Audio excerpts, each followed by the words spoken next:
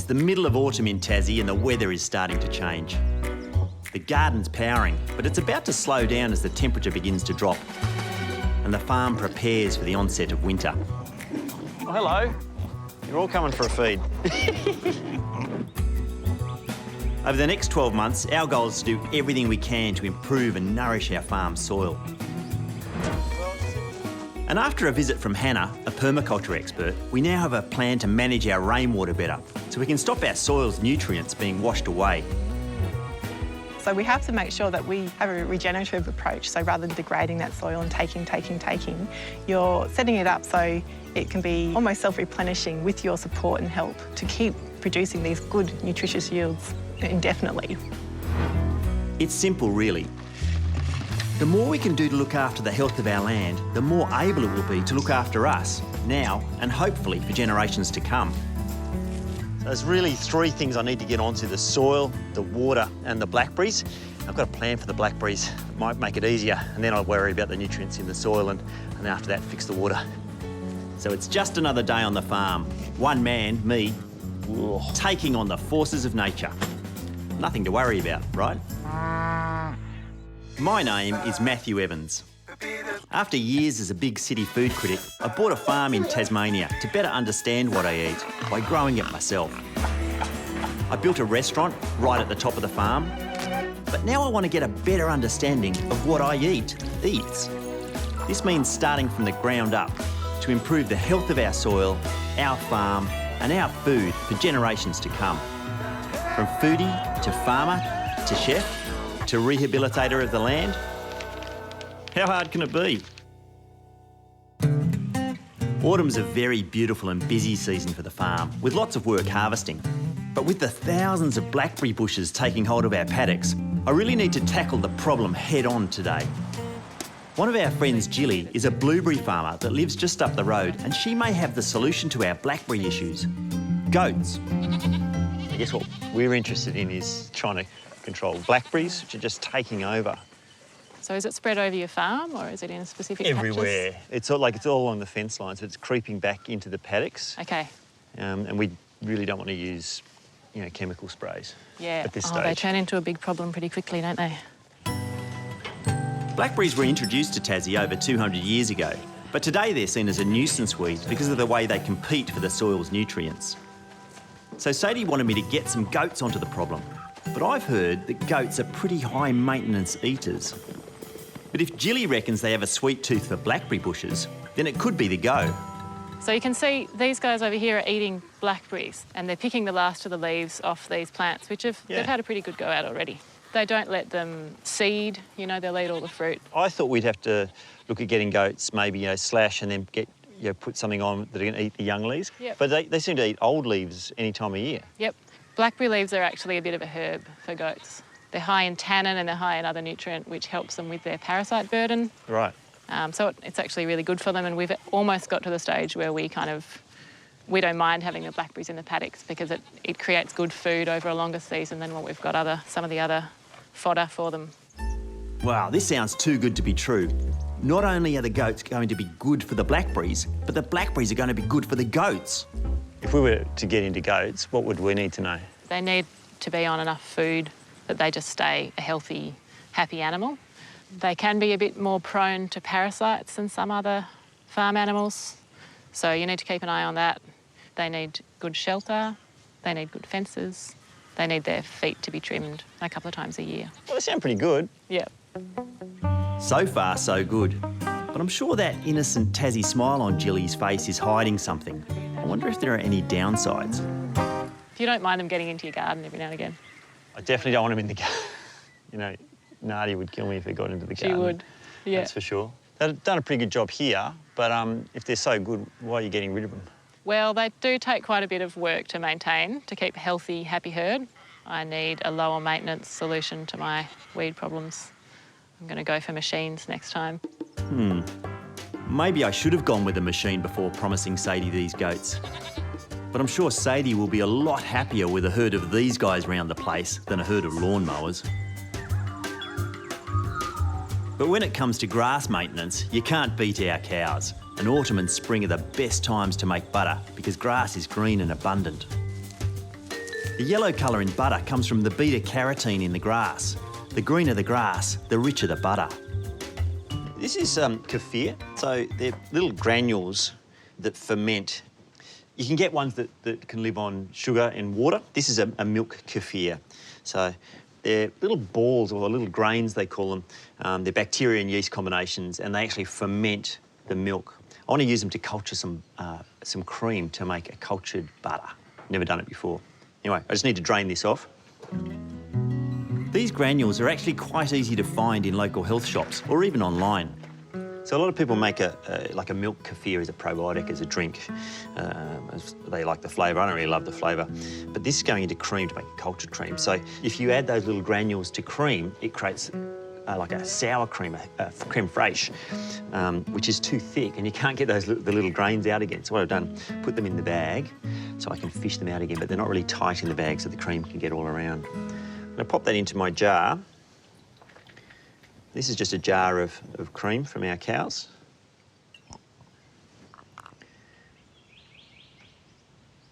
Now, I'm just popping a lid on there just loosely.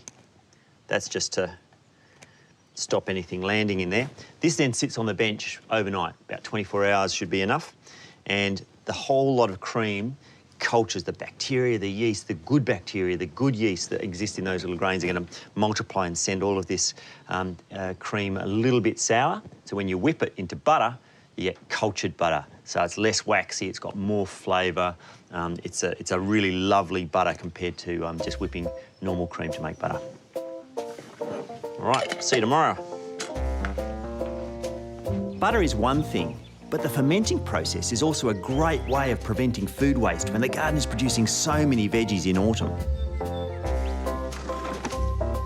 This is a real surplus. It's the season. And because we've had such a bumper crop this year, Sadie didn't want to waste our glut of excess tomatoes. So while up in Hobart, she dropped in on Adam James, one of Tassie's most talented fermenters, to see if he'd be up for a trade. Hello. Hey, how are you? He's renowned for the wild vegetable ferments that he sells to restaurants around town. Adam has a glut of his own. How's it been? So Sadie is hoping to make a deal for some miso that I need for the kitchen. Wow. Look at your tomatillos. Tomatillo day. Holy yeah, just moly. picked these up off Paulette, actually. These are beautiful. 25 kilos. Just going to do a bit of a hot sauce with, yeah, some ricottos. Is that what those are called? Yeah, so these are super hot. Oh, cool. So you're going to put the tomatillos, the chilli, the salt, and then ferment that? I'll ferment that, but I'll probably just process them into more of a paste form. Oh, OK. And then just leave them in the crocks like that. And it's kind of more of a pasty. Exactly. Yeah, just to do their thing. So, yeah, it'll end up being like a thick hot sauce. Oh, wow. And so you might hit it with some coriander root or something towards the end. And afterwards, you're not going to ferment the coriander as in later, because otherwise you'd lose that. Exactly, and it can just more of an aesthetic thing. The colour can kind of brown it all a little. So I like to hit that at the very end, and it keeps its freshness. Yeah. What else are you doing? What have you got going out in those crocks? You want to look at the big guys? I want to look at the big crocks. All right. Adam discovered fermentation in 2013 after he tasted some fermented miso paste on a trip to Japan. And since then, he's been fermenting whatever he can get his hands on. I got 77 kilos of green tomatoes delivered last week. Kilos. Yeah, which was really exciting. So is that just green tomatoes and plus just a little and the starter? And just gooseberry boshy to kind of start that off. Get it going. I'm kind of going to see how it develops, and then I think probably a couple of months down the track I'll decide where it's going to go and what it needs. Like ultimately with what I'm doing, you know, there's never a recipe and everything. Nothing's ever going to be replicated. Check this guy out. This is ricotta, so they're the same chilies, but we've got about 100 litres there. And I've just hit that recently with a whole bunch of turnips and heirloom squash. That's what I can smell is the turnip. Yeah, so it really adds a beautiful depth of flavour by adding vegetables. Like I'd never use any fillers like, you know, vinegars or sugar or, you know, people use xanthan gum and all these kind of, you know, additives. So for me, it's always straight vegetables, sometimes a little bit of filtered water, but generally it's just the vegetables themselves and then thyme. And that's pureed. What about salt? Is there salt in there? Definitely salt, yeah. But I do it by taste. Like I've yeah, I'm not one for sitting there and weighing and measuring. I kind of like to do things instinctively, and generally it kind of works out all right. Kind of works out okay. Yeah. Lots of chili sauces are fermented in one way or another. For instance, Tabasco and Sriracha are fermented to get their unique depth of flavour, as well as preserving them. What can I do to butter? What are you hoping for? Have you got any more miso, like that really beautiful plain miso? The genmai, so The like genmai? the soybean-based one, the traditional one? Just the traditional one? Yeah, totally. And then I tasted one of your ferments a friend had that had turnip tops in it, I think. The turnip, yeah, with so it's turnip top with fresh turmeric and yeah, that sounds spring garlic. Yeah, that sounds like it. It's almost like quite... kind of curry pasty. Yes. Yeah, Yes. Yeah, absolutely. Big tub of each of those? Yes, please. Unreal. Yes, please. Now that's what I call a classic Tassie business transaction. Fresh tomatoes for the best miso you'll ever eat.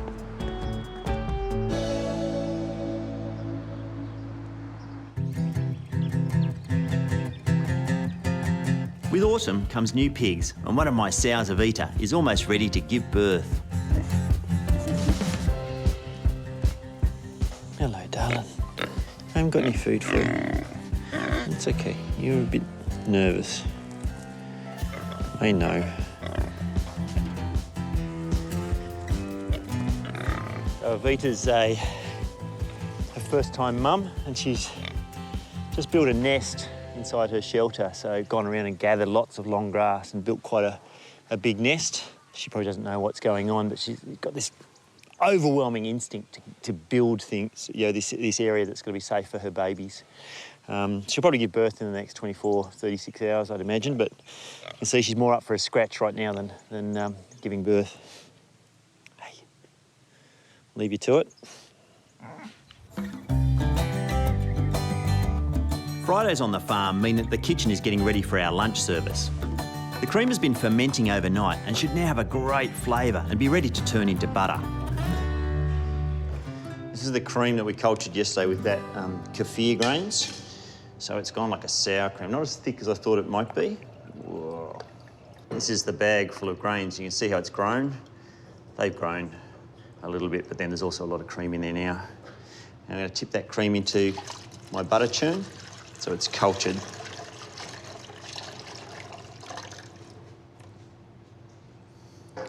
So it's a little bit chunky. It's the sort of thing like milking a cow, you can't rush it.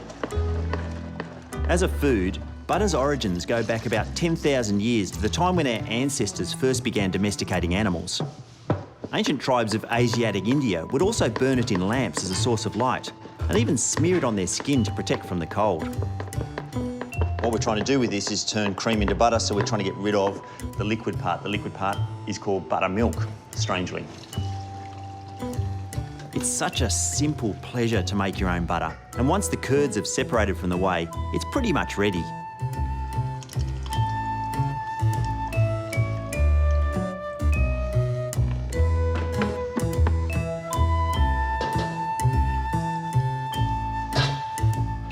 The washing process is really complicated in a factory, probably. But what we do, we take water and we put it over that unformed butter, the stuff that looks like ricotta, and that'll wash out a whole bunch more buttermilk. You're only washing it because the buttermilk's going to go off. So if I want to keep the butter for any more than 2-3 days, I need to wash it a bit. The more buttermilk you remove, the longer it should last, but it never lasts long when there's fresh bread around. That liquid's a lot more clear.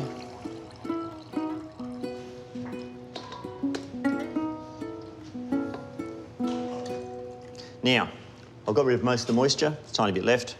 That won't matter. Now's when I add my salt. You have the butter, you get the occasional crunch and sparkle of salt through the butter. Right, so these paddles are used to press out that buttermilk, but you can also use it to shape the butter. So you can see there's a little bit of moisture in there. That's absolutely fine for us. But if you're going to keep it for weeks and weeks, you wouldn't want any moisture at all. All right, here's a block of beautiful homemade butter, which we'll use at lunch today. The The end of autumn is a great time for us to plan what we're going to plant in spring. Australia has been farmed using European principles for the last 200 years in a way that's completely degraded the soil. But the First Nations people managed the land sustainably for tens of thousands of years.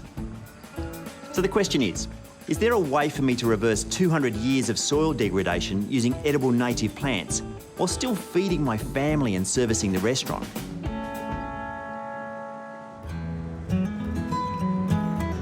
To get a bit of an insight, I'm off to visit local Indigenous expert Chris Schaefer, who's something of a guru when it comes to establishing edible native gardens. G'day, Chris. Thanks for doing this. Pleasure. Now, this is your garden. Is this a garden or is this a forest? Both. Both. All of the above. Yeah, right. Joe and I have been talking for a long time about doing edible natives in a garden just outside our building. Is there stuff here you can show me? Yes, we've got Kunzia. Yeah? Do you want to show me that? Kunzia ambigua. Yeah. This is it here? We can harvest it straight away. Yeah, right. It's got a really distinctive flavour. Yeah. And it's good for arthritis. Wow, that bit was almost peppery. It's got citrus notes, it's got savoury notes. It'd be fantastic with in a salami or with Yes. over the open side of a prosciutto or something like that. Yes, perfect. Wow, that's delicious. There we go. Can I keep that? You may. This farm is completely different from any I've ever seen. I haven't spotted a recognisable paddock or fence of any kind. I've already got an idea of how I could use Kunzia in the kitchen, and it's only the first plant I've looked at. Chris has 4 acres of garden with countless edible varieties, so it's going to be really hard to make a choice. I wonder if this is something I could do on Fat Pig Farm, a wildlife wonderland of edible native plants. Everywhere I look, there's something in a pot. Yeah. Whoa, what are they? Tasmania lanceolata, bush pepper. Are they different varieties? There are different forms, yes. They can grow right from sea level up to subalpine. So we've got small leaf alpine forms, and then the larger, this is the more common form. How long from if I put a plant in to when I might get seed? Sometimes we can have them flowering in their first year in the pots. Right. Give me some culinary uses that you might. Native pepper ice cream. Yeah, right. We've got a little ice cream machine, but I'll give it a crack. It's good. It's really good. Pepperberry ice cream's something I've always wanted to try and would be great on our summer menu in the restaurant. I wonder what else is here. Oh, this is like a nursery. What are all these things? We've got our small leaf pig face. It's another one of our edible but medicinal plants as well. Right. We've got other That's gorgeous. native violets, so edible flowers. Perfect. I like that sort of stuff. Beautiful in the garden, good in a salad. Yep. How are these going to work in terms of soil structure, soil health? Every plant has got that quality of sort of giving back to the soil. It's bringing all of those microbes, those mycorrhizals. Healing the soil while growing perennial things for the kitchen, Yeah. which is actually, Yeah. that's ticking 2 boxes straight away. Yeah. And autumn's kicked off, so we should start getting stuff in That's soon. right, yeah, All right. yeah. Well, I better go and prepare the ground. Off you go. Dig those holes. Oh, real? It's so good to see Chris's garden. I guess when I see things in pots in a garden centre or here, I think of the potential, but seeing how her gardens come up, and that shows me the potentials for our edible native garden. It's not just an idea, it's soon going to become reality.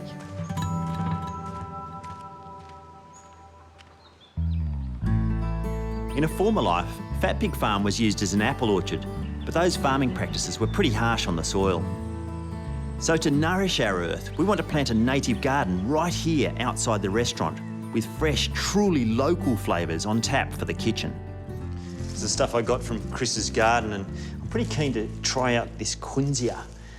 I had an idea for how that sort of citrusy, savoury note might go really well in a dish. What I want to do is use these Japanese turnips. They're a Hakurei turnip. It's called a turnip. It's not like those European ones that you might have had that are bitter and strong. Sometimes these Japanese turnips aren't quite as crisp, and you can actually poach them, but these ones are sweet and crunchy, which I think will go really nicely for this time of year.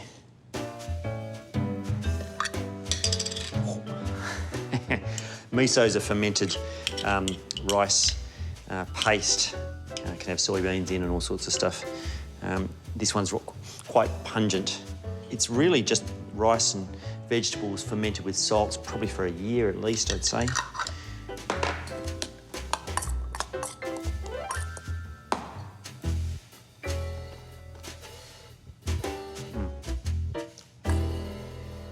That's really good. So I'm just going to tip them into a dish. Just finely sliced radish. This is adding pepperiness, which I really like. Now, this stuff. I reckon I've got snagged on this one. I've been bushwalking 1,000 times and didn't know it was edible, or maybe I've just got snagged on other things that look like this. It doesn't look like the most interesting bush in the world, but I've got to say that flavour. Kunzia is used like a herb and has similar qualities to rosemary. And then some salt. The salt it acts like sandpaper. It actually helps it grind in a mortar. Right, and then we just pound it. Smells like the Australian bush. One of them anyway. It's broken down really quickly, much quicker than I thought it would.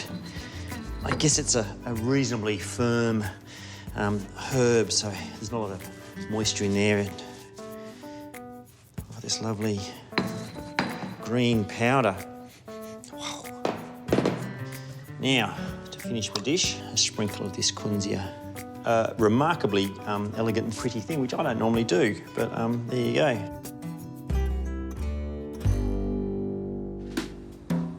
Planting a garden of native edibles like kunzia will bring a whole new palette of flavours to the restaurant and actually nourish our soils at the same time. I think that's a pretty elegant method of land management. And every bit as sophisticated will be how our new goats will manage our blackberry infestation. And now that I'm committed, there are a few things I need to get done before they arrive. So goats are due tomorrow. These are the blackberries that I want them to eat. But with the weather closing in, it's getting colder. I need to set up a shelter for them. I reckon I might use that shed there.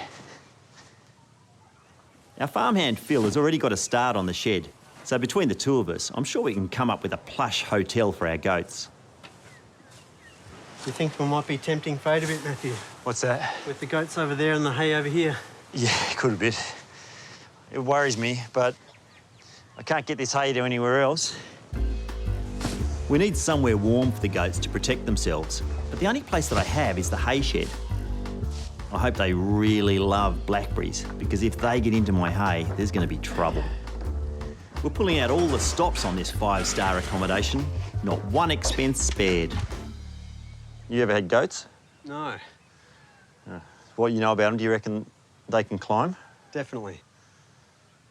So the pallet they'd climb, and this, well, they'd just go straight through that. I'd say so, yep. If you like having possums, do you reckon if we put metal? It should stop them. The first bit? All right, I don't want to fix it too. I mean, this bit's okay. This bit's easy.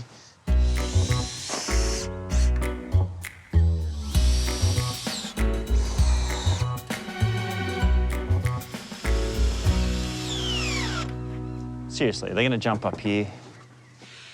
We're not buying mountain goats. No, that's right. They're undoing. So the only thing they want to do is rub against it. They can't climb. Pretty tough. I can reach at least 6 hay bales. Very good. Should do the job. Yeah. So that's the shelter. So rather than build a whole new shelter, because the winds here are phenomenal, I'd have to probably concrete it into the ground, use this one. So I've got hay ready to feed them. I'll move these pallets out of the way. They can use the old hay for bedding. It's lovely and sheltered in here, and then they've got this absolute smorgasbord of blackberries to eat right outside their front door. We're only halfway through autumn, but I feel like things are starting to come together. We've got goats on the way, the soil tests are in, so fingers crossed, our master plan for fixing up the farm might even work. There we go. Come and have a look at this, even better. This is our garden, so it's 2 acres. So the blackwoods will actually give nitrogen to the soil.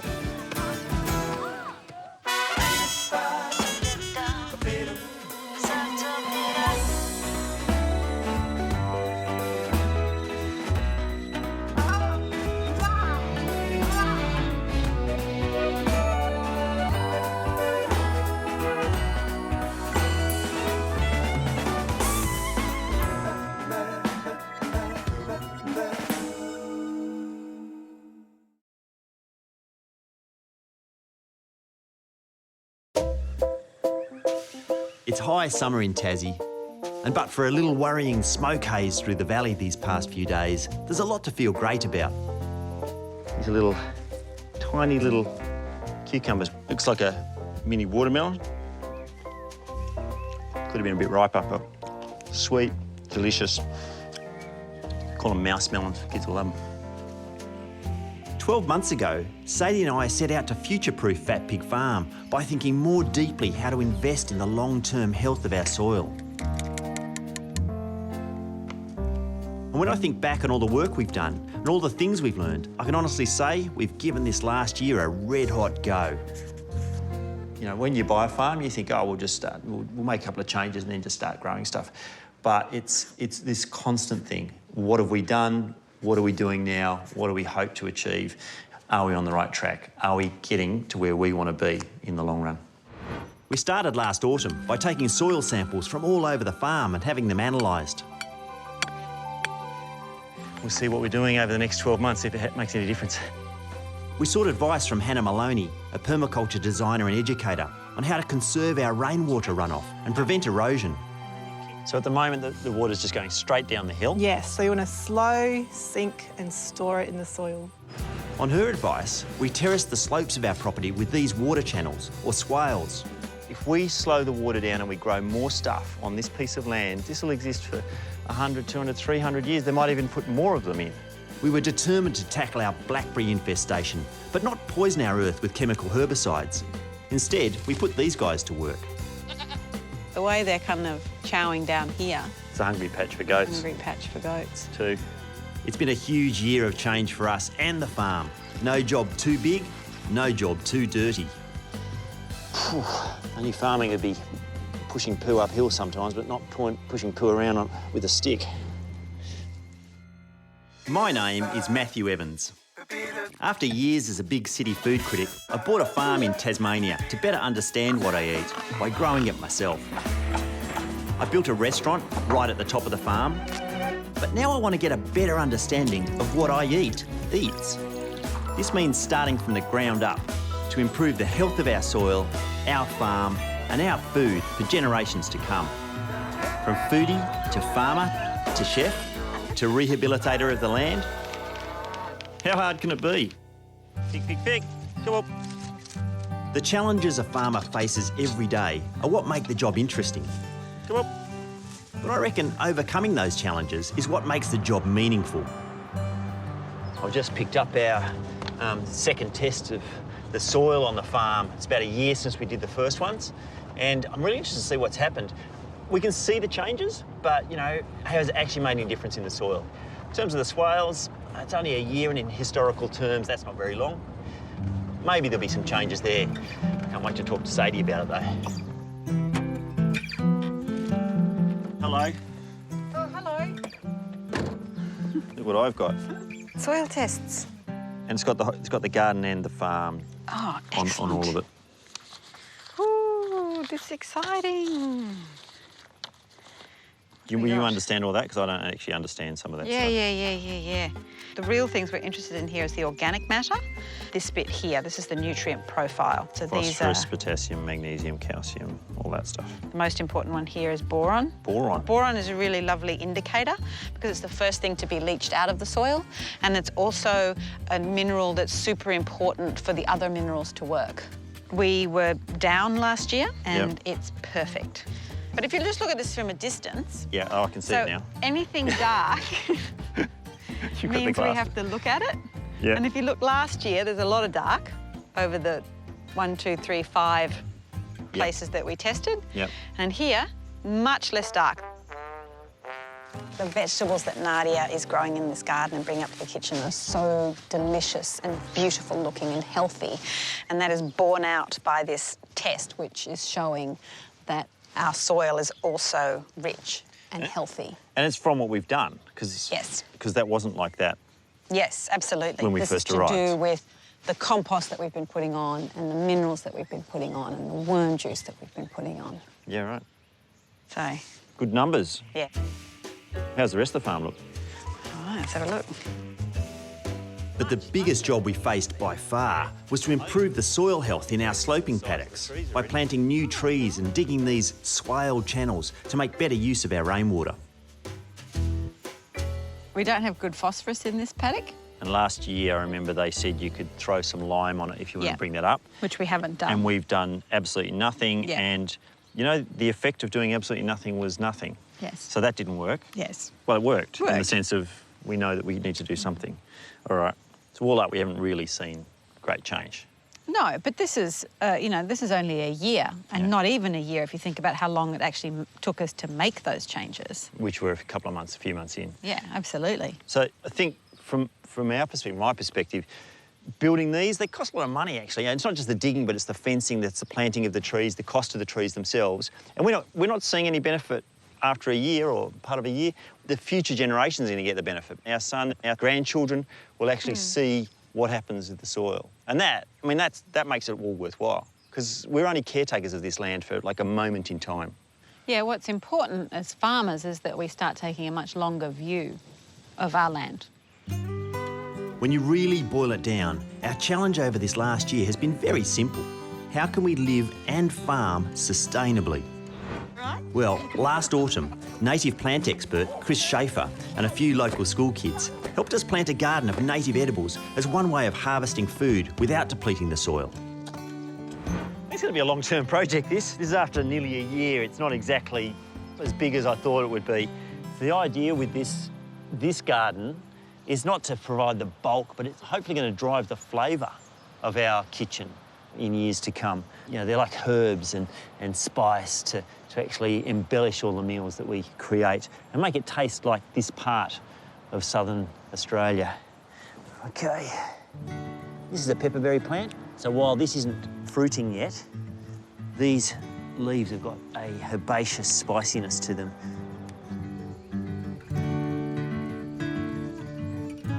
Got those beautiful leaves. I have to pick over those, just make sure there's no dirt on them. So I want to make an ice cream. Like, I love that idea of making an ice cream. And so the first thing I need to do is just pound these little leaves in my mortar. I'm not trying to make a paste, just bruise them a little bit. Oh, I can already smell them. The aroma is quite amazing. Okay, just grab my milk. To make ice cream, the classic way is to make a custard. I think this is my favourite thing on the whole farm. So, heating the milk, really just to get the flavour out of those leaves. And it's just started to foam and just almost boiling, so I'm just going to turn that off now. Oh, yay. So while that steeps, I can get on with the next bit, which is making the base for the custard. I'm really looking forward to seeing how this works. These are the ancient traditional flavours from Tasmania, from this corner of the world. So I'll set the timer for 20 minutes, let that churn. It'll get lighter in colour and more air and hopefully taste amazing. Fingers crossed. Whoa. Here we go. So I can imagine that, you know, the height of summer with really sweet, sour strawberries, cool climate strawberries, and a little bit of the ground pepperberry. So I might put a bit of that on and might see if the boys want to try some. Hedley, Cormac, who likes ice cream? No!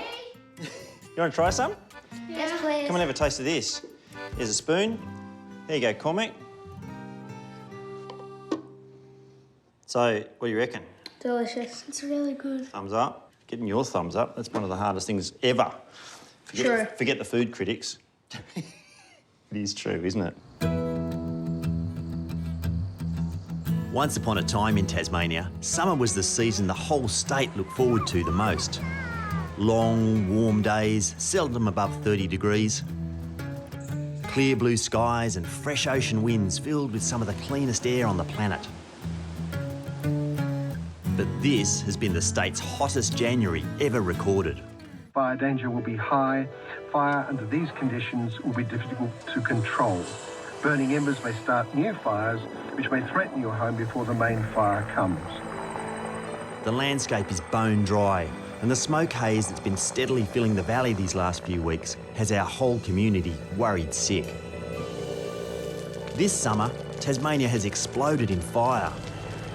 So we're under this watch and act alert. What that means is we've got to constantly check what's going on, have the animals ready, have the house ready. We've actually got a bag packed in the car. It's got our passports, birth certificates, everything of value, so that we can leave at a moment's notice. There's all these bits of, you know, this is a bit of charcoal that's fallen from the sky. I picked it up just out there, but then I get in the paddock and then there's leaves. Look at that, it's sort of half burnt leaf. There's another piece of charcoal. This has been falling out of the sky for days, and all we need is one of those. Instead of being so half burnt or, you know, fully burnt, if it lands while it's still burning, up goes the whole place.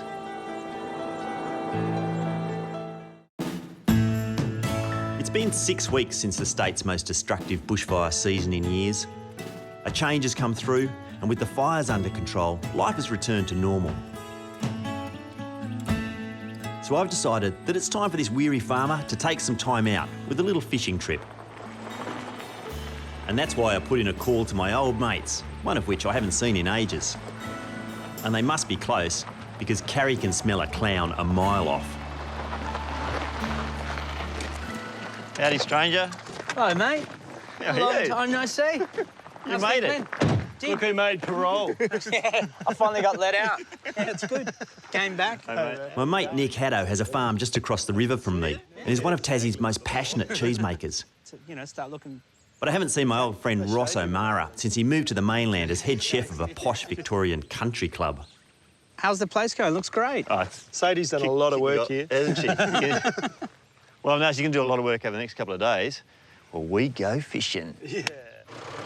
We're headed west for the Tyena River in central Tassie, one of the state's best trout fishing rivers.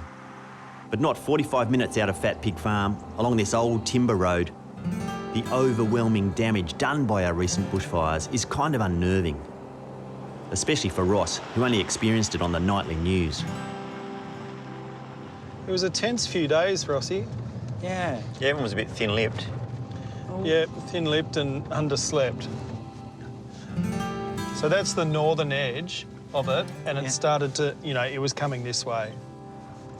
Given that our place is only a couple of k's that way, I'm very grateful. Yeah. Over 3% of the entire state was consumed by fire this summer. Fortunately, no lives were lost. But we've heard about a true Tassie wild man living out here along the Upper Huon River, whose beloved forest home was totally destroyed. Let's hope the hairy man is up for visitors. How we doing? Hey, mate. Hey, I'm Harry. Hey, I'm Nick. How are you? Good, Nice to meet you. How you going? I'm Matthew. Yeah, g'day, Matthew. How are we? Yeah, grouse. You're the hairy man? That's it. No That's worries. it. What do we call you, Harry? Yeah, Harry. Harry's. This Harry's is fine. Ross. Ross. Yeah, good. He's the other hairy man.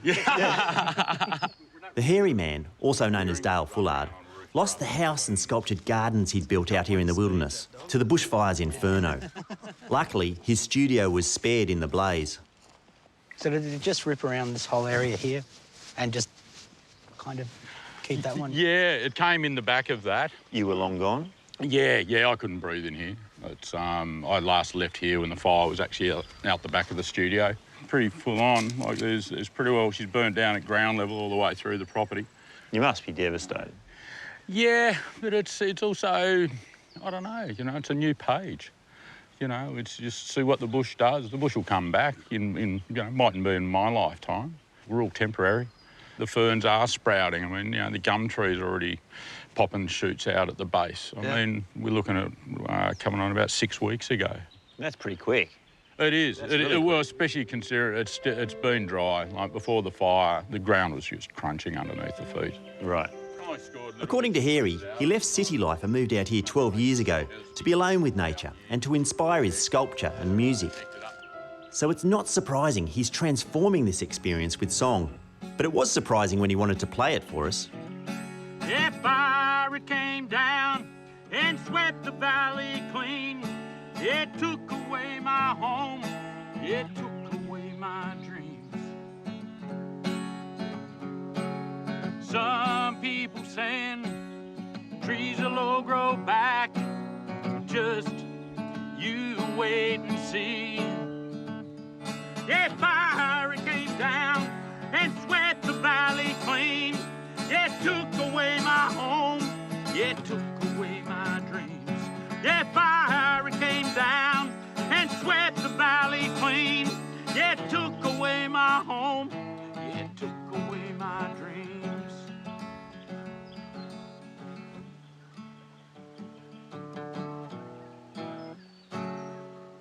The fire at Harry's place, so hot it melted glass, it melted, you know, really thick corrugated iron and steel, and yet 6 weeks later we've got plants coming back from the earth. I think what I'm really surprised at, so quickly in such a dry summer we're already seeing new growth, and that's heartening. With the burnt-out forest of Hairy Man's place behind us, the countryside further west towards the Tyana River seems to have escaped any damage from the summer fires. Which is just as well, because the Mountfield National Park, about 2.5 hours from Fat Pig Farm, is home to some of Tasmania's iconic swamp gums. It's actually fairly clear under here. I mean, there's lots of ferns. And if you've never seen a tree almost twice as tall as the MCG, it's worth a look. Oh, look at this. Look at that one. Jeez. Oh. What's that, 70, 80 metres? Hard to tell, isn't it, from here? Now, do you think this would have been like what Hairy Man's place was when he's talking about all the man ferns and all the stuff that was down below? Oh, really? I don't say that, yeah. Probably. It makes me even Yeah. sadder about it, just that this is what it was and looking at what it is now. Yeah. You're right, though, because things like this were all burned, all those man ferns burned to the ground. That's the mother. Wow. That is the thick one, isn't it? Look at that base. Holy moly. Man, I could almost, like, hide in one of these bases. It's amazing when you're here amongst some, this is like probably 400 years old. You know, this is the tallest flowering species of tree in the world, and in the Tasmanian soil it grows so high and so well. Some of these trees were here when the first European came to Tassie, when Abel Tasman first sailed around the coast. Not our oldest trees, but our tallest. Before Europeans arrived, Tasmania was covered in swamp gums like this, as tall as 90 metres. Today, there are only 180 true giants left in the whole state, and unfortunately, we lost 15 of those in the summer fires. I love coming to these sort of ancient Tasmanian landscapes, and when I come, I often think not just about this place, but about humans generally and what we're doing. And every time we feed ourselves or clothe ourselves, house ourselves, we change landscapes. So this has been here forever. Our farm used to look something like this. But when I look at the farm, I go, well, we've got to create a whole new ecosystem. Have something that lives on for generation to generation like these forests have lived on for hundreds of years. Can we do that in a farming sense? Remains to be seen, but at least we're giving it a crack.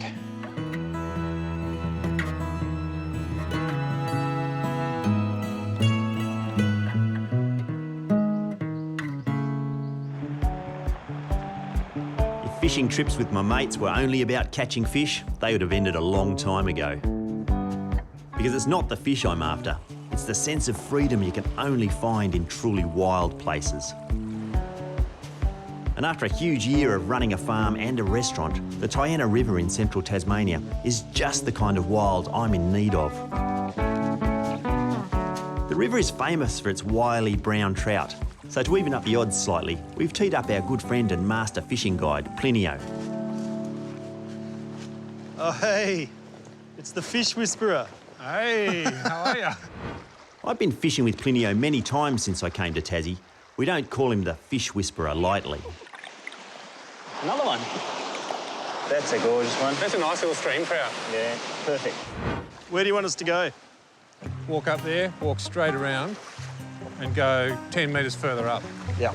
Leapfrog each other. Otherwise, we'll spend too long on already fished water, you know?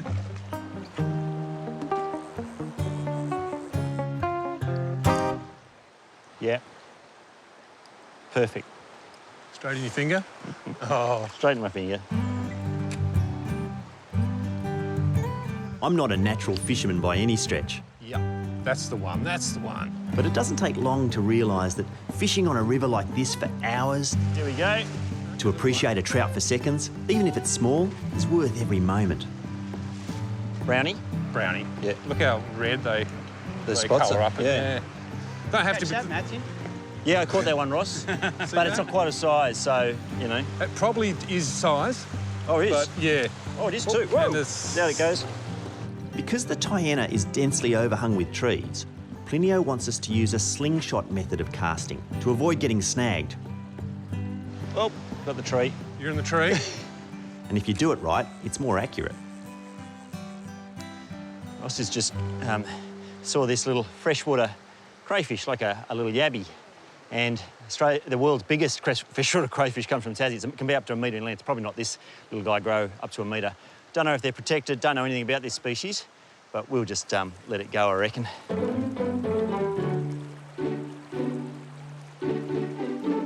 Try as we may, with the sun getting low in the sky, we had to admit that the Tyaina's brown trout had outsmarted us.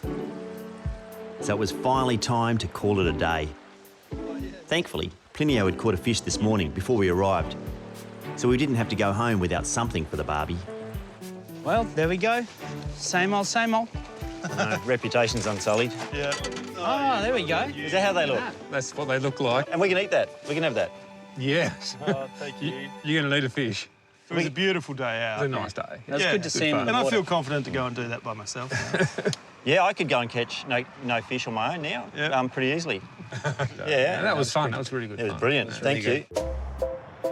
It's been 12 years since I left the big city and moved to Tasmania. And the way I see it, adventures like this are the reward for taking the plunge and remaking my life in such a beautiful part of the world. So there's no better way to celebrate what's been a huge year in the life of Fat Pig Farm than to fire up our incredible new fire pit for a little alfresco dinner, Tassie style. Thanks for coming down. Cheers. That was a fun weekend. It was great, wasn't it? Good. Great. I'm gonna make you cook now, Rossi. What do you want to do? I'll give him the meat. Yeah, I'll do the veggies. Yeah. I'll do the veggies. No brainer. With Ross and Nick on the tools cooking some fresh steak and veg, I've got a simple idea for our little brown trout.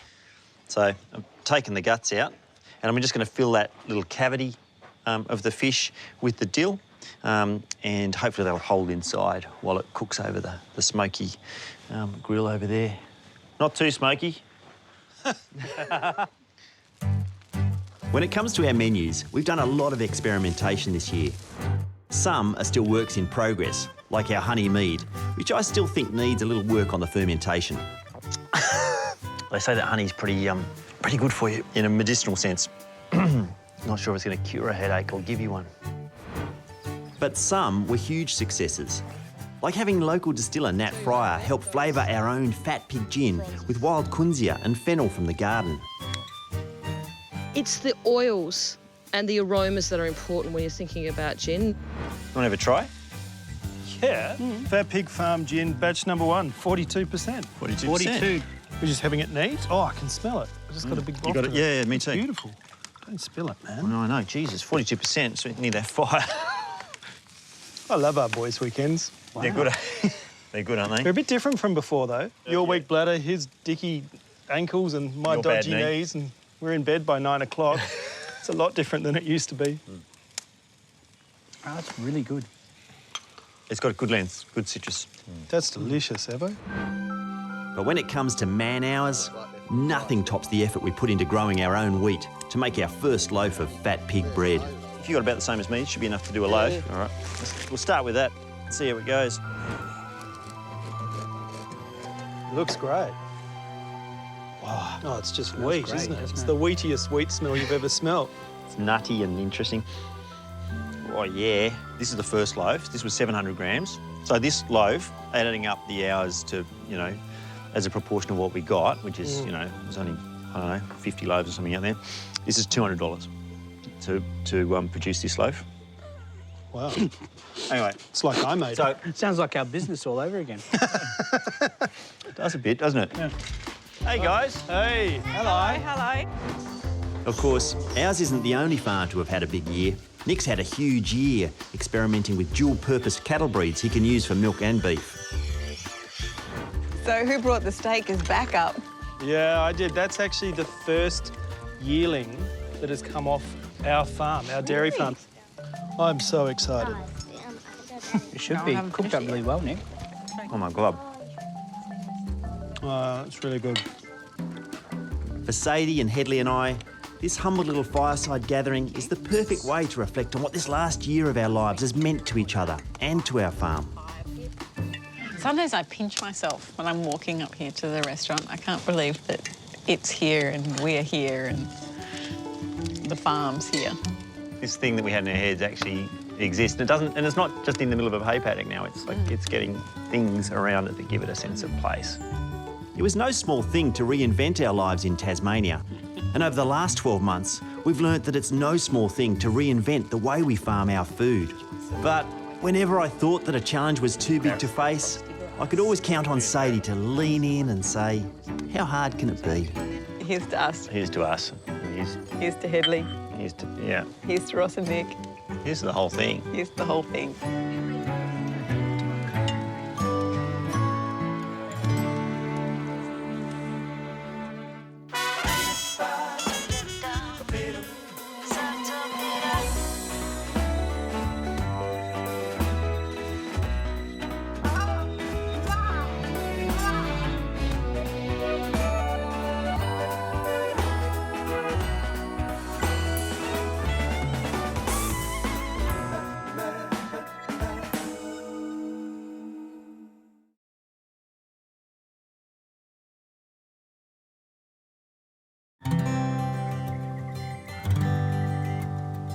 There's a lot to love about summer in Tassie. The long, hot days are always a welcome antidote to the frosts and rains of the cooler seasons. But for the connoisseur of fresh fruit, December through to March are like manna from heaven.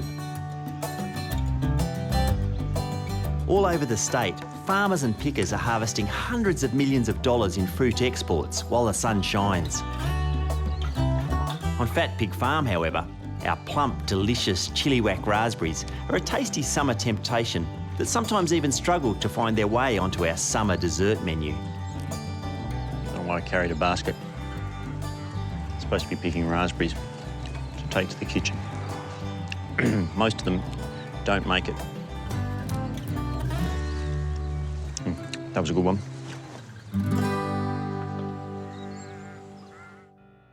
My name is Matthew Evans. After years as a big city food critic, I bought a farm in Tasmania to better understand what I eat by growing it myself. I built a restaurant right at the top of the farm, but now I want to get a better understanding of what I eats.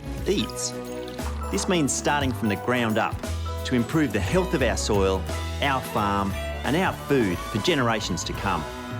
From foodie to farmer to chef to rehabilitator of the land, how hard can it be? Ever since we started the garden, I've been growing rose geranium. It's amazing, fragrant geranium. This is it here. It's sort of spindly, not a huge number of leaves. I don't know why it struggles so much. It used to get driven over a bit right on the corner, so I'll put that post in, but it's doing better than it was. Anyway, these are the leaves, and absolutely amazing fragrance. Like rose petals, but slightly different. Rose geranium goes really well with berries. I might make a little rose geranium jelly to have with raspberries. Our raspberries will only be ripe for the next 4 to 5 weeks, so we have to harvest them daily. But somehow, I always find the first flush of summer fruit to be the most flavoursome. And I think Sadie may enjoy this little experiment. This is some boiling water. And what I want to do is I want to steep my rose geranium in there. And then the gelatine. It makes a really soft jelly. It's not a jelly you can put in a mould and tip out. It's more a jelly you dip into that melts. I want to whisk that straight away. Let's get my sugar in there. I've used caster sugar, dissolves quicker. And I just need to cool that down.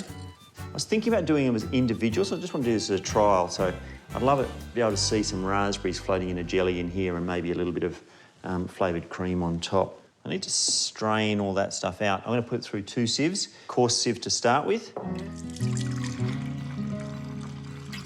And then, trusty tea strainer into my children's serving glasses. Okay, I want to see if the raspberries float or sink. Yeah, they're going to float, so I might put a few in. Now, it's just a matter of about an hour in the freezer or longer in the fridge so the jelly can set.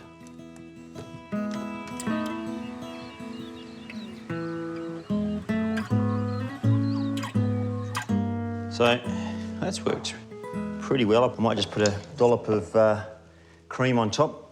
So it's sort of like a trifle without the alcohol. And I've got these flowers from the rose geranium. It would look nice with a few little flowers on top. Very pretty. I can actually smell the rose geranium coming off the petals as I peel them off. I made them for dessert, but say he's not here, I might have to eat mine now. I want to see what it's like.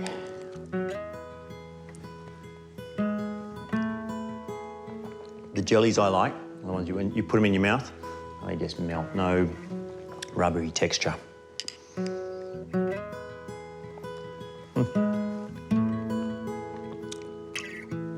Sadie better come soon, I'll eat hers too.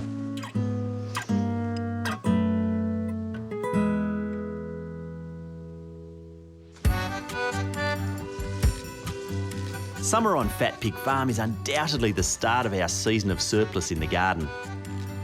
The soil temperatures are warm and perfect for growing. But for me, it's also a time of reflection.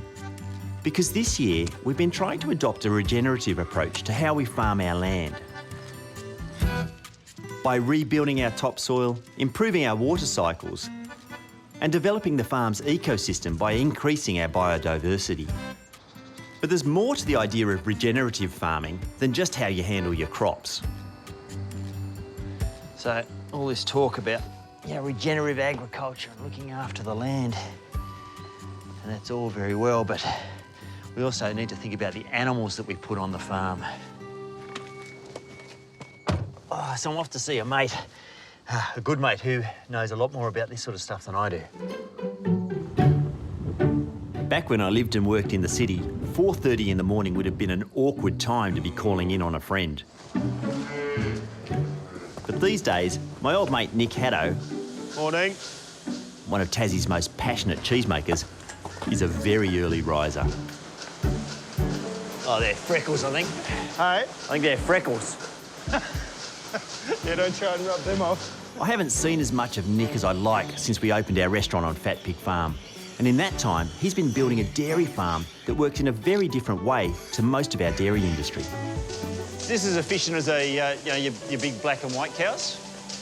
Oh, no, not really. These are older breeds and that have been bred for other traits other than quantity. In the height of our season, we get somewhere sort of 30, 32, 35 litres per cow per day. Per cow? Which is still a lot, yeah. And that's actually more than what we expected. There are over 1.6 million dairy cows in Australia, and the bulk of them have been genetically bred for a single purpose, producing the maximum amount of milk physically possible, up to 50 litres a day. But Nick has decided to only use old-fashioned breeds, like these brown Swiss and Australian Shorthorns. They do produce less milk, but unlike most dairy cows, can also be sold for their beef. Primarily, they are traditional cheese-making breeds. They're also dual-purpose breeds, so that means that the calves that they throw off, we can raise as beef animals, which again is a significant point of difference between this farm and most commercial dairy farms. Yeah. And flavour and character of the milk. Oh, flavour, you don't care about that. What sort of farmer are you? From a cheese-making point of view, that's what it's about, isn't it? So that's not a bad morning work, Evo. That's about, I don't know, maybe a bit less than 1,000 litres. Holy hell. There's the girls. It's like 50 shades of brown. I know. They're pretty amazing, aren't they? They're beautiful cows. Yeah, they're really lovely. They're very gentle. I love working with them. The telling bit will be the milk. Can we have a try? Of course you can. As long as you don't mind drinking straight out of your bottle. Sure don't. So, first thing I go is it's a bit whiter than our Guernsey milk. Do you think so? Yeah. Oh, that's really golden. And yet the butterfat content on this milk could probably be higher. What's the percent? 6.9. But it's got a really long, even though it's chilled, which means you get slightly less character. Yeah. It's got that really long, lingering flavour. Is that from the high fat or is that the flavour of the milk? I think it's from the high fat. Butterfat, in this instance, carries flavour. You know, fat's a great vehicle for flavour. So the more fat, the more flavour you've got. To be fair, Nick's not producing milk for drinking. it's purely intended for his cheese making. But what's fascinating about what he's built here is that by doing two things at once, his farm effectively uses half as many resources to produce twice as much food. The one thing we don't see here is the babies, I guess. So to have milk, every year a dairy cow has to give birth. Yeah, of course. And is there any difference there? Because a lot of those boy dairy cows are killed quite young. All of our calves, we raise them in order to kind of produce beef. They're all on that paddock over there on the other side of the river. On the other side there, yeah. Yeah, and I mean, that is significantly different to the industrial dairy industry where, unfortunately, calves are seen as a loss-making exercise and therefore they're got rid of virtually at birth. But it's not a problem necessarily that the farm or the farmer has created. We as a society don't value veal, right? Which means the farmer can't get a decent return on it. So if we don't eat veal, the farmer can't make any money out of it, so they don't look after the calf. That's right. So us as meat-eating members of society, you know, we've got some choice and some roles to play in this as well. Right. But to me, the problem with the dairy industry globally is that we've created this system that the only way you can make money in it, because the margins are so fine, is by getting really huge. Yeah. So the question is, can we find a way to make dual-purpose cattle breeds work on a larger scale? As a way of producing our milk and beef more holistically? Well, Nick's certainly having a crack, but he's the first to admit that as a cheesemaker, he's only posing the question. But we have the luxury of being able to make those choices because we're not actually part of the dairy industry. All of our milk goes to our cheese. We're not selling milk into that big commodity market. So you're not a normal dairy farmer because you're not selling milk, you're making the cheese. That's right. You know, this is all about cheese. You know, you see cows in the paddock, I see cheese.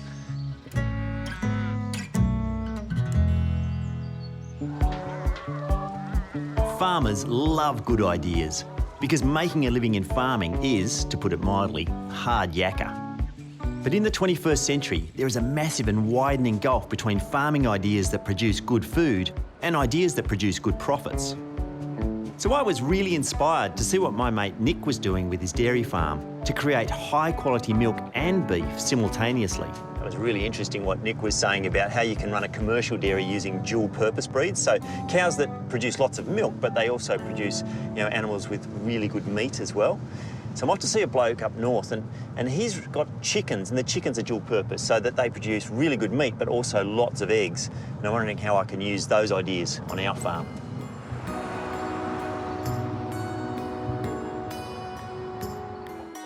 The average Aussie now eats 245 eggs a year. But for every egg-laying hen born into our egg industry, a male chick is born who can't lay eggs, so it's disposed of at birth. So when I heard retired scientist Dr. Gil Stokes up in Quamby Brook had been breeding his own kind of dual-purpose chooks, I had to meet him. Hello, G'day. Matthew. Nice to meet you, Gil. Welcome to Quamby Chooks. Thanks for having me. This is such an amazing garden. Look at this. Well, thank you. Whoa. Just very special. I know. You found paradise. Yeah, it is like paradise, and what a privilege. I can't hear a single chook, though. I can't hear a rooster. Oh, we better go down and have a look at them. I can't even smell. With many Tasmanians now wanting to keep their own chooks for quality meat and eggs, Gil used his background in bioscience and animal nutrition to create a new breed of bird. For the last 7 years, he's been carefully crossing meatier American heritage roosters with Old English and Dutch egg-laying breeds. The result are these little beauties, the Quamby chicken. A dual-purpose bird that lays well and eats well. My market is small holdings like yours and backyarders. Yep. And these people want big eggs, they don't want... You don't want too many little annoying ones. Yeah.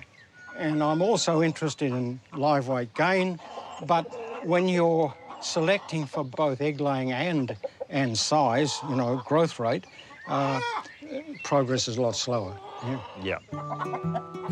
Modern-day chickens are all descendants of Southeast Asian jungle fowl. Jungle fowl hens only lay about 12 eggs per year, but thousands of years of selective breeding has resulted in commercial chicken breeds that can lay almost 300 eggs per year. So the energy a hen gets from its diet has a big effect on how often she can lay her eggs. And Gill's Quamby girls are fed on the trendiest of organic chicken trail mixes. Crushed oats, kelp meal and crushed corn, bloody turmeric and even fermented milk. These are like hipster chickens. They're getting turmeric, kefir. You don't give them quinoa? No. They're not proper hipsters then if they're not getting quinoa. What is it now, amaranth? I don't know. They can lay long and well, so long as they're well fed. The idea is to get a bird that has decent body mass so you can eat the roosters, rather than whatever it is, 16 million roosters that die every year in Australia so we can have eggs. Yeah. But also get a bird that is actually laying a decent number of eggs a year. My plan is to take a few live Quambies back to the farm and start using their eggs in the restaurant straight away. That's a great crate. But Gill's keen for me to try some at dinner tonight. Because thanks to their breeding, they apparently taste the way chickens did before they started to be mass-produced. Wow, look at the colour. This is half a bird, and there's vastly more flavour, and you can see the breast meat is quite red. Yeah, really good colour. A completely different bird from what people are now used to. But I was reading that the modern chicken is, 20, 30, 40% lower in protein than the birds we were eating 100 years ago. And obviously, protein gives it flavour. You can take a couple of those home with you and you can try them out. I'd love to try it. Come on, Chooks. Now, it's about a 3-hour drive home from Gill's place up north, down to Fat Pig Farm. There we go. And once I got home, the Quamby girls are already living up to their reputation. She laid an egg on the way. Well, they're good layers. 3 eggs, 3 chooks, while they're on the road.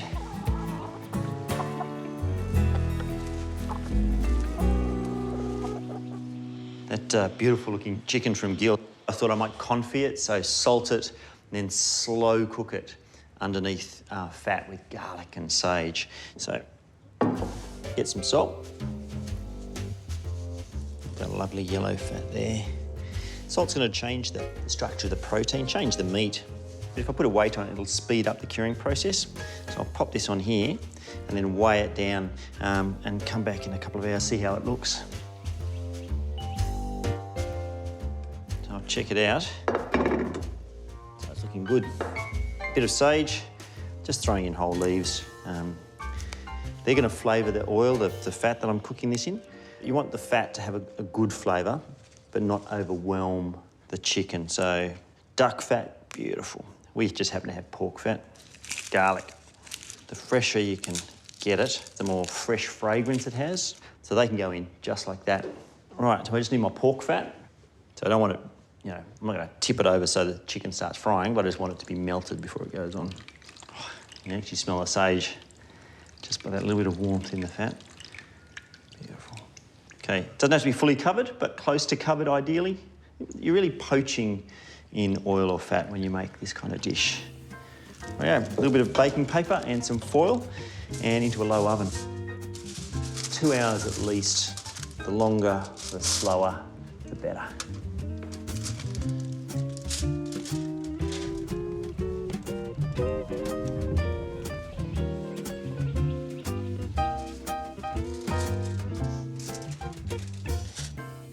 Oh yeah. Yeah, lovely and tender. And all that fat should still be really good for roasting potatoes and using for other things. I might just take this leg and thigh off and see what the breast meat looks like underneath. That fell apart beautifully. Ooh, yeah, look at that. See, that's not a normal bought chicken. It's got much deeper colour, sort of a yellowy colour. Try it straight away.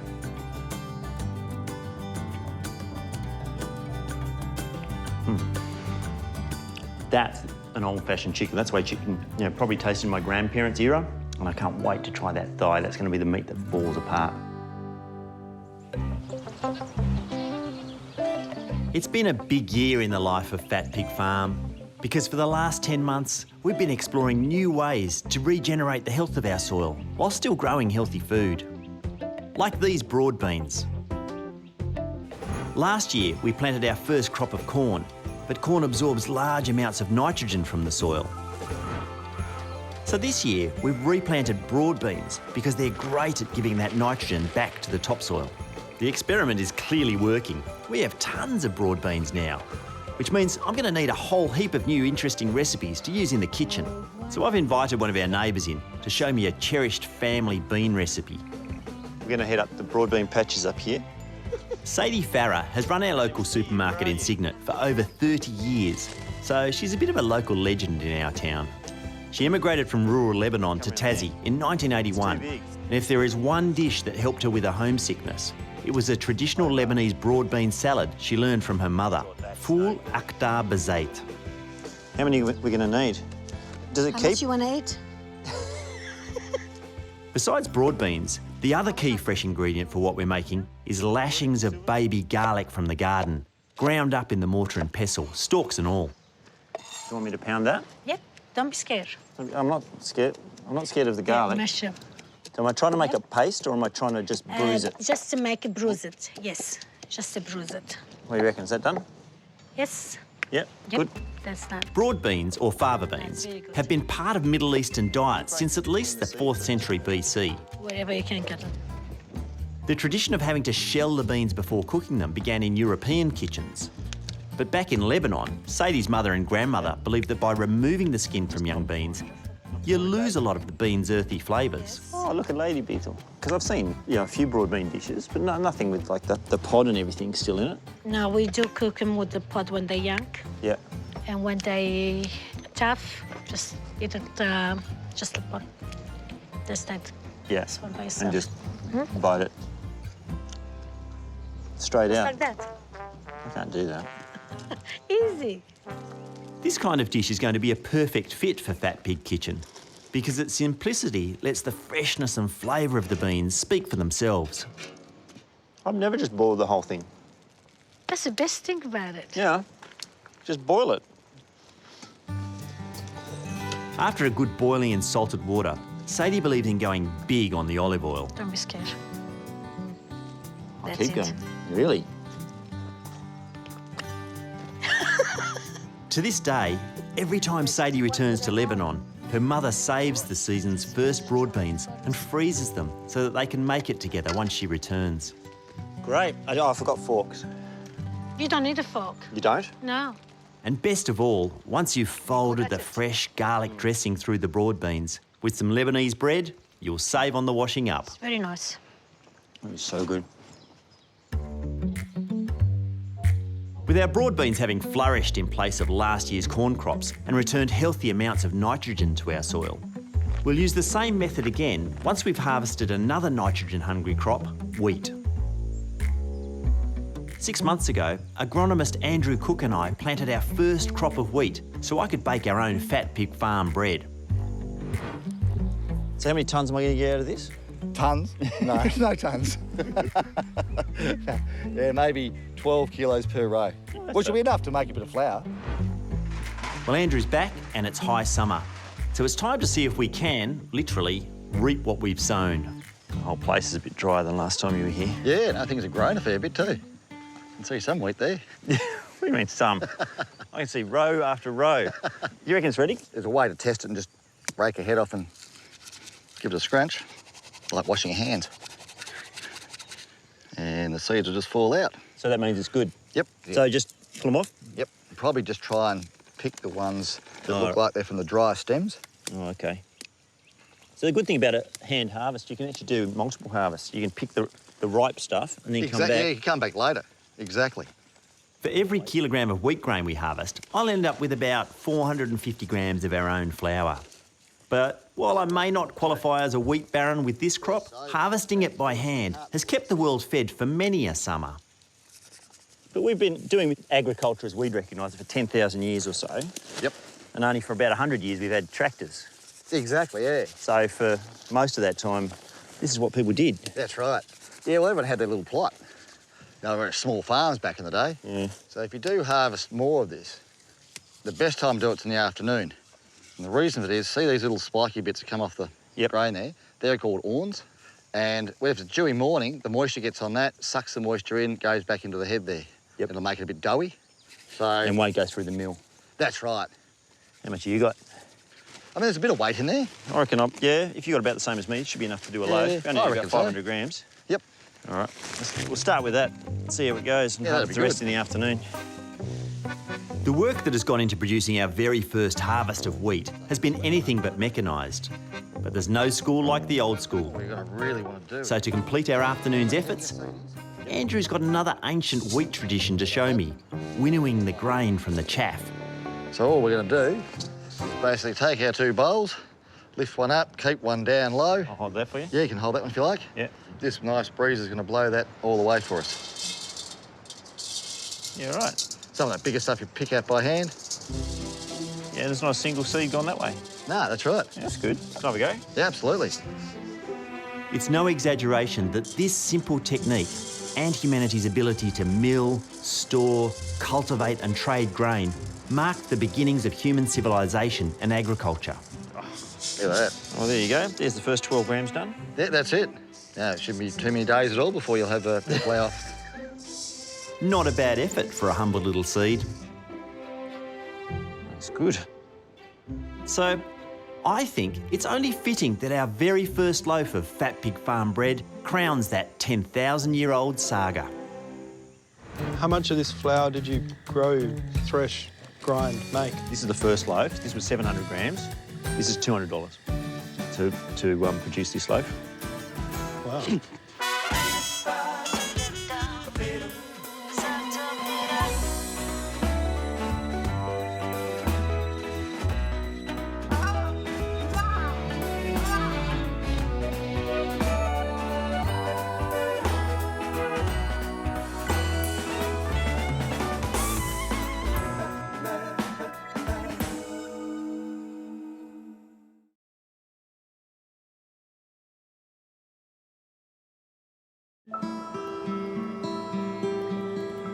Winter on Fat Pig Farm is a sleepy time for our organic garden, with the low soil temperatures slowing our crop growth right down. So with our harvesting work at a crawl, there's more time to appreciate the simple beauty of growing your own food, like our beautiful peas. Just seeing if they've actually started to produce little pods. Oh, here's one. Gorgeous. A little while before we get peas, but it's all happening. We humans tend to think of ourselves as the dominant life form in the world. So the idea is to plant trees along this lower side, but the cattle are going to, or the goats or whoever are going to come and hassle the trees. So we actually have to fence either side. But there are actually more living organisms in a single handful of soil than there are people on Earth. And for all our self-importance, it's those kinds of microorganisms that help feed everyone on the planet, because we farmers can't grow anything without them.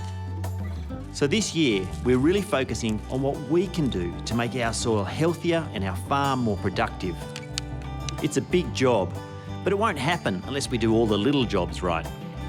So these are the plants we want to put in along the swales. These are poplars, so these will shed their leaves in winter, provide lots of mulch with all those leaves that have fallen on the ground, which will actually improve the soil and build topsoil. My name is Matthew Evans. After years as a big city food critic, I bought a farm in Tasmania to better understand what I eat by growing it myself. I built a restaurant right at the top of the farm, but now I want to get a better understanding of what I eats. This means starting from the ground up to improve the health of our soil, our farm, and our food for generations to come. From foodie to farmer to chef to rehabilitator of the land. How hard can it be? It may not sound like much, but a 70-acre farm is more than enough to keep an entire family busy. So with Sadie and Headley away for a few days, I'm on my own, and my to-do list is getting bigger by the hour. And top of that list are the apple trees. Fat Pig Farm was once covered in apple orchards until the bottom fell out of the Tassie industry in the 1970s. These trees are all that's left of the old orchard, and we dearly want to keep what's left of them healthy. But this year, we've noticed a problem with winter rot. So to help me rehabilitate them, I've called in local tree guru, Chris Butler, whose techniques have been learned from treating centuries-old olive groves in Italy. So these beautiful old apple trees, 70, 80 years old, but some of them have got a little problem that I need to try and get fixed. Hey, Chris, how you going? Good, good. You found the one or one of them. This is one, yeah. The result of this is that it's been more or less cut level and the water has remained on the top, then it starts to rot. So if you put your finger in there, you'll see that it's all this lovely sawdust mud. So it's like a little swimming pool that's formed. It is, yeah, but it's a rotting swimming pool. It's not clear water. These trees were planted in the 1940s, so a little surgery today will go a long way to seeing them healthy again. It's worth spending the time. If you've got nothing else to do, and in the winter you've got the time to do that, nothing else then to do. you would do it. Yeah. This is an old technique that was used by the Italian olive farmers called slupatura. What does slupatura mean? Slupatura, lupa used to be, it's an old dialect name for rot. Right. So slupa means getting rid of the rot, and the tura means the process. Right. So the old way they used to do it all by hand. They had this wonderful little tool that they called a male e peggio, and it was a tool that had a curved blade on one end and a hatchet on the other. And male e peggio means bad and worse. And the idea was when they lifted it and it hit their head, that was bad. But then when they put it down, it hit their crutch, and that was even worse. So we're going to do it with a chainsaw.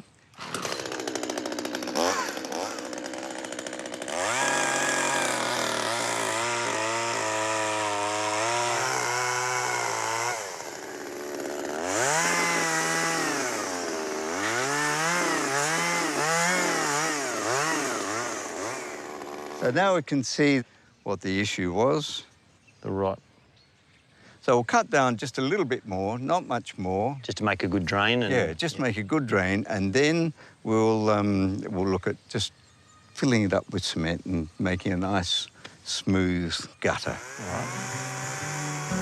10 minutes work to save an 80-year-old tree is an easy choice for me. And with the surgery done, all it needs now is some winterproofing with a mortar dressing. So that's all we need to do, the minimal amount of mortar, obviously, because it's something extraneous to the tree. Yeah, love it. Nothing elegant, more. elegant solution. Elegant. I love that.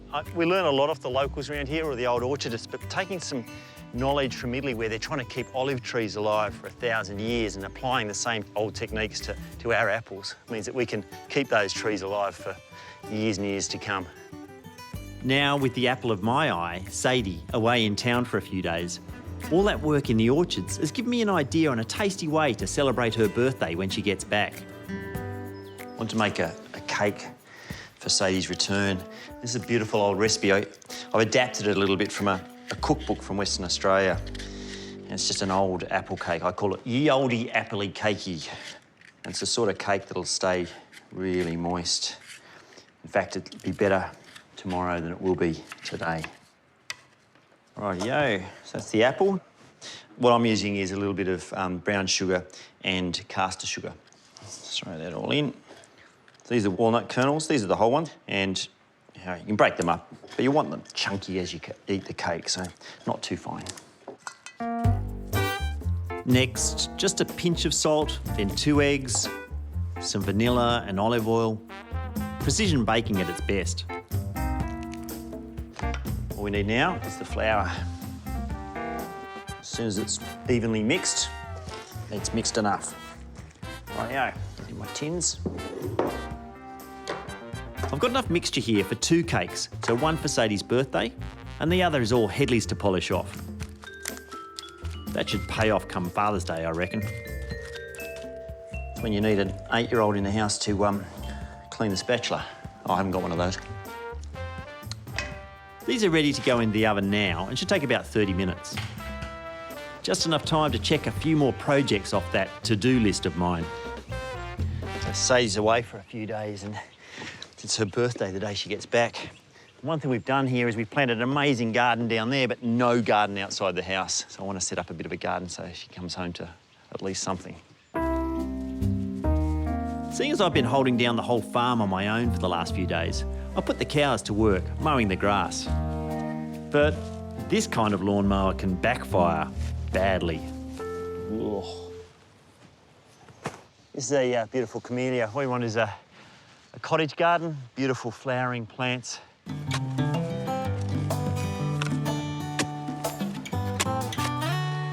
I've hit the clay.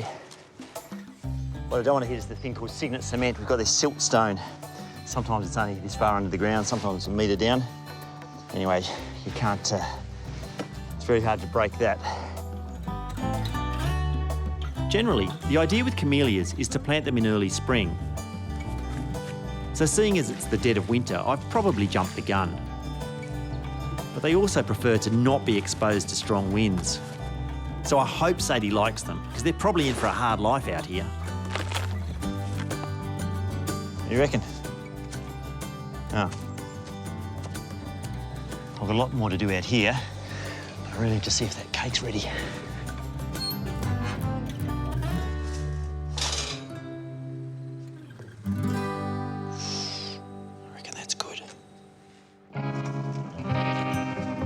There's an old farmer's saying that a happy wife makes a happy life, and Sadie has been wanting a new herb garden for months.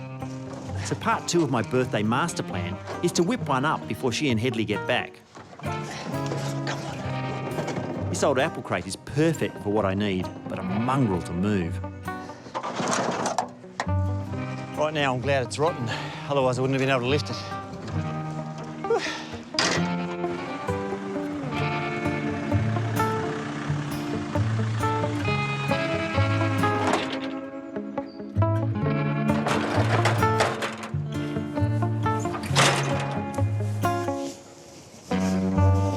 That's exactly where she wants it, I hope.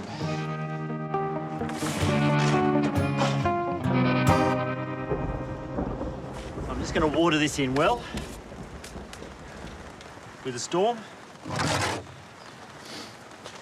and it should be ready to plant.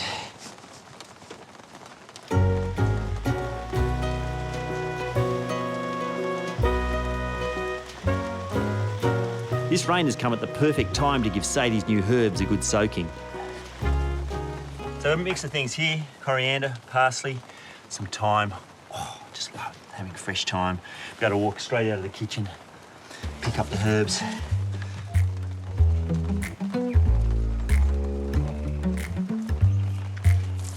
So with a little more water to give their roots a drink. There you go, grow, plants grow. My surprise plan has fallen into place just in the nick of time. Hello. Hello, hello. Hey. Hey, boy, you're going to jump out there. Whoa. Welcome home. Hey, beautiful. How are you? Oh, am I getting a family hug? Oh, happy birthday. Thank you. Oh, I've done something for you. Really? Yeah, walk this way. Is it a good thing? Yeah, it's a good thing. You've planted camellias. I've planted trees. Oh my God, what trees have you planted? Trees that need shelter. Oh, I'm not sure that's quite the... It's beautiful. You wouldn't believe how much effort I went to. It's so beautiful. It's beautiful. It's beautiful, and I love camellias. You said you wanted a cottage garden. It's beautiful. Oh. Thank you. Oh, that's okay. But that's not all. Oh, you did. Oh, oh, I'm so happy. Oh, you know, it's so fun. I had this in my head while I was away. I thought, I'm going to come back and I'm going to get that old apple crate and I'm going to move it, I'm going to fill it with dirt, I'm going to plant some herbs in there. You don't have to, it's done. You just have to throw some water on it sometimes. And that's so easy to move. So if you want it moved 6 inches this way, ain't never going to happen. Well, I kind of pictured it kind of here on the deck. Did you? I'm kidding. This cake may look a little rustic, but made with apples fresh from our 80-year-old apple trees, the flavour is 100% Fat Pig Farm. And cake. Cake. Cake. So I thought that might be a nice way to welcome you. Oh. Is that okay? So a herb garden. Oh, I love you. Yeah, and an apple cake and whipped cream. And I know you wouldn't want any of that. Yes, I would. Okay. Let's have some. But the fact is, the more we can experiment with what grows naturally on our land to flavour our restaurant menus, the less we damage the health of our soils. So because I've always wanted to serve a gin in the restaurant that's uniquely Fat Pig Farm, and gin can be infused with a wide variety of flavours, I've asked Tassie distiller Nat Fryer to come and help me find a few native plants that we can experiment with to distill our own gin. Bit of a bush bash. Very much a bush bash. Like this native kunzia. This is actually probably going to yield some really lovely results. That looks rubbish. It does. It looks innocuous, but I can tell you, I bet those fronds are full of gorgeous aroma. Want me to pass you some? Yeah. Thanks. So I'm tempted to eat it. Like, you were always doing this, and Yeah. I want to... Such a chef. It's the oils and the aromas that are important when you're thinking about gin, not the woody, herby flavour, because really only the aroma is going to come across during any distillation process. Oh, that's amazing. That's It's good, different. isn't it? It's different to the ones that I use in my gin, which is really cool.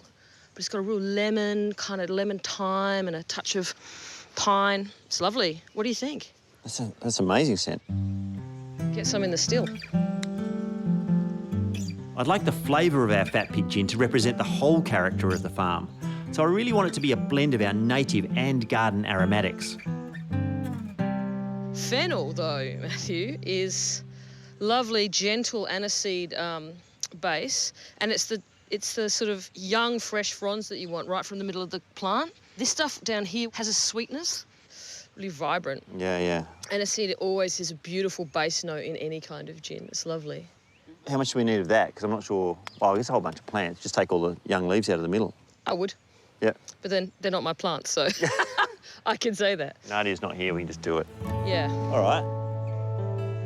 To get a clear idea of what our gin might taste like, Nat wants to experiment with water first, not alcohol. So after steeping our native kunzia and garden fennel for about an hour, the mixture is ready to be distilled, which will produce a pure blend of the two flavours.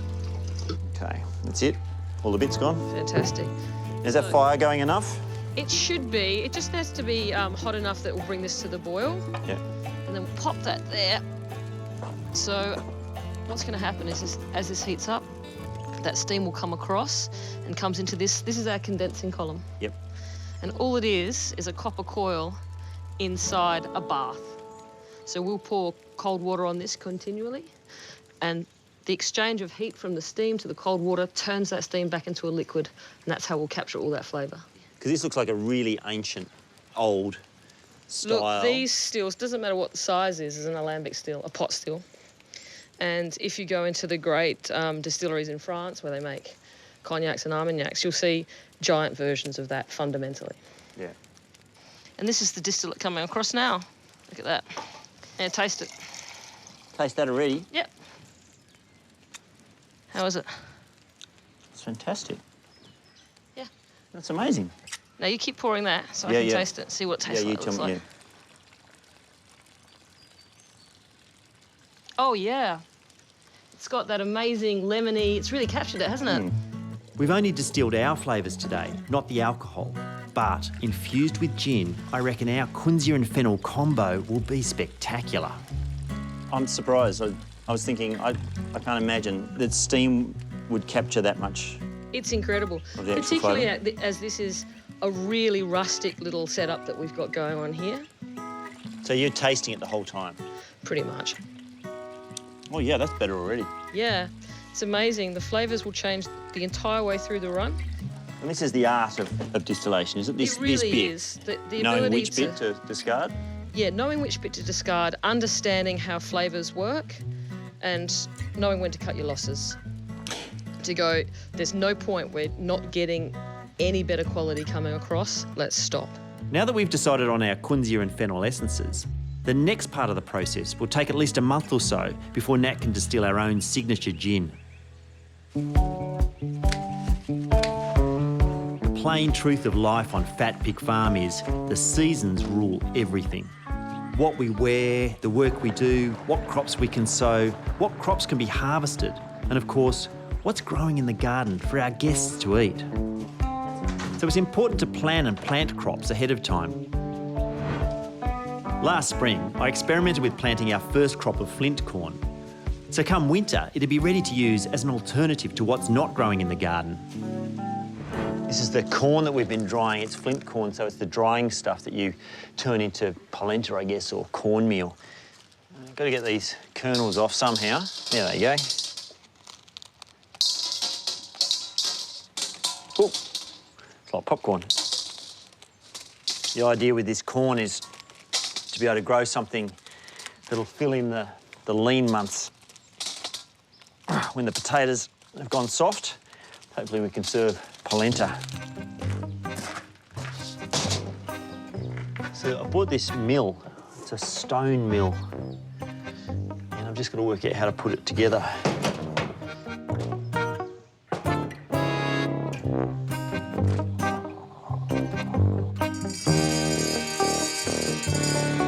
Rightio, so the grain goes down through here. There's a stainless steel spiral, like an auger, that pushes the grain through, and then it comes through between these stones. An ancient form of grinding grain was between stones. It used to be just two stones that you'd find lying around. This is, I guess, a modern interpretation of an ancient technique. I've just got to wind the handle, I think, and hope.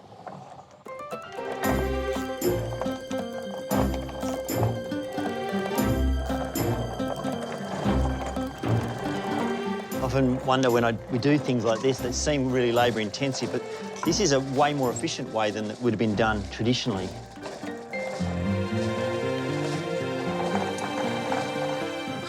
Pretty much it.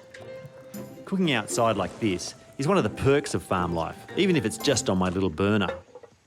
I reckon there's about a cup and a half of polenta there, and about 1.5 litres of water. You stir the polenta, it's going to thicken, and then it's kind of like a volcano. At the end, it'll be spitting hot cornmeal in the air, and that's a sign that it's getting close to ready.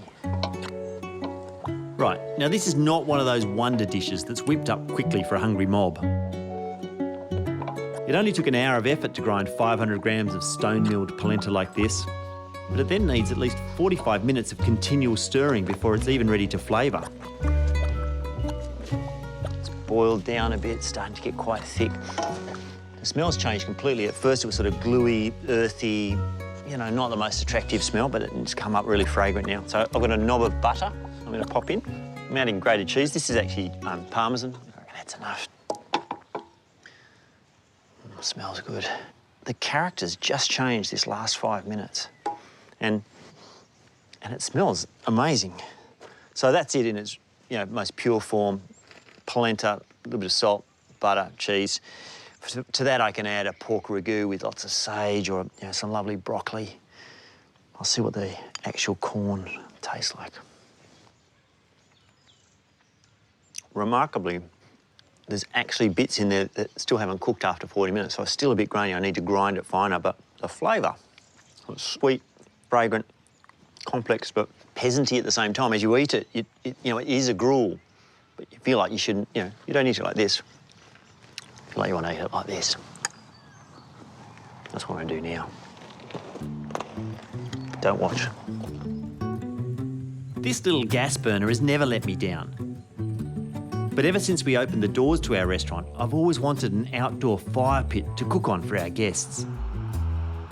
And if there's an art to cooking on an open fire, why not have a fire pit that's a work of art too? So I've decided to finally lash out and get one made. And nobody is better qualified than Hobart's master blacksmith and sculptor, Pete Matilla. G'day. Hey, I'm Matthew. Hi, my name's Pete. Nice to meet you. Finally, yes. Spoken on the phone. This looks cool. Generally, what we've been doing is we just have some bricks on the ground and light a fire, and then we just stand there burning our hands and moving little bits of, grills and stuff. But what I wanted to do was see if we could get something made that, can hold a grill up or hold pots above the fire, so that we could use that space more efficiently. Yes. You found a black wall? Yes. There's a couple of them in here. Yeah. Yeah, so I would start with probably something, say this is roughly our kind of trough shape. Yep. I'll probably put some like little vent things in here. Yep. Air vents. Yep, little air vents to help get that draft in there. Yep. When it comes to forged steel, Pete is a true craftsman. His ironwork has even been exhibited in some of Tassie's biggest museums. So he has some great ideas for the fire pit that I'd never thought of. So if this is a fireplace, a commercial kitchen, and if we started to say that like cooking food and having food together is almost like a ceremony process, then we're kind of building the altar for that. I want to make that into something that's visually interesting, right? Yeah. Here I was thinking, oh yeah, something that's better than a frying pan. and you're talking art and sculpture and an altar to the cooking, which is beautiful. Yeah. I love it. I love the sound of it. That might be a bit more than what you're kind of thinking, but because I'm an industrial blacksmith by trade. Yeah. But I'm also I'm a sculptor. I've got a master's of fine art, and that's what I do. I'm an artist, and my medium is steel, right? Brilliant. All right. See you in a couple of days. No worries. Pete is so passionate about what he does. In fact, that's what I love about life in Tasmania. It's a place of thinkers and doers. Whether it's working with iron and a furnace to create a truly unique fire pit, using centuries-old knowledge to revitalise our precious apple trees, or building a restaurant from scratch to inspire people with good food from the good earth of Fat Pig Farm.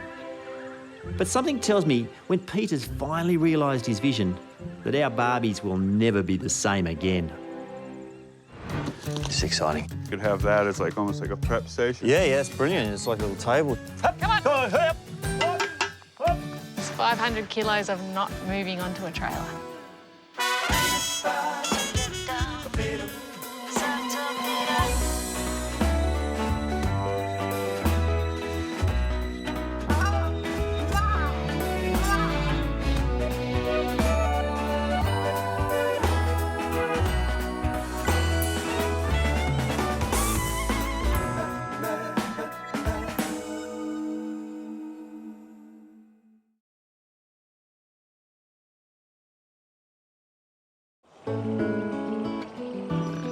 In wintertime, the two faces of Fat Pig Farm begin to look very different from each other.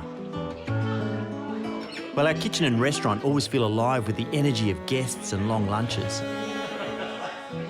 The garden and farm work have slipped into a sort of semi-hibernation, which means I have a little more time to indulge in some boutique crop ideas with people like agronomist Andrew Cook. What we're trying to do is a small patch. I can use this to grow a trial batch of wheat. Yes. So I want to flavour our bread. We churn our own butter and we take all our vegetables and fermenting them or serving them fresh. We've got our own meat, our own eggs. I'd love to be able to make the bread and some of our baked stuff taste like the farm. Wheat is by far the most valuable crop grown in Australia. But while Western Australia and Victoria are the country's big gun producers, I'm a chef, I just want to go, not many people know that Tasmania's climate, soils and abundance of water make our growing potential per hectare of farmland the highest in the country. So despite the fact that what I know about wheat farming wouldn't fill a bowl of cereal, I'm having a crack at growing my own. Can't be that hard, surely. It might sound weird, but I've actually been imagining planting wheat for years. It's one of those things, you eat flour from wheat every day, but I've always wondered how it grows, how it's harvested, how it's milled, and I'm going to find out starting today. So how many tonnes am I going to get out of this? Tonnes? No, no tonnes. Yeah, maybe 12 kilos per row. Yeah, 12. If we're lucky. If we're lucky. Exactly. Which will be enough to make a bit of flour to make some bread. Yeah, that'll be brilliant. Exactly. My name is Matthew Evans. After years as a big city food critic, I bought a farm in Tasmania to better understand what I eat by growing it myself. I built a restaurant right at the top of the farm, but now I want to get a better understanding of what I eats. This means starting from the ground up to improve the health of our soil, our farm, and our food for generations to come. From foodie to farmer to chef, to rehabilitator of the land? How hard can it be?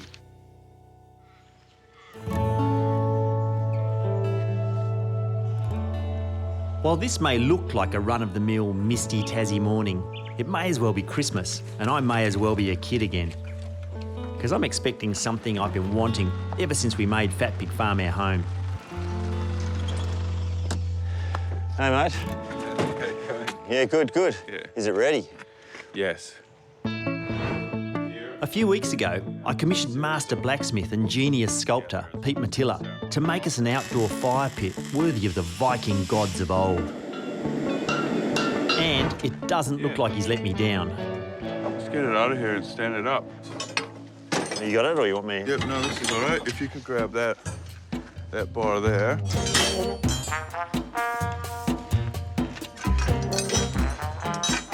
Yeah, you weren't joking. They are heavy. This is good. They'll hold heat really well. So yeah, let's just pull it out. Let's just go in exactly how we are right now. Sure. Excellent. Thanks, guys. So. Yeah. Oh, it's got to spin right around. It's exciting. It would be very nice to see a fire in this.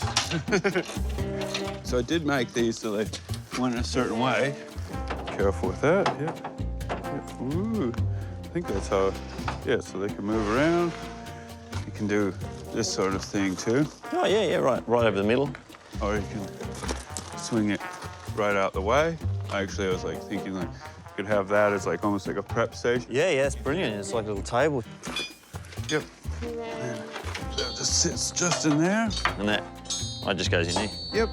Fantastic. I love it. I think it's time to get the fire started. I'll go get some wood.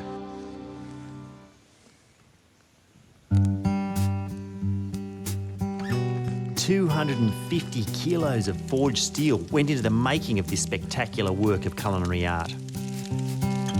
The inspiration behind Pete's design was to create a stage for us to celebrate the passion that we put into growing and cooking our food. And I've got to say, I love it. I just grabbed a couple of things from the kitchen I thought might be nice to put on. I've got some Tasmanian butter Swedes. They're beautiful. Winter veg. And the Brussels. Some pork fillet. It's really hard to know when you have a new grill or a new barbecue where the hot spots are. So I'm just starting at one corner and then I can work into the heat. This end over here has still got fresh wood on, so that's going to get really hot. So if I need to, I can go to the really hot, or I can stay down in the cool bit or move things around as I need to. Woo, that's still hot. Look at that. Beautiful. Rightio. Cool bananas. This truly is like wanting a quad bike for your birthday, but getting a four-wheel drive. And Sadie's pretty chuffed too. Do you want to join us? That looks amazing. Isn't this the best? That is just beautiful. You should try cooking on it. It's really cool. And what are all these for? You could hang camp ovens. Yeah. A series of camp ovens. You could actually put like a skewer or something, you have a spike through. Oh, yeah. This isn't lunch. This is actually just heating it and seasoning it, seeing how it works. Yeah. Before we pay the invoice, just make sure that it does work. Yeah. And it does. I can tell you, it really does. Yeah. I had round in my head. I had, fire pit, round. Yeah. I'm like, we always knew that's what you wanted, a fire pit there. And that is nothing like I envisaged. It's nothing like I envisaged. Love it.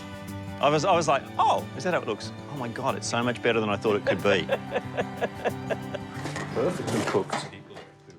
Thank you very much. It's yummy. Ooh, that's really good. Yeah, good barbecue. Oh. Sweet's good, isn't it? We had so much trouble to grow stuff, and you think, oh, that's as good as it can get, and then you put it on a fire pit. And it's better. And it's better. These ancient cooking techniques. Oh, beautiful. Yeah.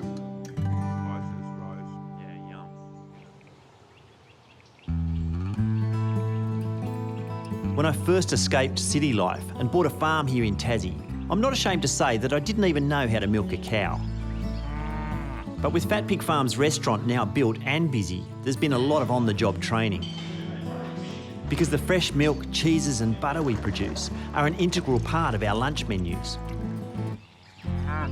And it all comes from our 2 milking cows, so their welfare is really important to us, especially when there are new calves arriving. So So Elsie just had a calf a couple of days ago. Little bloke there, and she gets this thing called milk fever, which means you can't take too much milk, otherwise she collapses and runs the risk of dying. But she's got so much pressure on her udder, I need to take some of that pressure off, so I'll take a little bit of milk over the next few days. This guy's eaten his fill. He can only drink so much. Come on, darling. Come on. Come on. Come on.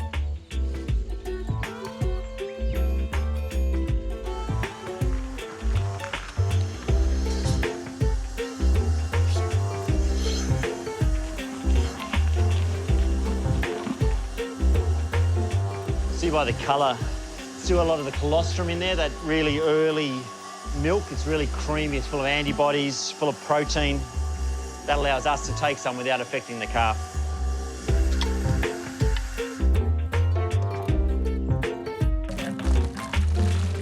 We always save a little bit of the first milking for, in case we have a calf that's orphaned or that its mum rejects it. It's miracle stuff.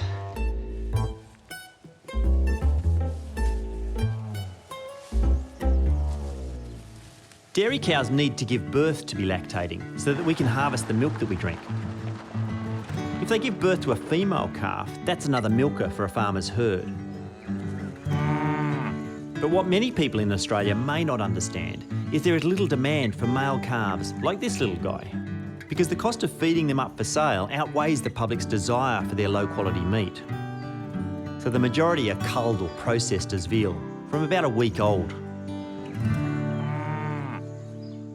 On Fat Pig Farm, we keep our dairy boys anywhere up to 3 years before they're bound for the table. But the facts of life on the land are, if you farm cattle, beef is probably a big part of your diet. And in winter, there's one dish that tops my family's request list every time. I want to make an Italian dish called ossobuco. Ossobuco translates really badly as bone hole, and you use the shin, but it's cut across through the bone.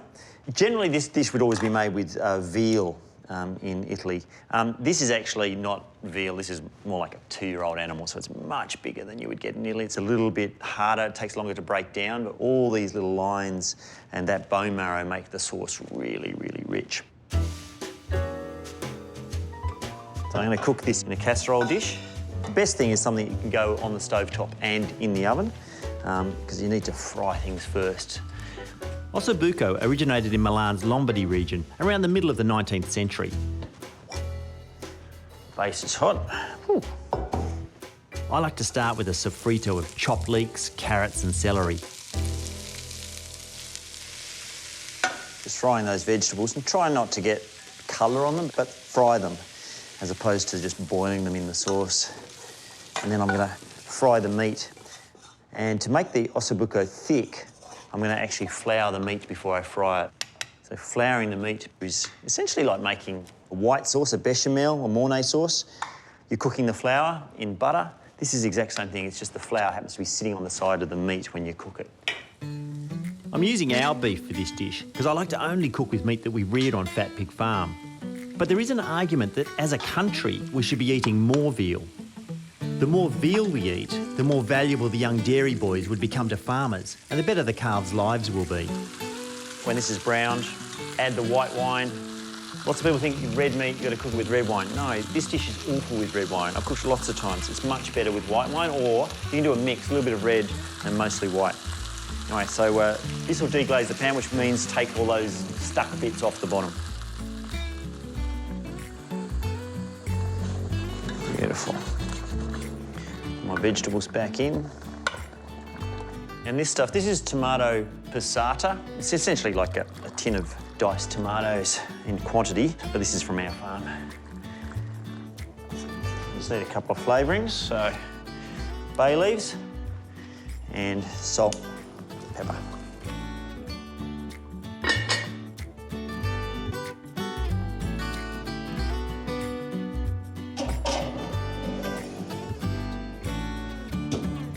See you in about 2 hours.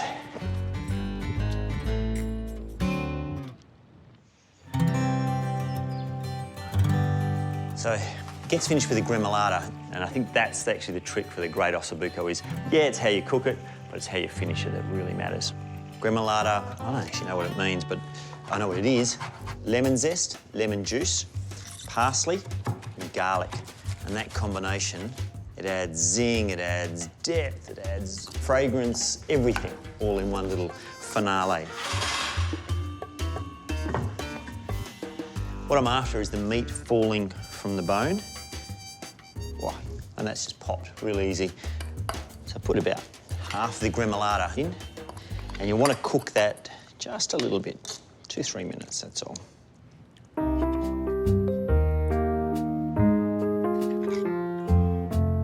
You could skim the fat off the top of the sauce, let it cool down and scrape it off, but you want that. That's where all the flavour is. Then just a little bit of this gremolata on top.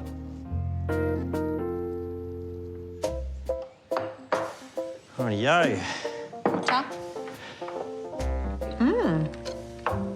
That's delicious. Mmm. Nice with the bread.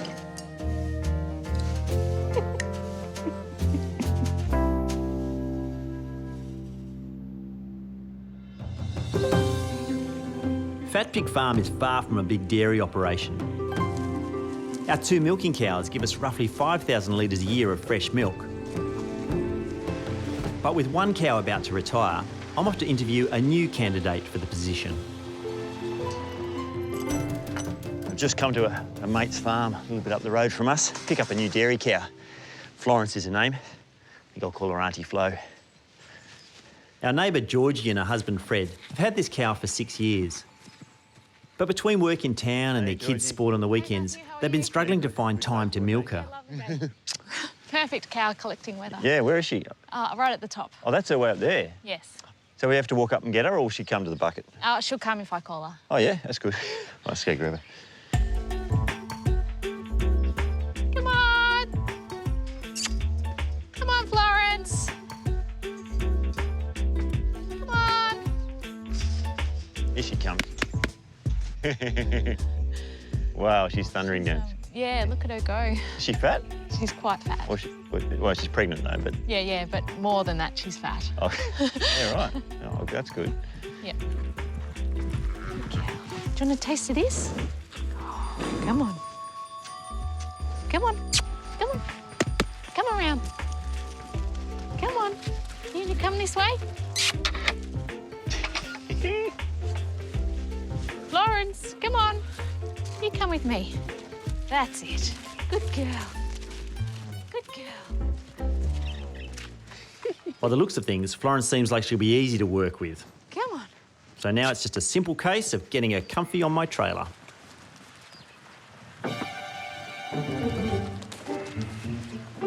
Come on, girl. I may have spoken too soon, though. Where's Georgie?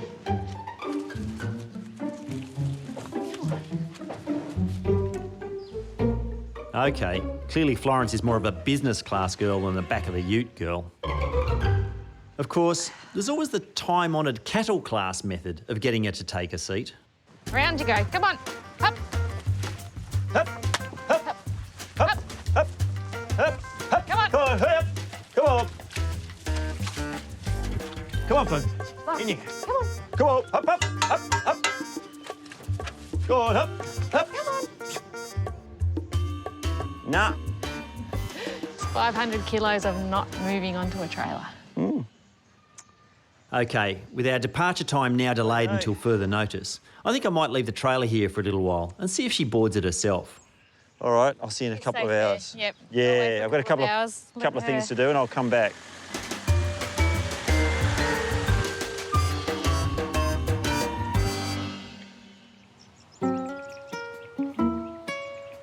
After trying our best to get our new milking cow, Flo, boarded on my trailer, it's time to go back and see if she's ready for her long-haul flight.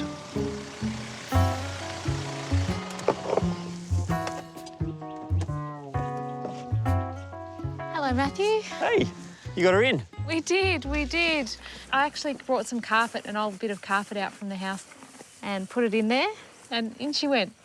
Carpet. Over the back and up into the front, and so she didn't sink into the mud as much at the front of the Yeah, a little bit of trailer, that, yeah. gave her a bit of extra height.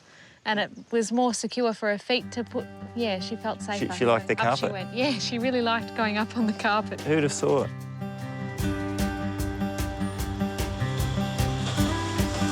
Because our other milking cow, Elsie, has just had her calf, there's a potential for her to be aggressive to Florence. So I need to gradually introduce our new mother to the rest of the herd. She'll be able to see the other cattle up on the hill when she gets around the corner, but I won't take her up there now. I think I'll just leave her in here. Just let her get over the stress of the loading and the transport. Something for her to eat, something to drink. That's Florence, Kerry. For looking at, not for chasing. With Florence looking comfortable in her new surrounds and tucking into some afternoon tea, my farm work is done for the day. So I sweet-talked a good mate of mine into downing tools and joining me in a little speculative angling, the secret spot he's always talking about an hour south, near Southport. Might be a day for it. We're going to catch some squid. I'm here with Matt Tack, my mate, who's a pig farmer. Enough pork, let's do the squid thing. Whoa. Matt suggested we use a float and jig to catch our squid. We can set it so the lure will hang in the water at just the right depth. So, Matthew, you want to set it for about 6 to 8 feet deep, yeah? About your height, I suppose. And best of all, he reckons we won't get snagged. Just give it a cast out, sort of 10, 15. Now, while all my mates know that my fishing prowess is more comedic than capable, Matt reckons that this is a surefire spot for some big squid action. When people see you come onto the jetty, they know there's plenty of fish for them. I know, Sadie reckons the only time I frighten fish is wearing my Speedos.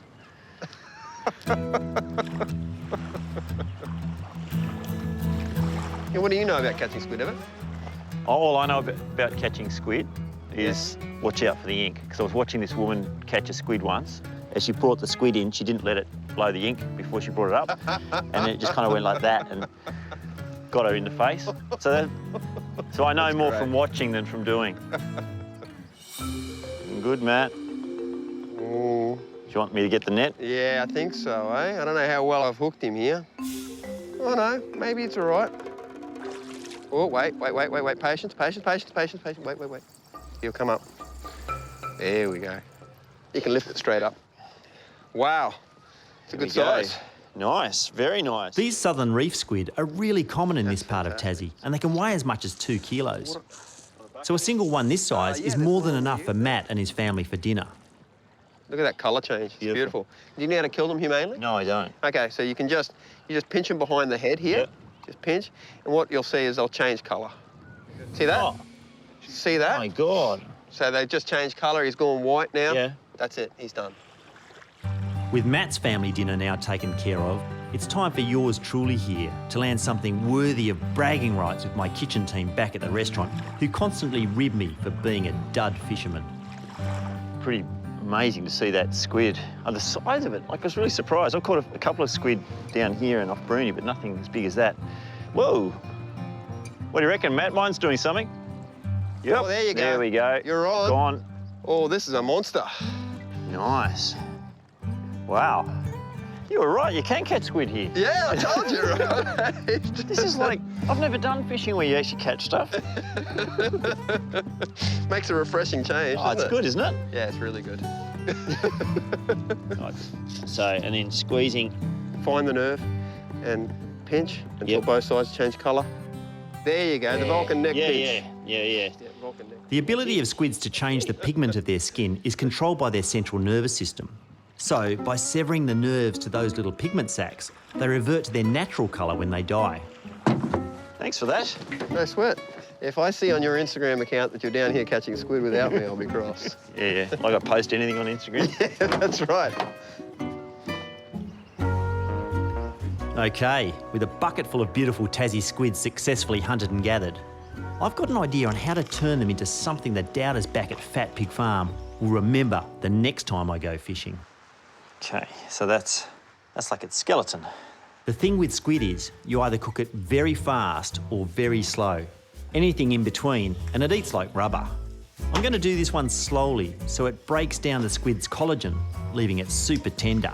I want to cut this into pieces. I want sort of triangular shaped pieces. I want sort of chunky bits, not really rings. So, got the squid. I've got this lovely garlic, just really fresh cloves. I'm just going to crush them. Then I've got this lovely sweet onion from the garden, chorizo. It's going to just melt into the sauce, beautiful. Smoky paprika, this is a Spanish one. This is a passata, so nice tomato puree. Bay leaves. One of the things that I've discovered is a lot of cultures use bay leaves to balance the fishy aroma of seafood. A little bit of paper over the top, and then foil to hold the steam in. So I reckon maybe an hour in a low to moderate oven.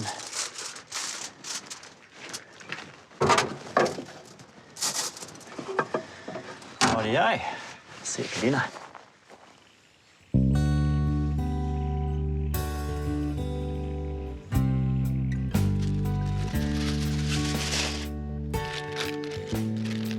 Oh, just finishing the dish with a bit of fresh parsley. Just lots of bread to mop up the juices. That lovely sweet smell of the squid makes a nice change from char grilling it, which is what I tend to do.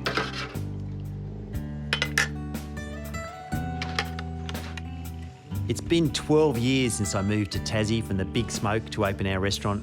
Taste the spoils. And in that time, I've come to realise that dishes like this are the perfect combination of our clean air, rich soils and unpolluted waters. Not too shabby. It's fantastic. That is absolutely delicious. Oh, you keep your job. Pure Tasmania on a plate.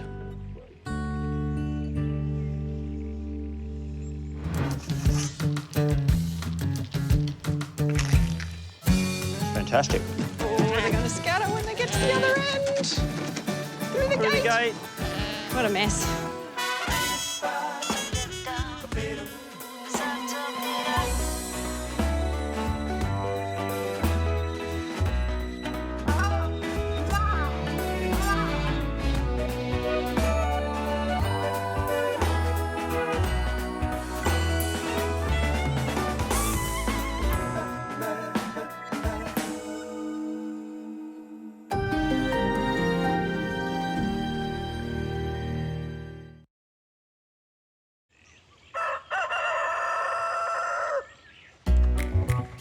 After a long, wet winter, the warming touch of spring has finally started to thaw our soils.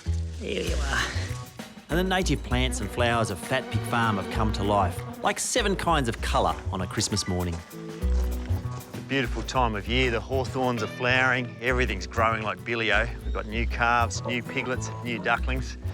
I love this part of spring. Morning, Hannah. How are you? Yeah, good. Nice to see you. Nice to see you. It's been 6 months now since our friend Hannah, an expert in permaculture, helped us make some important changes to how we manage our property.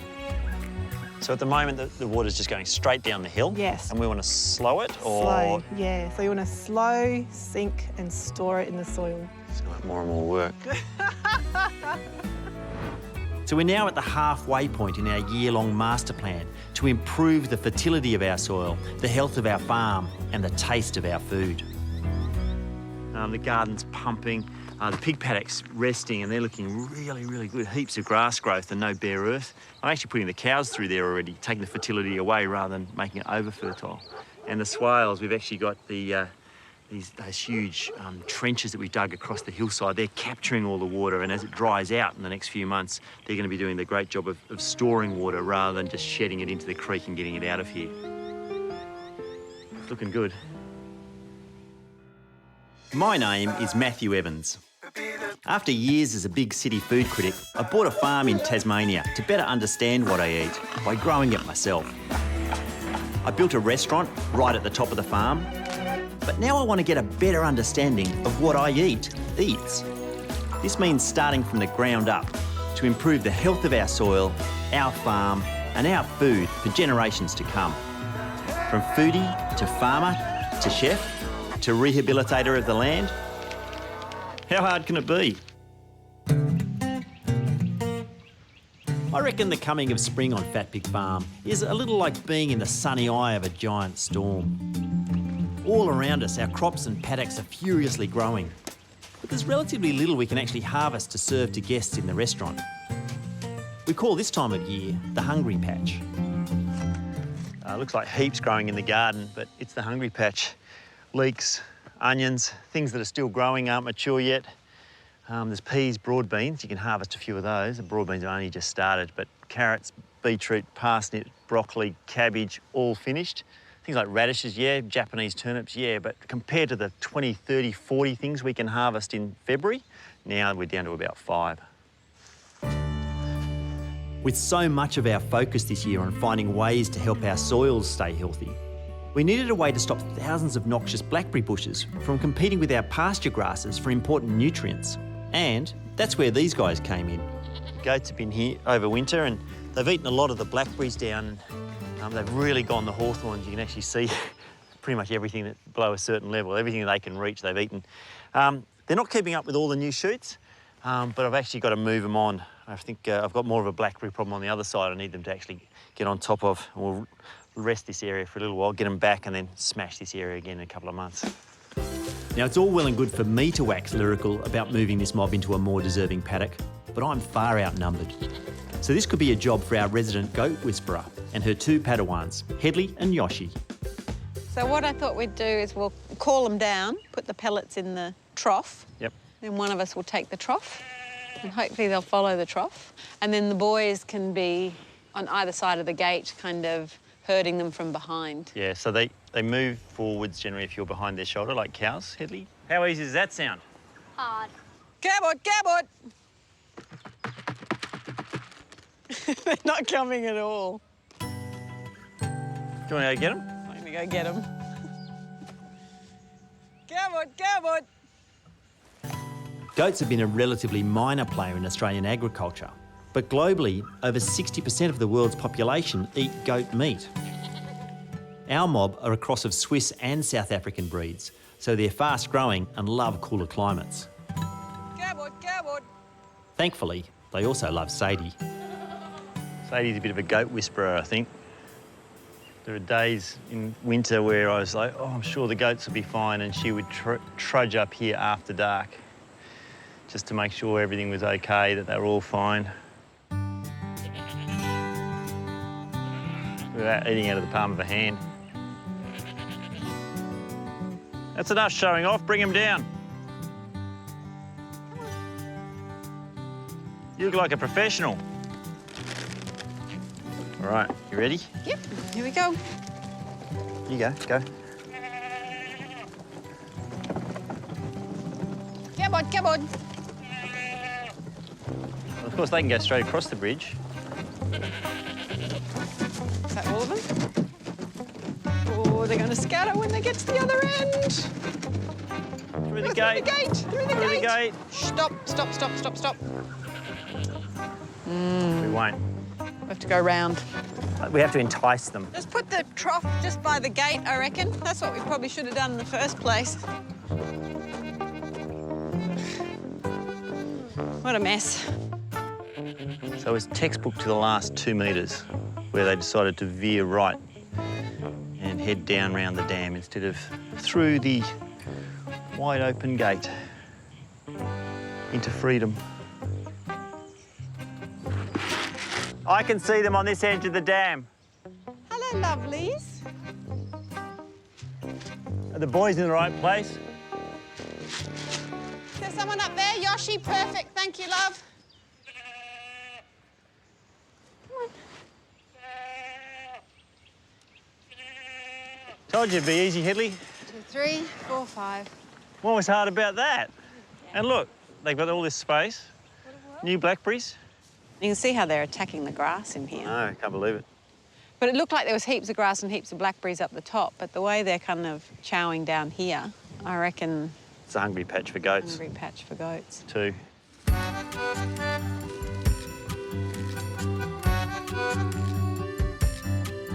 With only 10% of our crops able to supply our lunch menus in the restaurant during the hungry patch, we have to get creative with what we are able to serve to our guests.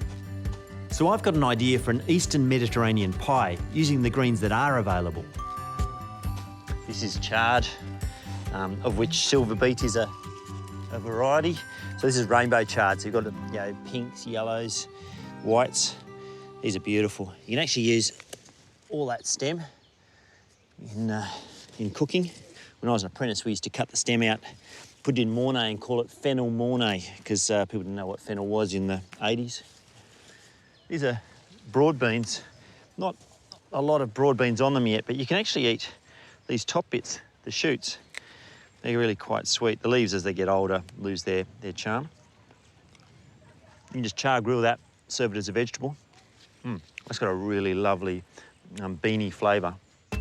Right, with a basket full of charred broad bean leaves and some kale and mustard leaves, it's time for the hero of this Hungry Patch dish, a nice flaky pastry. Countries like Greece and Malta are legendary for the way they combine short crust pastry with their wild greens. Butter and lard are rubbed into the flour with some yoghurt added. The fats in the lard and yoghurt work well to provide flavour and stop the dough forming a tough gluten texture. It looks good.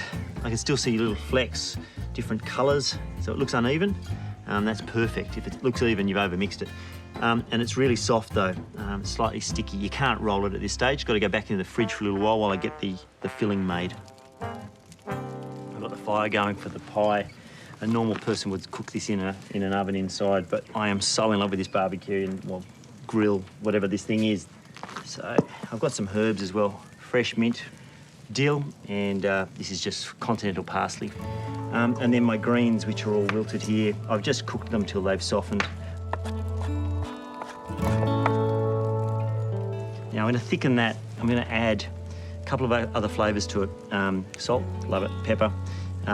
Nutmeg is really good, and then I'm going to fold through a couple of raw eggs, and it's going to bind it all together and enrich it. Might even add a touch of olive oil to it. Now at this point you can actually taste it.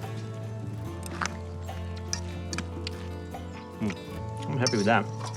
So nail that pastry, cooking the pastry in a camp oven.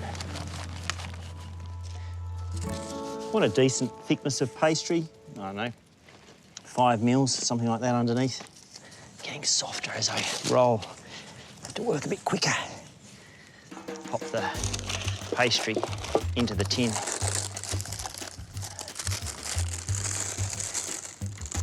Let's get those greens in. Press it down really well. And then it's just sort of folding over. I'm just trying to pleat it a little bit. Every time you put a pleat, obviously it's double the thickness of pastry. So there we go. Just pop that in there and we'll get our fire set.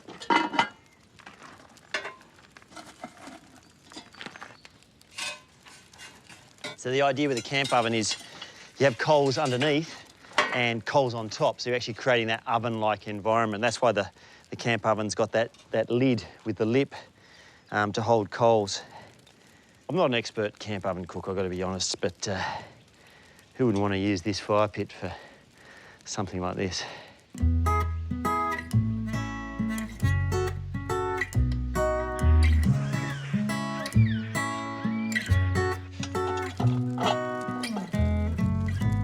Woo!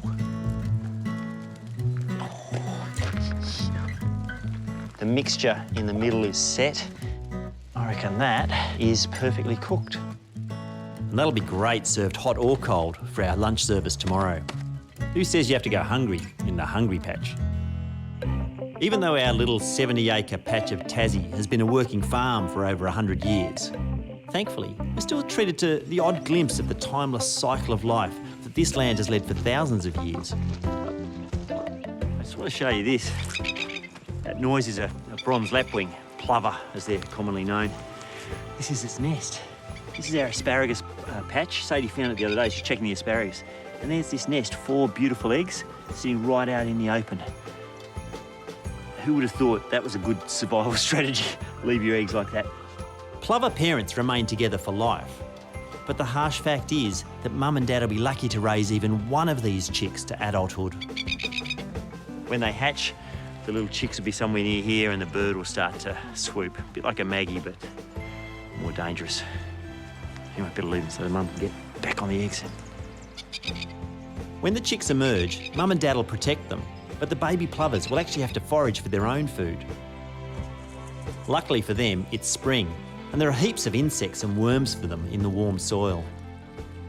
But for the human residents of Fat Pig Farm, spring is a lean time in the garden. So foraging up a feed sometimes requires us to go further afield. And about 90 minutes drive north at Dodgers Ferry, my mate Mick Giuliani, an Italian cook with a passion for collecting feral foods, has guaranteed to hunt me up some wild delicacies for lunch. So here we are. So that's Steele's This is Island. beautiful. It is gorgeous, isn't it? What's the river? This is the Carlton River, mate. Plan A is to land a gigantic Australian salmon.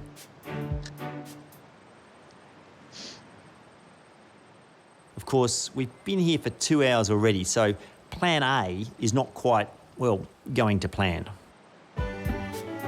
So if we don't get anything, can we go to Plan B? Well, we'll go for a forage. Yep. I reckon. So there's still quite a few asparagus on at the moment. Yep.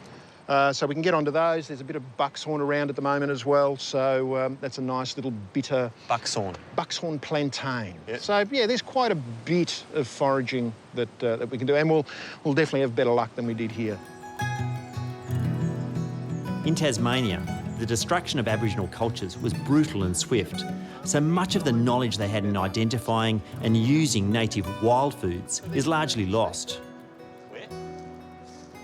But the traditions of foraging itself cross many cultures, and following World War II, immigrants like Mick's Italian parents introduced their own kind of foraging skills to Australia. And for a young Mick, wild asparagus was often on the menu. There you go there. So there's a spear right there. You want to grab him? Yeah. He's all yours. Anywhere down there? Yep. Wonderful. And there's one behind it if you can see him. There we go. Cool. Long, thin one. We'll keep that one. Yep. And munch on him. See what it's like. That's beautiful. It's good, isn't it? It's really sweet. We've Yeah, got a few handful of these at home and they're nothing like that. Oh, there's another one. These feral asparagus are native to Northern Africa and Western Asia. Excellent. So technically they're weeds in Australia, but they're very common along Tassie's east coast. Before I move off, I have a tendency just to stand and have a bit of a look about. For snakes or for...? No, for more asparagus. Snakes, Oh. yeah, you don't tend to see them. So through here, we've got some good plantain growing. So that's it there. Oh, that's See it? these guys here? Yeah. So you can see that the little seed heads, we give them away. And that's why it's called buck's horn. Oh, so it's bucks. It's actually the As horns. in a buck. Yeah. Yeah. It's because it's got those bits coming off. Yeah, indeed. You want to have a taste of that? Yeah, so that's the seed That's head. the seed head. That's Is that the the young one. Is that the best bit? Oh, look, it tastes. I like it. It tastes a little bit like snow pea, maybe baby corn. It's more interesting than those, in a way. The texture is different. Yeah, And so more you've got the spice. seeds. Yeah, it's really good. nice. That's really good. Yeah. Mick's been foraging since he was a kid, so his knowledge and keen eye are spot on. And then just give her a twist and a pull. When you brought me here, I was like, this looks like a swamp, but now it looks like a food forest.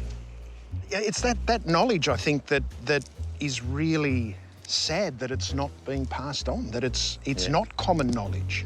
I think we used to eat like hundreds of different things, and now we eat 10 different, vegetables on a regular basis. And the thing about this stuff too is that it's not sweet, it's not fat, and ultimately, if you look at modern food today, a lot of the stuff that people crave is exactly that. It's full of sugar and full of fat. Yeah. This has got none of that in it, so it doesn't feed those same receptors. This is slightly bitter. It's really good for you. Yeah. That bitterness is something that we actually do need. I can't wait to try it cooked. Oh, it's beautiful. We'll leave those ones on because we'll have them as well. Let's keep going. With our basket full of forage food, we need somewhere to cook up our greens for lunch. Luckily, Mick's a Dodgers Ferry local. Look at that. Here we are. Stunning. So Mount Wellington, and that's our boat shed there. So we're allowed to be here then? We are allowed to be here. Let's open up and get some stuff out and we'll start eating. Oh, it is actually a boat shed. This is our boat shed, yes. Yeah, you do have a boat in it. This is the basket of goodies, so Mick's got a couple of ideas of what to cook. So I want to wash this verdura, the greens, the buckshorn plantain, and I've got a big sink over here. These wild plantains are very fibrous. That looks good. Mate, great. But Mick reckons if you boil it right, they turn a really creamy texture. Boil it wrong, though, and it's a different story. It's edible almost straight away. It's just that the fibres, if they're not softened enough, it leaves a little ball in your mouth that, Yeah, not cooking it up. Yeah, let's cook it enough. Let's cook it enough, all right. So while we're doing that, what we'll do is we'll just grab some garlic and we'll chop that up. I'll grab that. We'll get started. All righty, man. For lunch today, Mick's cooking a dish his old nonna called cucina povera, or peasant cooking. Yeah, so they're just white beans. You get them cheap. Yeah, well, I'm hoping they're beans. I'm hoping they're beans. Yeah, no, they're beans.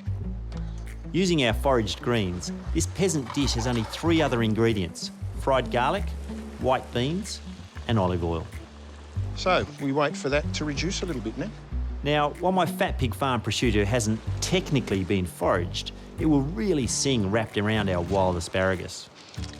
That's good. That's really good. Well done. This is nearly 2 years old, this one. It's beautiful. The fat just melts like butter. It's wicked. Well done.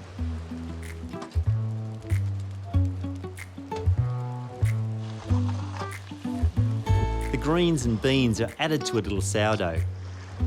That looks and smells great. It does, doesn't it? And I can't believe it's tinned beans. It's like... Mate, there's nothing wrong with tinned beans. Seriously, they are good. Yeah.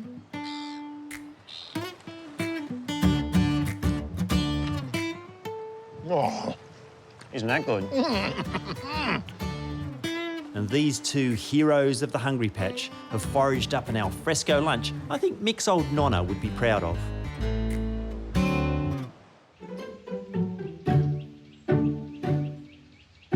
With not much able to be harvested in the garden, spring is the perfect time of year for us to take stock of what will be on our menus in a few months' time. In fact, come summer, I want to be serving our own homemade bread in the restaurant.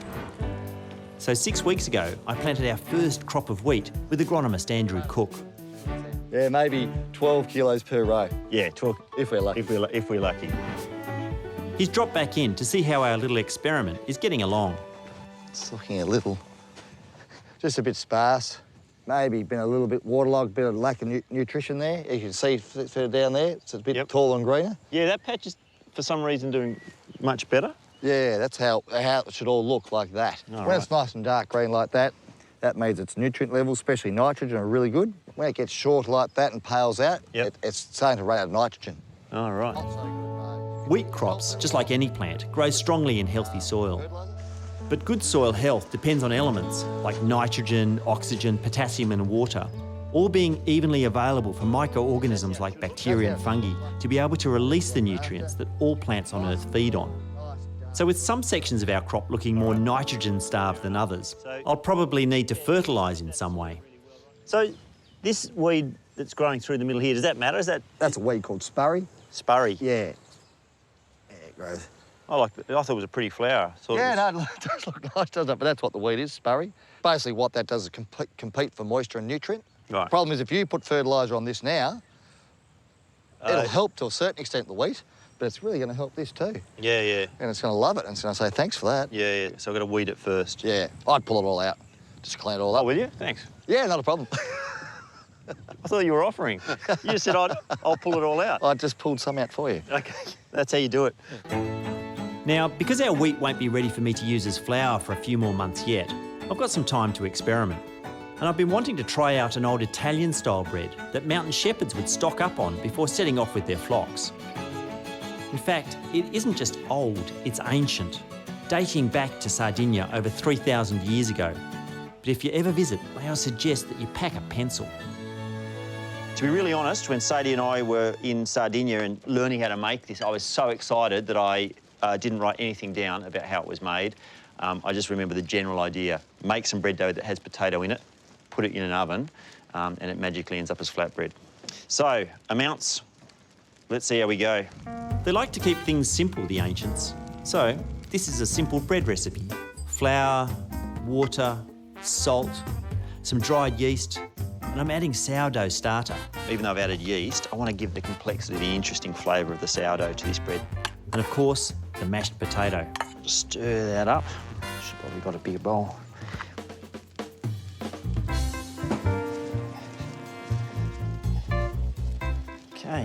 feeling pretty good. Nice and stretchy. And I'll cover that, leave it to rise till it's about double in size. I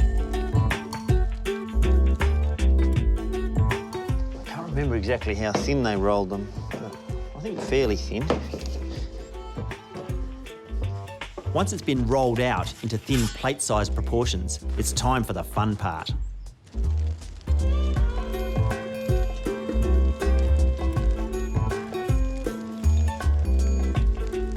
I think the old Sardinian shepherds would want to eat these, soft and steaming from the oven. The top and bottom can also be separated and then crisped to use on long walks to the mountaintops. So they're pretty good, I think.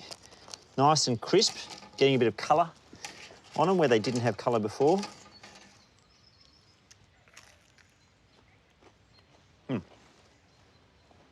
It's fantastic. Not as robust as the ones we had over there, but not bad for a first effort. OK, when our first crop of wheat is ground into our own fat pig flour for summer, these flatbreads will go great at lunch in the restaurant. In the meantime, spring is such a special time on the farm. There's new life everywhere you look.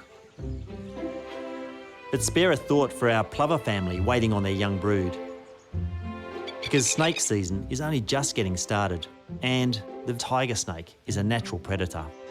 And there's one under here, which is our compost heap. And I'd rather it was somewhere else. Oh, no.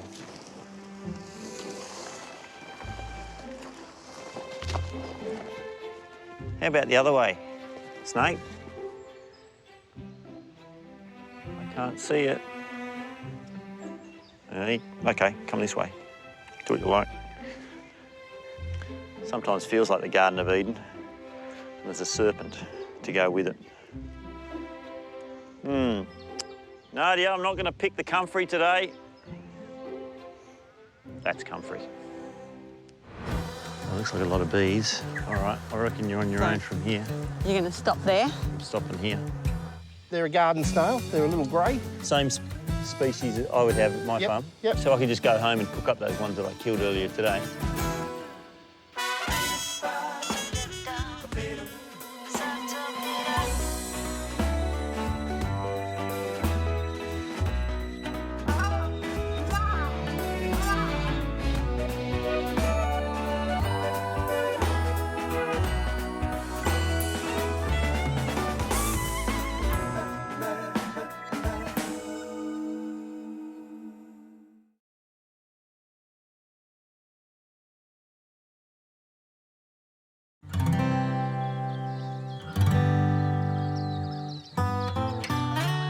Eight years ago, I left the city and moved to Tasmania. I wanted to see where my food came from and live a simpler life. I bought a farm, and soon after, my partner Sadie joined me. It's really yummy. We had Headley, and a few years later, upgraded to a bigger farm. Then we made a crazy decision to open a restaurant where everything on the menu came from our farm. It wasn't an easy job, and sometimes we felt like throwing it all in. We had an issue with the hydraulics plan, didn't match the actual building. The delays that are happening now. Yeah, well, every week's costing us money. Just kind of make me feel a little bit sick. But we continued to learn from our many mistakes, and Fat Pig Farm has come to life. Our dream is starting to come true. And we'd like you to raise your glass to toast the opening of the kitchen on Fat Pig Farm. At its core, what we're trying to do is a very simple thing, and that is to extend our farmhouse table, to take food that's grown outside these windows and bring it inside this building and prepare it for people to eat. And so, over the course of a year and through 4 seasons, the story of this farm and my little family continues. You wouldn't believe how much effort I went to. It's so beautiful. On the land, our day-to-day lives are guided by the changing of the seasons. But it's actually our soil that feeds us and allows us to live here. It might sound weird, but I've actually been imagining planting wheat for years. So over the course of this next 12 months, we'll be learning how to nourish our soils with more water and fertilise them more naturally. If this works, if we slow the water down and we grow more stuff on this piece of land, this will exist for 100, 200, 300 years. They might even put more of them in. Welcome to a year in the life of Fat Pig Farm. I love our boys' weekends. Your weak bladder, his dicky ankles and my Your dodgy bad knee. knees, and we're in bed by 9 o'clock. It's a lot different than it used to be. And our journey into leaving this land better than we found it. But these things take time. I mean, you know, they're big projects. A lot of them won't happen in my lifetime. And I guess it's about improving the soil for Headley, my son, and for the generations that come after him. Well, at least that's a plan. My name is Matthew Evans. After years as a big city food critic, I bought a farm in Tasmania to better understand what I eat by growing it myself. I built a restaurant right at the top of the farm, but now I want to get a better understanding of what I eats. This means starting from the ground up to improve the health of our soil, our farm, and our food for generations to come. From foodie to farmer to chef to rehabilitator of the land, how hard can it be? It's autumn on Fat Pig Farm. The days are long and the weather is warm and magical. The low hum of pollen-hungry bees fills the air, and the garden is literally producing more food than we know what to do with.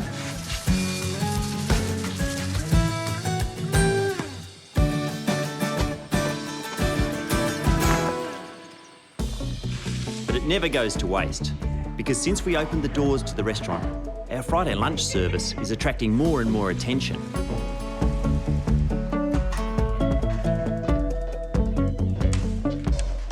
Today we're feeding a touring troupe of gardeners from Orange in New South Wales.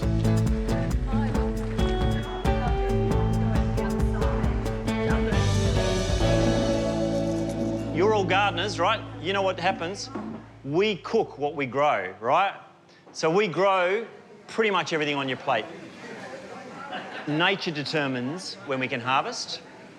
We have some wriggle room, but some weeks, you know, you have to harvest a lot of things. So the menu is determined by the garden. However, this year, it seems that our table fare is only half the attraction, because people have been really interested in the garden itself and how our resident green thumb, Nadia, goes about growing Fat Pig Farm's beautiful veggies. So Nadia works full-time with us. She runs the garden, I guess, according to her principles, which are aligned with ours. So we've got 70 15-metre beds, which are just for annual vegetable production. And we're focused on organic principles and soil health, because if the soil is healthy and full of life, then whatever's growing in it is going to be healthy and full of life. It's nutrient dense and it's really tasty. And when I'm talking about the soil biology, I'm talking about the ecosystem that's in the ground below our feet. There's bacteria, fungi, millions of organisms that actually do all the hard work of finding minerals and nutrients in the soil. They feed the plants and then the plants feed us. In the last few years, we've put a lot of effort into looking after the soil that we grow our vegetables in. And autumn is when the garden is at its best. We've got more tomatoes than we know what to do with, tomatillos, capsicums, red and yellow. The garden crew can't pick everything fast enough, and the restaurant team are overwhelmed with the surplus. In fact, this year we've been blessed with more zucchinis than we've ever had before. There's seasons in the year where there's just, you know, total glut. Zucchini at the moment, there'll be tomatoes, all sorts of stuff, cucumbers. And the whole thing is, these plants have been in for months. The effort that goes into the soil to get the plants to grow, to make them healthy. And the last thing we want to do is throw these away. Thankfully, there's an age-old technique that we use for preserving our excess veggies, and that carries us through less bountiful seasons when the garden eventually slows, and also infuses them with new flavours. Fermentation. I'm going to take all of these and ferment them in my crock. This is something I use to make sauerkraut, so it's got a water seal, but you can do this in a bucket. And I'm looking for something, you know, it's probably about 1/2 centimetre thick. I guess the thickness is how we're going to use them. Yeah, what do I want to do with them? I want to put them on a sandwich. I don't want a big chunk. You can flavour it with anything. I want to do it really subtly, just with a little bit of onion. I've got some nice little spring bulbing onions. So I'm going to just do some fine slices of that.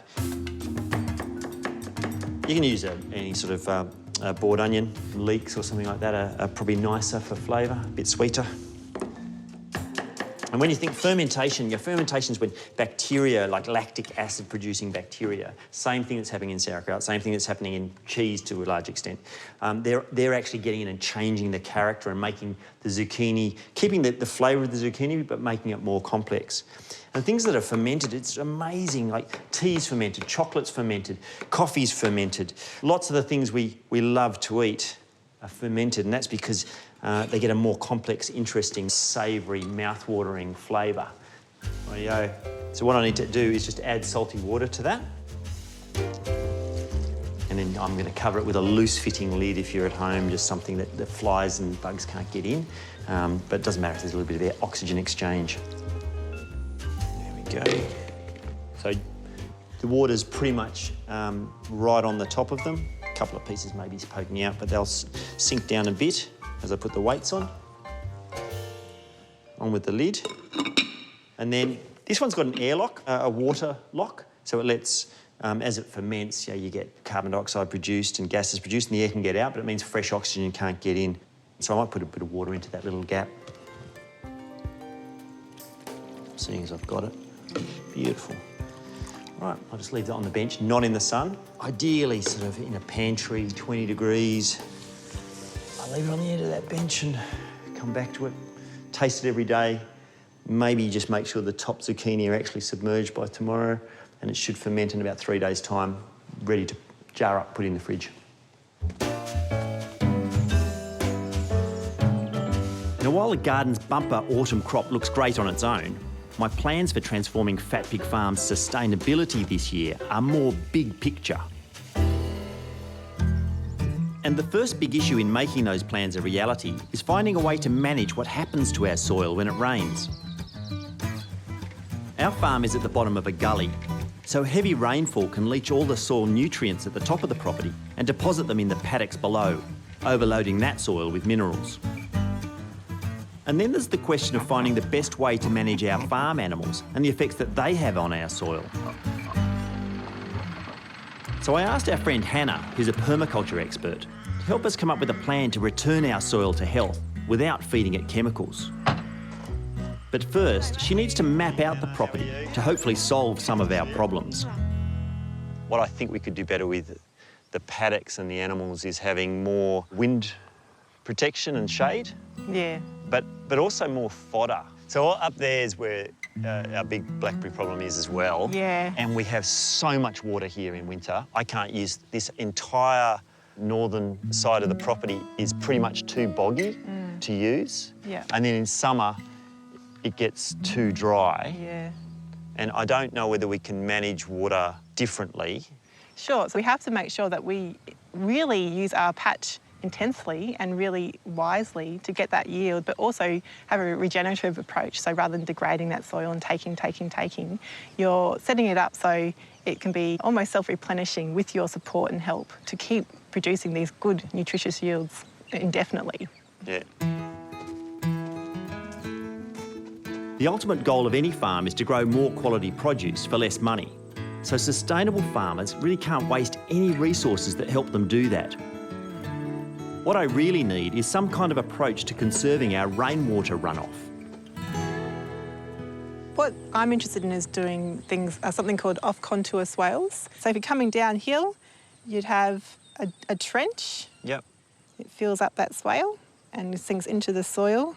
This is where you can plant a tree, and that would be imitated down here as well. So at the moment, the water's just going straight down the hill? Yeah, straight down. The fastest possible route out of there. And we want to slow it, or...? Slow, yeah. So you want to slow, sink and store it in the soil.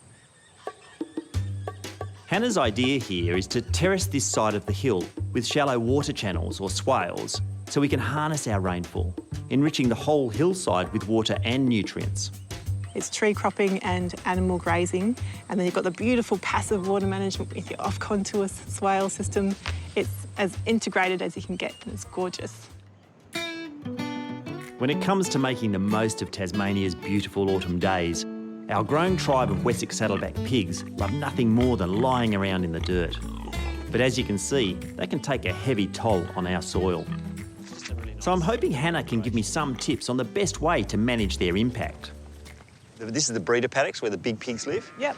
And wherever I see bare earth, I just think, I'm damaging the soil. Yeah. They're only getting maybe 4 or 6 months break. Yeah. For the space that you're currently using, really you've got too many pigs for it. And so ideally you have more space available to you so you can rest longer than that 4 to 6 months. A little bit of pig's a good thing and a lot of pig's a bad thing. They're supposed to make me money. Pigs supposed to be making me money. They're costing me money. While Hannah is here, I need some advice on an issue that affects virtually every Tasmanian farmer: blackberries. Well, at the moment it doesn't look like a problem because you can eat them, but we're losing the battle, I can tell you that. Blackberry bushes are a weed that compete with grasses for soil nutrients and can become a fire hazard when they multiply. And our farm is literally infested with them. We've tried slashing because you don't really want to poison them. Slashing is great, especially if you have really massive towers of blackberries, but it can often spread them and help them germinate even further afield. And so with good management, you can use certain breeds of goats, and they love eating all the fresh growth over and over and over again until it wears it down. So it's a multi-year process, not one season. Not one season. Not one season, sorry. It's like more and more work. Hannah's given me a lot to think about. If I'm going to future-proof the health of our farm, I'll need to rest paddocks longer while making use of new ones, so I'll need more fences. I've also got to plant more trees and buy some goats to control our blackberries. Hannah's plan won't be cheap, but if it all works, we'll have a much more sustainable farm with better produce for many years to come. All right, let's get on with it. We've only got a year. Let's do it. 10 years.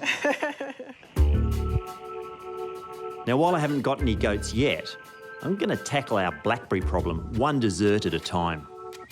One of the things I love to eat is a thing called a fool. It's essentially a mousse. It's a little bit of custard mixed with a little bit of cream, mixed with lots of fruit. And those blackberries, they're everywhere around the property, and I want to serve some of them for pudding. So I need to make my custard. I use about a pint of milk. This one's going to be flavoured with lemon thyme. And what I'm going to do is thicken my custard using corn flour and eggs. It's the old-fashioned way of making custard. It's not fancy like an anglaise, that thin, sort of barely set custard that you get in posh restaurants. This is like an earthy, hearty, thick custard. So that's that. Oh, that's good on its own. While it cools, I'm going to go pick the blackberries, come back, and then this should be cool by then, I can actually finish the dish.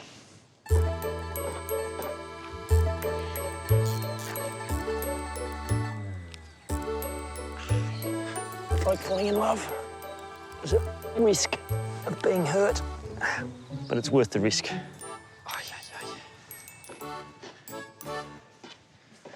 These lovely blackberries, I just want to cook them down, soften them right up, and add just a tiny bit of sugar. It's not like jam where I have to cook it till it sets. I just want it till the blackberries, instead of being like this, are like that, essentially, almost soup. The smell of the blackberries now is amazing compared to, you wouldn't really smell anything with the raw fruit. And this will just smooth it all out. So the end result is a fool that's really moussey and light in the mouth, and it's kind of there and vanishes and makes you want more. It's my custard, which is cool now, and it's gone quite stiff. I actually put it through a sieve. It's not absolutely vital. I just want to make sure that it's smooth. I've gone to all the trouble to sieve the fruit. I'd hate to bugger it up by a little bit of chunky custard. So in theory, it's equal quantities of custard to whipped cream to fruit. Some people just make a fool by adding whipped cream to pureed fruit, and that's nice. But to me, it's the custard that makes it. It gives it a different mouthfeel. It has a richness, it has a moussiness. Just a scattering of the berries that we saved.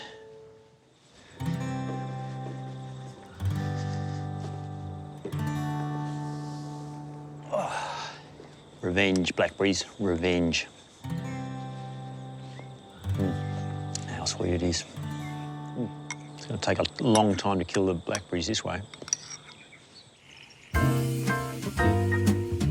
If our gardens could talk, I'm sure they'd tell us that the autumn months in Tassie are the best time to do some growing, because the soil will be staying warm for a number of weeks yet, which always makes for bumper crops. In fact, a farm like ours is only as good as its soil. So this year, we've set out to make the health of our soil top priority. Our new gardener, Nadia, is going to help me gather some soil samples for testing. What are we actually going to test for? I guess it's to give us a better understanding of the nutrient profile or the mineral profile in the soil, and also other things like the composition, the pH and the organic matter levels. Rightio, number 2, done. Nadia needs me to collect 80 samples across the entire farm, from the hills to the pig paddocks. Oh, 9 to go, 7 to go, 2 minutes to go.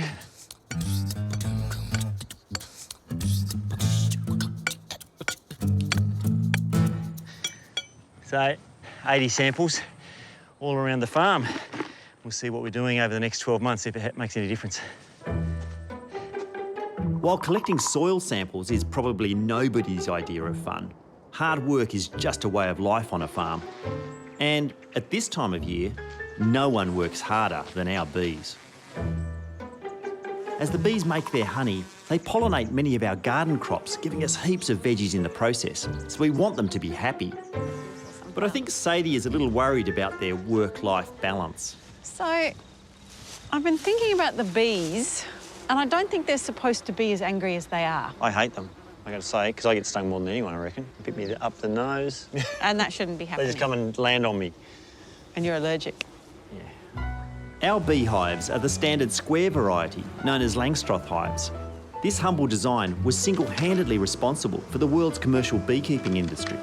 But Langstroth hives can sometimes affect the bee's behaviour, favouring the beekeeper over the actual bees themselves. All right, so what's the plan?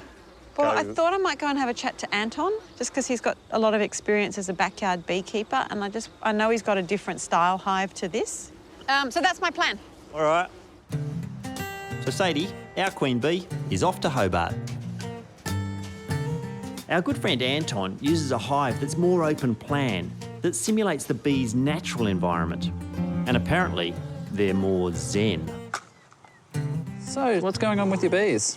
I've had them for a long time, but they're very angry bees. Like, they're quite vicious. So what I'm curious to know about is whether you can calm bees down with a different hive. We've got several what they're called top bar beehives. So instead of the bees creating wax and comb in a kind of a rectangular frame that you'll see in a standard beehive, they're allowed to draw down their own comb, basically in a parabola, so the shape that they would build if they were building in a tree or wherever they normally come from. While Anton's bees are supposed to be a lot more laid back, it pays to be protected. Hello, bees. A function of this hive is the Langstroth, you've got boxes piled on top of each other, and as the hive grows, you add another box on top. Yep.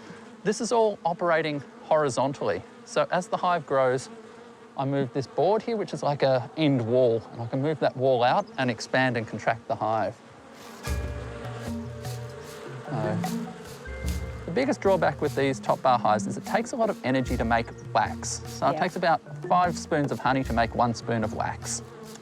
So when you're harvesting, you're not going to get as much honey out of a top bar hive. That's just the basic physics of the situation. Now, while you're using the smoke is you're kind of simulating a bushfire. All the bees are now going, oh, my hive might burn down. So they're going down, they're actually eating honey now and getting prepared to abandon ship. This next frame, I think we're into the sweet and sticky business. Oh, look at that. That is getting heavy. It's full of capped honey either side. Oh, that's beautiful. Do you want to feel the weight of that, Sadie? I do. Whoa, that's really heavy. Yeah. That feels like half a kilo of honey in there. Oh, at least. There's a nice jar of honey in that. Because the design of Anton's top bar hives mimics the environment that bees are accustomed to in nature. Woohoo! This is why you keep bees. If we can build some of our own, I'm hoping our bees may finally be able to relax. Well, this is as fresh as honey can get. Oh my gosh. That is amazing. Tastes completely different from my honey. Each honey's a product of its environment and product of the season as well. Maybe we should make you a little snack pack today, Sadie, so you can take it love back that. to the farm. I would love that. Thank you. While Sadie is in town, I've got an experiment I'd like to try using the honey we've already collected. We get heaps of honey from the hives, and this is a couple of litres of Sadie's honey that we haven't used in months. So what I want to do is have a crack at making mead. Mead's honey wine. It's been made for thousands of years. It's probably one of the first alcoholic beverages. So this honey's crystallised, so it's quite stiff after being in a container for a while. Just have to scoop it out. Yay. And the only way you can get it to ferment is by adding water. About 4 times as much water as there is honey. And I'm using warm water, not hot. I want to kill the yeasts and all those lovely good bacteria in there.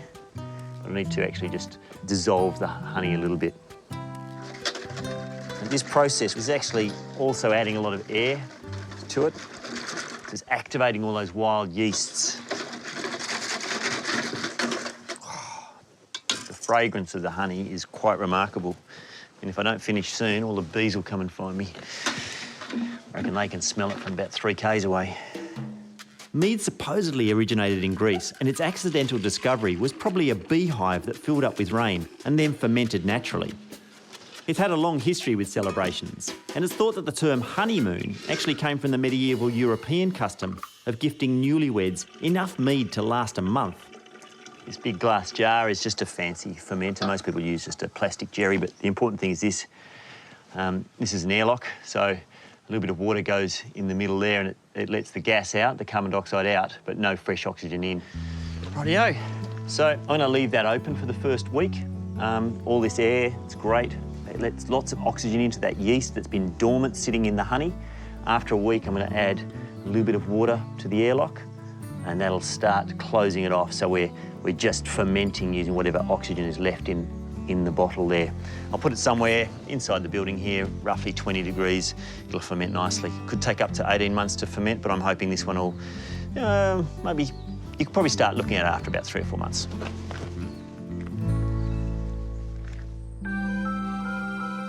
Since I moved my life to the country, I've really learned that on the land, patience is worth it.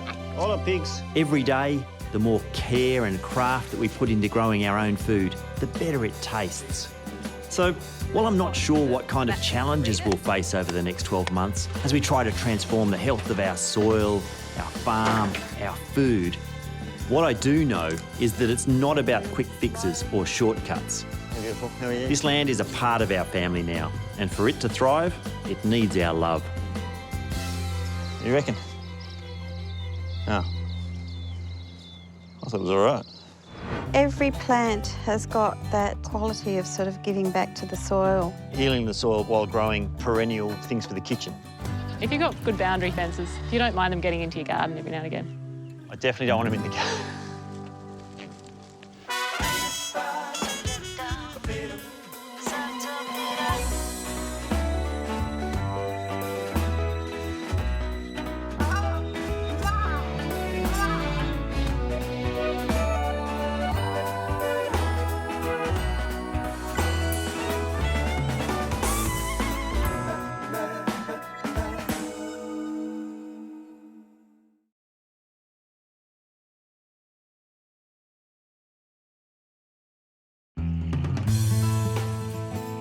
It's the end of autumn on Fat Pig Farm. The first dusting of snow has fallen on the Harts Mountains, and our superabundant autumn harvests are starting to dwindle.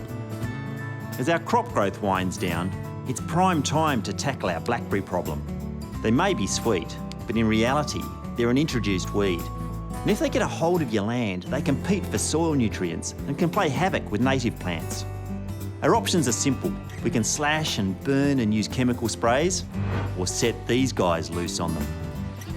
Blackberry leaves are actually a bit of a herb for goats. They're high in tannin and they're high in other nutrient which helps them with their parasite burden. Right. If we were to get into goats, what would we need to know? They need good shelter, they need good fences. Pretty tough. I can reach at least 6 hay bales. The goat shelter's built. Just need to pick them up before the real rain sets in.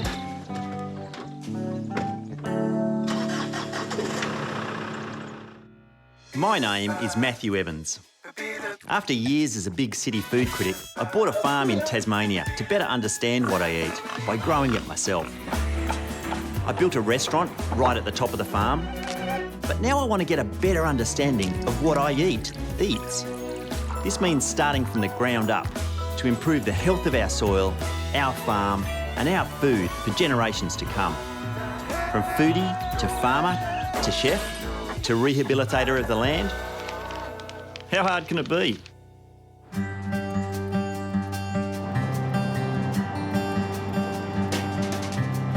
One of our friends, Jilly, is selling us some of her goats that she's conditioned specifically to eat blackberries. I hope she's also conditioned them to getting into trailers. Yep. All right, are they going to jump out of there? I did bring a tarp for the top, I don't think they're going to jump out of there. but because it's as It high might as be it, nice to put a tarp over the front. so they don't get so bashed by the So breeze. there's a bit or- less wind and Yeah. a bit less stress when they're travelling. Yeah, sure. And they can't get out of this paddock. If they escape from the yards, they'll still be in the paddock. They'll still be in the paddock, Yeah. which is only like Yeah, yeah. 3 acres. We've got to chase them around. That's fine. Easily done.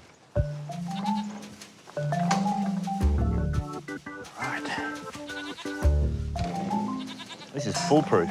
Bread crate and a milk crate. It's like Fort Knox. Alcatraz. Well, no, they escaped from Alcatraz. All right, my darlings. That's the way. Up you hop, up you hop, up you hop, up you hop. That's the way. That's the way. That's the way. All right. Do you want to grab your tailgate? I had Why'd you make it so easy? so little faith that that was going to happen so easily. Beautiful.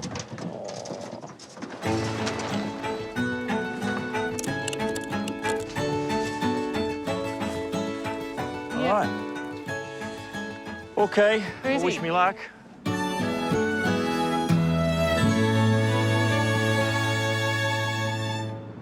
I think Jilly's probably going to sleep a bit better now the goats are gone from her place. There was a lot of work, and what I'm worried about is I'm not going to sleep as well because I've now got 11 goats that are my responsibility, and I've never had goats before. They're a weird animal. Like you hear about feral goats, and they're taking over all sorts of places around Australia, and yet when you have them on your farm, you've got to trim their feet, you've got to give them mineral supplements. We've had friends with lots of worm issues with goats. It's like they're super fragile as soon as you farm them and super resilient if they go wild. And I'm farming them now. Now the goats are home on Fat Pig Farm, there's a little bit of maintenance to do before we let them loose. This is Kelly. She works in our kitchen, and she's been known to give a great goat pedicure. Should we do it in there? Yeah, or? let's do it in. Well, we can do. We might get knocked about a bit by the others, but yeah. If they're moving, don't let go. That's the trick? Just hang on. You'll be right. Okay. You still got your dancer's legs? Can you get up in high trailer? I'll try.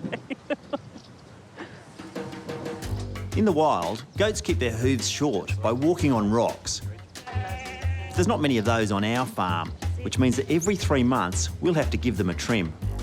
You're okay. While I'm here, I also just check, if there's any obvious odour. You'll know if a foot's infected. Oh, okay. Or, yeah.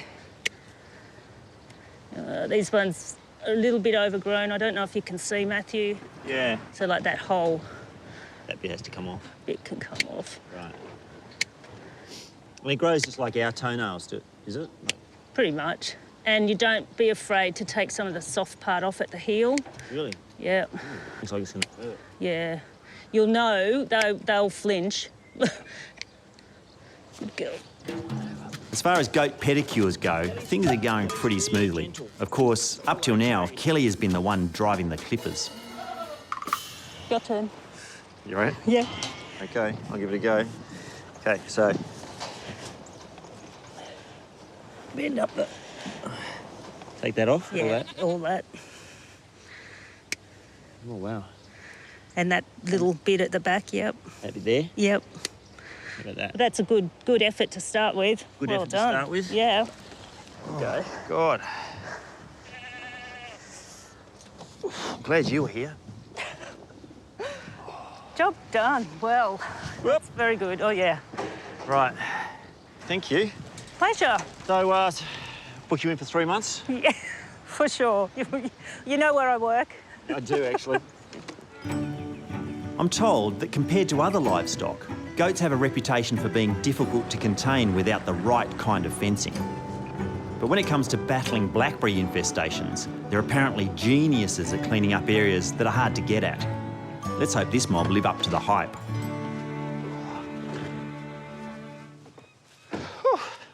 There you are, new home.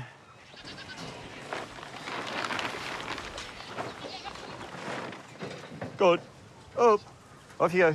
There we go. There we go. Couldn't be much better than that. They're checking out the shelter already. Come and have a look at this. Even better. That's it. Stop now. Stop now. You're in them. Yes. Yes, first blackberry leaves eaten. Woohoo! Go, my little ones. Go, my good things. Oh, yeah. One down, 4,000 to go. Wow, 40,000. With the goats starting in on the huge job of cleaning up the farm's paddocks, I can get back to work cleaning up our garden.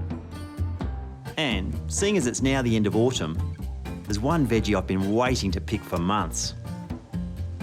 These are the Brussels sprout plants. They've been in the ground for about 5 months. We have to put them in sort of before the height of summer, even though they're kind of a winter crop. These ones have gone really well. See, they've got this big head here, and then the Brussels sprouts, they're like I love them, they're so amazing. They're in here, tucked in, just above each leaf. So I picked them from the bottom. So that's a nice firm head. These little grey bits, that's aphids. If you haven't got aphids, it means you probably use some chemical to kill them. So we have to get rid of them when we cook them, but there's usually a few left in there. But what I've discovered, grow things organically. They've got the insects on, but if you don't kill them, someone else already has. Aphids are tiny, sap-sucking insects that love attacking my plants.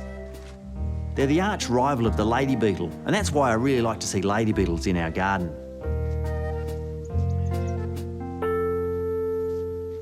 These Brussels sprouts are looking absolutely glorious. I was actually going to cook them straight away, see how they are straight from the garden, in the garden. Rightio, so while that gets hot, I'll just clean up the Brussels. So you can actually just peel those outside leaves off, and that gets rid of a few of the aphids.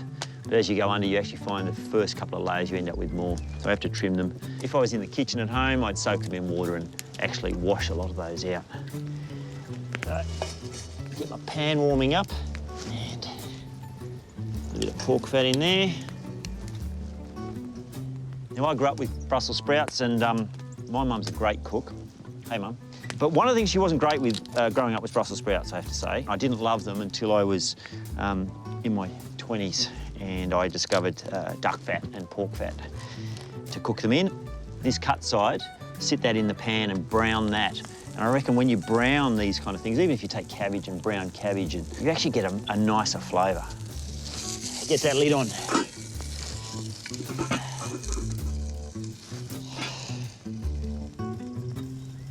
While traditionally they've always been the sworn enemy of veggie-phobic kids around the world, the secret to getting them eaten at the dinner table is how you cook them.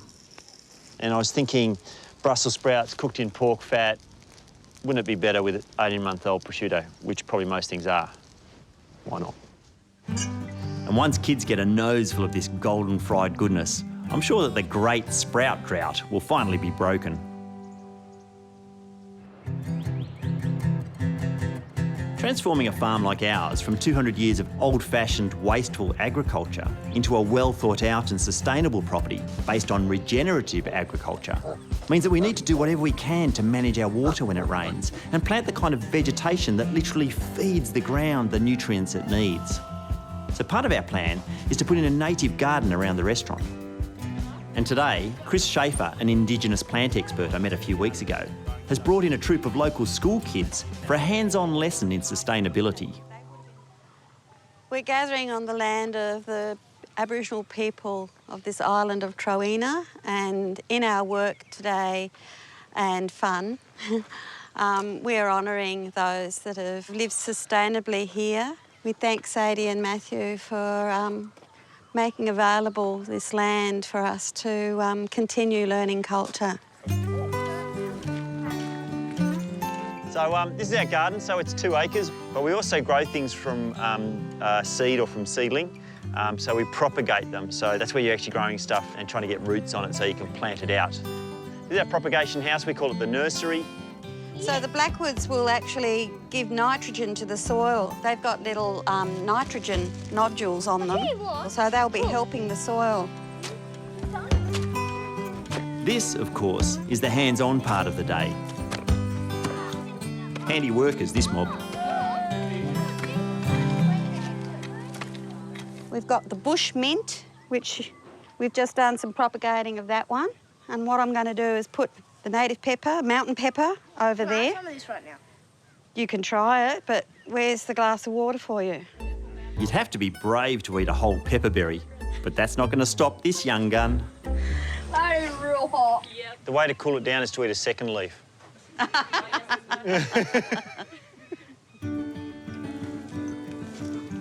If all goes well, in years to come, the garden will be full of hardy native edibles, a big win for our soil and our kitchen.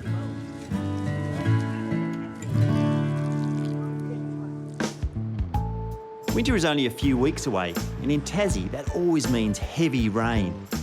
So Sadie and I need to get started on how to set up the farm properly to manage our water flow. After getting some advice from Hannah, a permaculture expert, the plan is to dig a series of shallow water channels, known as swales, across this hillside to stop the paddocks below getting too boggy and to guide the water into areas that are too dry.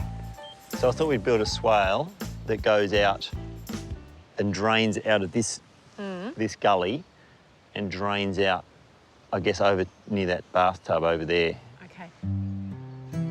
To make this work, the swales have to be dug at a precise angle for water flow. So we've borrowed a laser level that will help Sadie and I get the slope right. Ooh.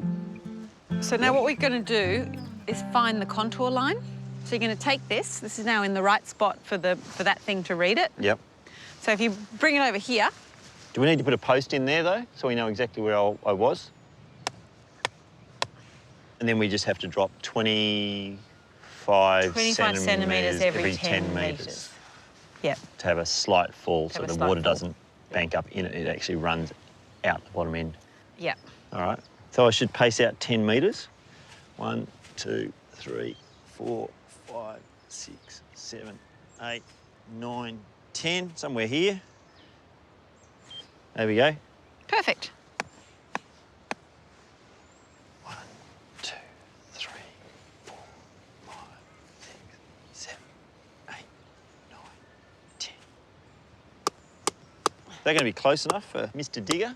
Yeah, because if you imagine, he's got a great big digger, and then you just wanted it to go. And then you can just spoon it out to there or whatever. Yep, great. 19 to go. We don't have enough steaks.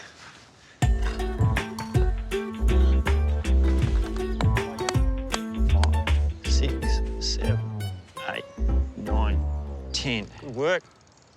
Now for the digging, and as much as I'd love to see the shocked faces on all those school kids when I briefed them on the job, it's probably something best suited to Mal and his excavator.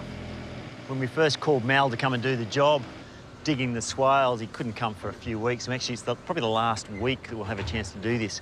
Once it gets wet through here, the problem we're trying to fix, but partly fix, you can't drive through here. You can't dig the soil. You can't even, drive your ute up through this part of the paddocks. So thank God it's being done now. Otherwise, I have to wait till summer. The swales have to be at such an angle that the water slowly runs out of them. Too much, and will create a river that will cause erosion. Too little, and it'll form bogs again. This has only taken a morning. Amazing what a litre of diesel can do. And just to prove that in farming, timing is everything. Even as we dug, the rains were gathering to put our work to the test.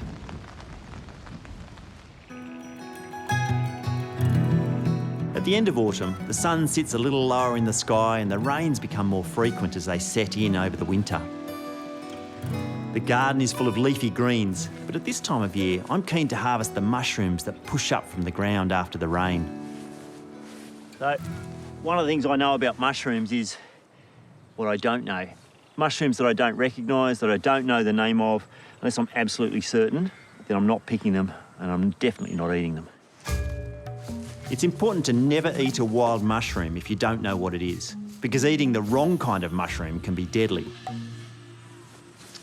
Ah, and here's one. And this mushroom I'm going to pick, partly because I can see what it's growing near, and it's growing near nothing. It's growing in the middle of a paddock, and it looks like a field mushroom. So these can only be mistaken for one or two other types. It's probably a field mushroom, it could be a horse mushroom, both edible. So I picked this one because the gills are quite pale, so I know it's young and sweet, which generally means it's going to be a good mushroom. Mushrooms are the fruiting part of a fungus, and they grow in all sorts of environments, from open paddocks and pine forests to creek beds like this one. That one looks actually all right. So the gill's gone really dark. That just means it's mature, but it's not spongy. And there's a little bit of insect damage in the top, but actually it feels fairly firm, not waterlogged. I might take that, give that a go. Oh, love the smell of mushrooms. Mushrooms are great when they're fresh, but if you really want to get the most out of what you've picked, when you dry them, their meaty flavours become really concentrated. First though, it's important to clean them properly. Rightio. So these are the mushrooms I just picked. The only thing that you could be mistaken for these mushrooms is a thing called a yellow stainer. So, there's no obvious yellow staining. This one's got a slight colour on it.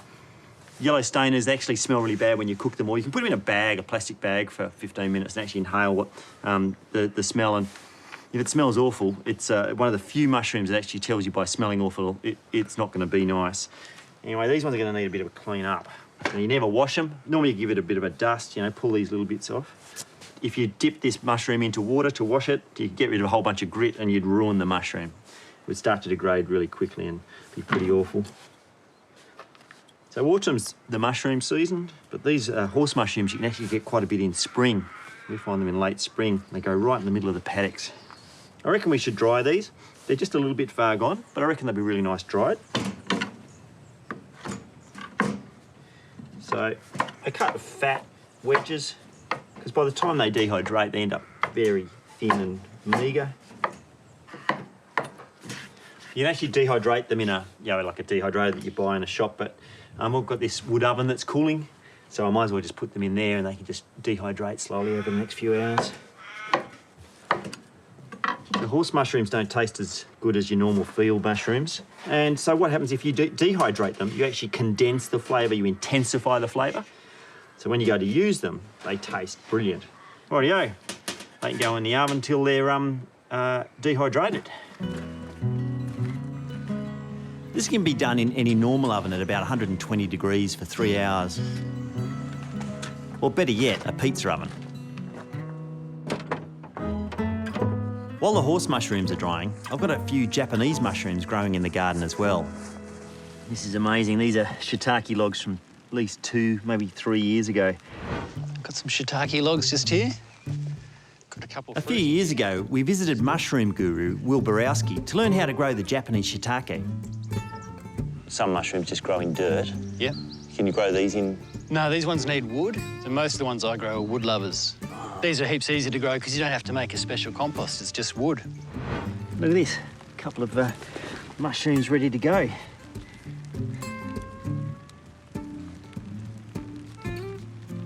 Oh, get them before the slaters do.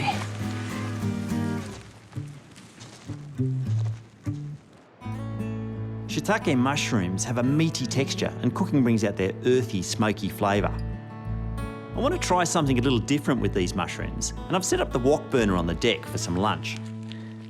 Well, these mushrooms, the shiitake that I got off the log, and then these are the little dried mushrooms. They've come up really well. Wouldn't mind making a little bean dish. So, these smell so good. So I'm going to just pop them in a little bit of water. So I want to do a stir fry. I'm going to make it quite garlicky. And then I've got these lovely beans. These are scarlet runner beans. They grow really well in this climate. Then I'm just going to stir fry the beans with a tiny bit of pork. So that the rain started. So these shiitakes look pretty good, fairly clean because they've been growing on logs, not in the dirt. Might just cut them into quarters. So I want my wok to be smoking, to be hot. I have this thing, when I was travelling around China, they used to talk about wok chi or wok hei, which means the breath of the wok. which is that sort of really hot flavour that you get in the dish. So oil goes into a hot wok. Beans go in. Between the sizzle of the wok and the sound of the rain on the roof, it's quite a noisy job. I'm going to put some of the pork in. Ooh.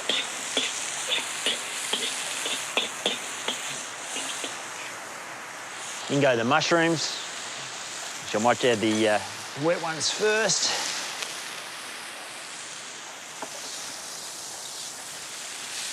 In go the shiitakes. Just going to add a touch of oyster sauce. And then the mushroom liquid.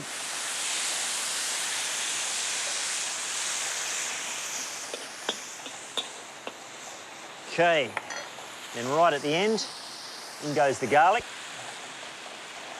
And a tiny bit of black vinegar. All right, and adding that garlic right at the end, that's a Chinese technique. Having a really hot wok is key to a good stir fry. So if you add your garlic last, you won't burn it, and it gives the finished dish more punch. There we go. Something to eat while the rain clears.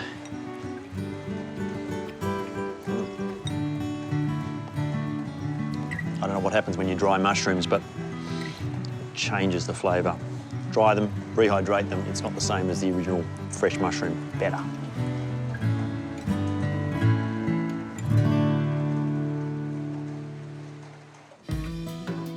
Before this land was cleared of native trees for farming, this hillside wouldn't have needed any man-made watercourses. The trees would have stopped any serious soil erosion themselves.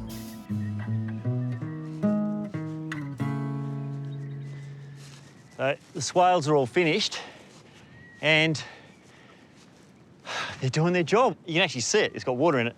They catch water that runs down the hill and they take it along, and it's you know, I was out here with the spirit level, you know, making sure it was dropping. Obviously I did a rubbish job here because it's pooling a little bit, but when that was running in the heavy rains, it runs all the way out, down and around. So what we're doing, we're using the water far better and slowing it down in the landscape rather than getting it out of here as fast as possible and creating erosion.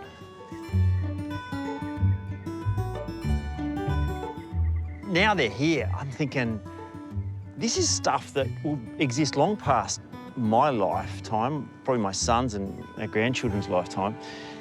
The fact that if this works, if we slow the water down and we grow more stuff on this piece of land using this system, no one's going to change this. This will exist for 100, 200, 300 years. They might even put more of them in.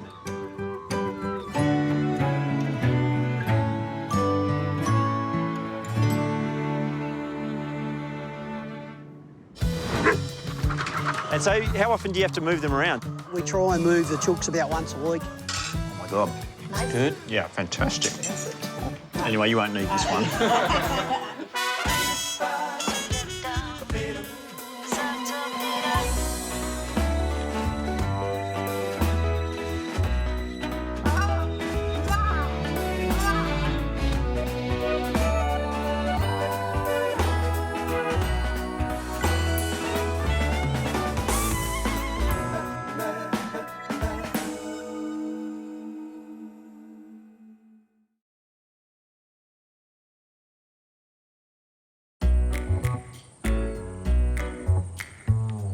With the lush flowers and lean flavours of our spring hungry patch now behind us, it's just turned summer on Fat Pig Farm.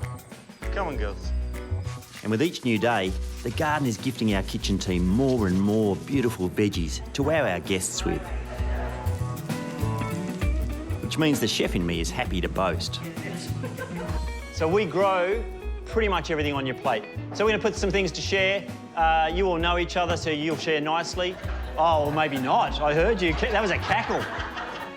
But for almost a year now, the farmer in me has been learning to look at our land with new eyes, seeing how each plant, each animal, and each season all work together to build the ecosystem that we call Fat Pig Farm.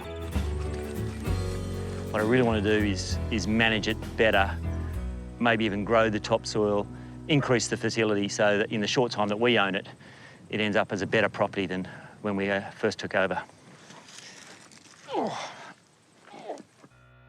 My name is Matthew Evans.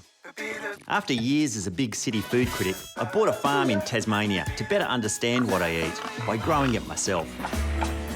I built a restaurant right at the top of the farm, but now I want to get a better understanding of what I eats. This means starting from the ground up to improve the health of our soil, our farm, and our food for generations to come. From foodie to farmer to chef to rehabilitator of the land, how hard can it be?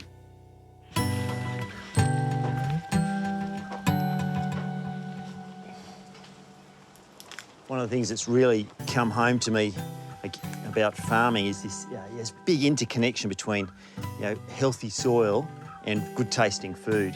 You can't have healthy soil unless you've got this amazing ecosystem, all the billions of microbes that live under the soil and fungi that live under the soil. And then you've got all the bird life above it, but also you've actually got insects, and they're an important part of the process too. In fact, experts believe that 1/3 of the planet's entire food supply depends directly or indirectly upon insects for pollination. It's a mind-boggling statistic, and it's got me curious about the lives of Fat Pig Farm's insects and how they contribute to the food that we harvest. So I've invited PhD entomologist Shasta Henry from the University of Tasmania to come and survey our property and maybe break down a few insect stereotypes. Before we started doing this garden, I just went insects equals bad. Like kill them, get rid of them, problem. I understand why people have that bias. A lot of the insects that we interact with are pests. We've got mosquitoes, the ants that are breaking into your kitchen, the Portuguese millipedes that are coming under the door, European wasps causing havoc. But that's I mean, 4 species that hold a sort of an unbalanced place in our imaginations because they're negative and we see them all the time. Yeah. So just going all insects are bad is kind of like going all bacteria bad. Yeah. Yeah, right. And it's about shifting our perspective, and people have an opportunity to be educated, to learn more. Because of its remoteness, Tasmania's native ecosystem of plants and insects evolved over vast amounts of time, in near complete isolation from the rest of the world. But all of that changed with the arrival of Europeans. And introduced species of animals, plants and insects, all beginning to compete with native species for food and pollen. So I wanted Shasta's opinion on these blow-ins. Bumblebee. European bumblebees are an introduced species that are believed to have been illegally smuggled into Tasmania from New Zealand in the early 1990s, and now they're found everywhere on the island. They're really effective pollinators. Oh, right. Because they're a little bit bigger bodied, they can hold a bit more temperature, they can get up earlier in the morning and stay up a little later at night. But that means that they get the jump on native species, so they get first access to the resources, which is the nectar from the flowers. Right. There are thought to be over 10,000 species of insects native to Tasmania, and their role in helping us grow the food that we eat is really important. Native bugs like hoverflies, butterflies, wasps, beetles and ants, they break down organic material, which can become soil nutrients, and they also help to pollinate the crops that we depend on for food. What's the tips if you wanted to make sure you've got a good home for insects? Flowers for them to visit, other bugs for them to eat, dry woody vegetation. Like we say, it's important not to clean up all of your dead wood and stuff because that's insect. All right. Refuges and places for them to overwinter. What you guys are doing here, you've got lots of environmental diversity, whether you kind of built that in intentionally or not. It's definitely a thing that people a lot of it should be focusing on. Yeah, a lot of it's very well planned, all of it. There's a soldier beetle. And there's a soldier beetle. Climbing around in the raspberries here. Never knew the name, but I know what they taste like. The way we eat raspberries is like this. Because there's often something living in them. It's true that some insects are considered pests, and they're responsible for the loss of 13% of the world's food crops. But a farm field growing a variety of plants tends to attract fewer insect pests than a field growing just one type of crop. So, according to Shasta, when it comes to small farms like ours, plant diversity is a really important form of sustainable pest control. Think of it as encouraging an army of positive insects that are going to be balancing out the negative ones on your behalf. They can do all the fighting on my behalf while while you and I eat raspberries. Shasta's insights into the connection our insects have to the food that we grow has been fascinating. And best of all, we scored full marks for biodiversity without even trying. How good's that? We've actually, by accident, created this ecosystem where all these insects thrive. And there's, what, 5, 6, 10 problem insects, baddies. But there's thousands of them that are doing the good things that we want in the garden. It's clear that when it comes to farming, having a healthy ecosystem of insects is a good thing. But no insect does more heavy lifting than bees. In fact, 2/3 of all Australian food crops need honeybees for good pollination. And last autumn, Sadie noticed that our own bees were experiencing a little cabin fever living in our old hives. They're very angry bees. They're quite vicious. They have been known to sting people in the garden who are, you know, quite a ways from the hive. So after getting a few design tips from our friend Anton about some new top bar hives that mimic the way they live in the wild. This is all operating horizontally. So as the hive grows, I move this board here, which is like a end wall. I can move that wall out and expand and contract the hive. Sadie hit the tools and whipped a couple up. But transferring the bees from their old box-shaped hives to their spacious new digs is a delicate process. Looks like a lot of bees. I reckon you're on your own from here. You're going to stop there? I'm stopping here. All right. It's the theory that it gets full because there's so many flowers and so much pollen around that this is a good time and they'll need more space, so they have to move into the base. But what I'm hoping is that they will lay their brood in the bottom box. They like to put their brood near the entrance. What's a brood? And I'm hoping that they'll put honey in this top box. Yep. And then I can just take away the top box full of honey at the end of summer. See, now you're talking my language. I'd prefer the talk of honey. I'm a bit like Pooh Bear. There's heaps of bees. And if you have a look, Yeah. you can see them. They've got legs all covered with pollen, so they're bringing pollen back. Oh, you can see that? Yeah. Without your glasses? Even without my glasses, I can see that.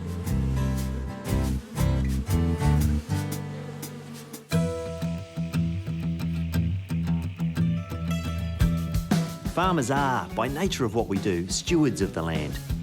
Our farms are complex ecosystems.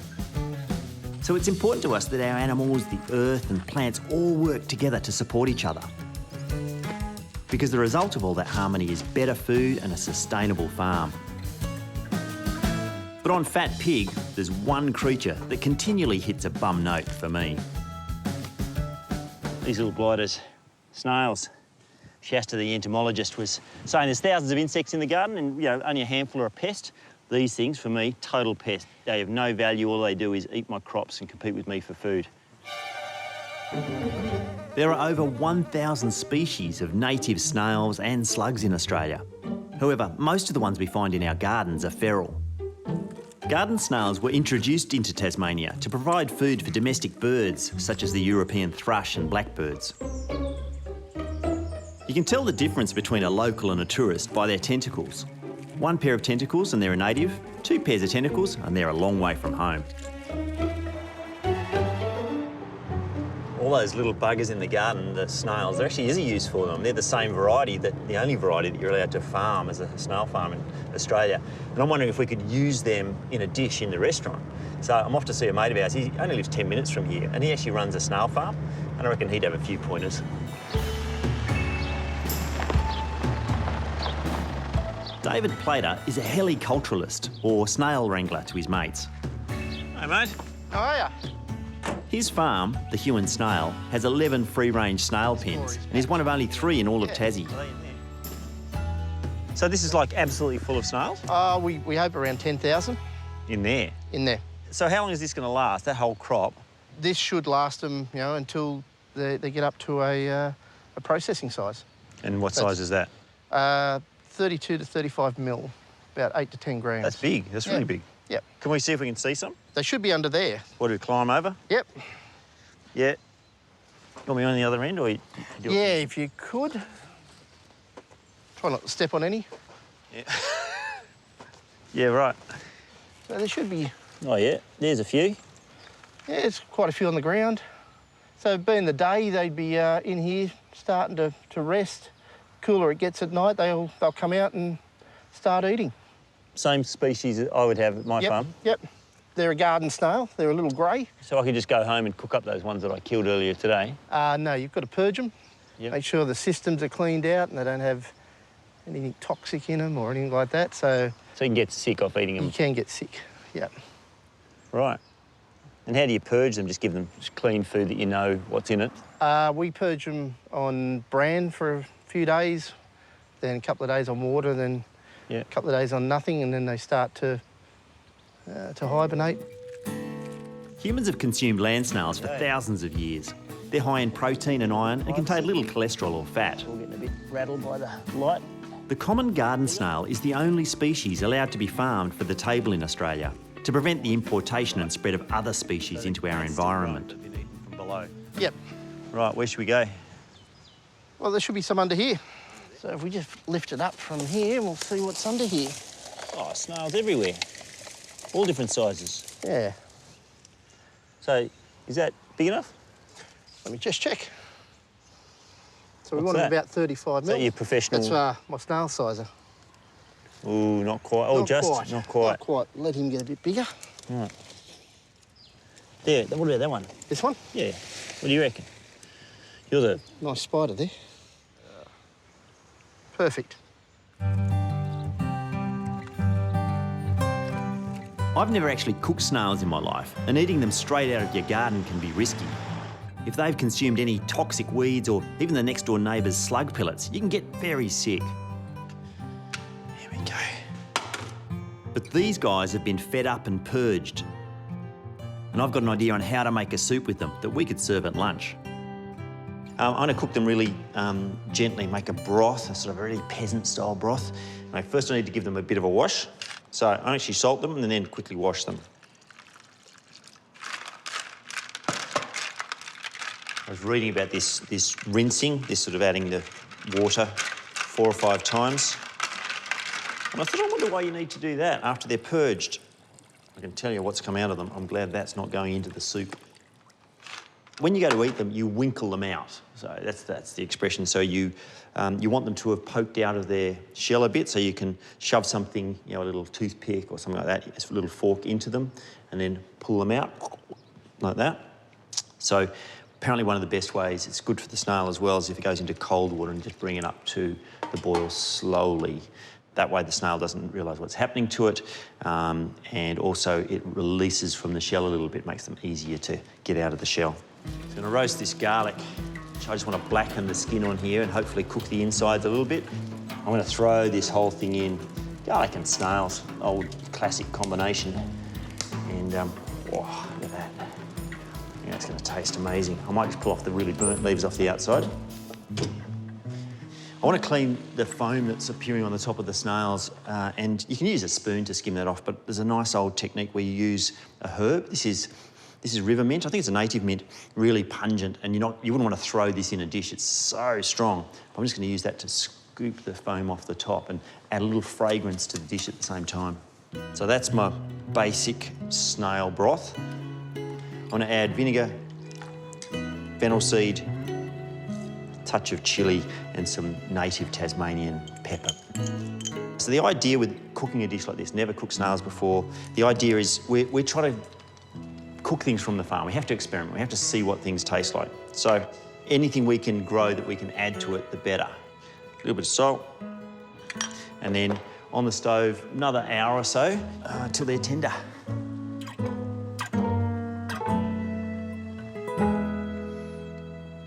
Okay, they're looking good.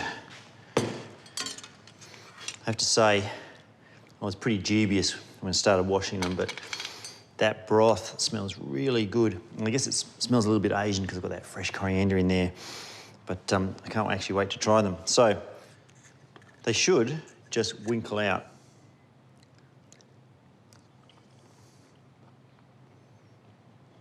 A little bit chewy. They're good. It's got earthiness, but I think on the heat of the chilli and maybe a touch more vinegar, but they're good, they're good. That's a winner. Watch out, snails.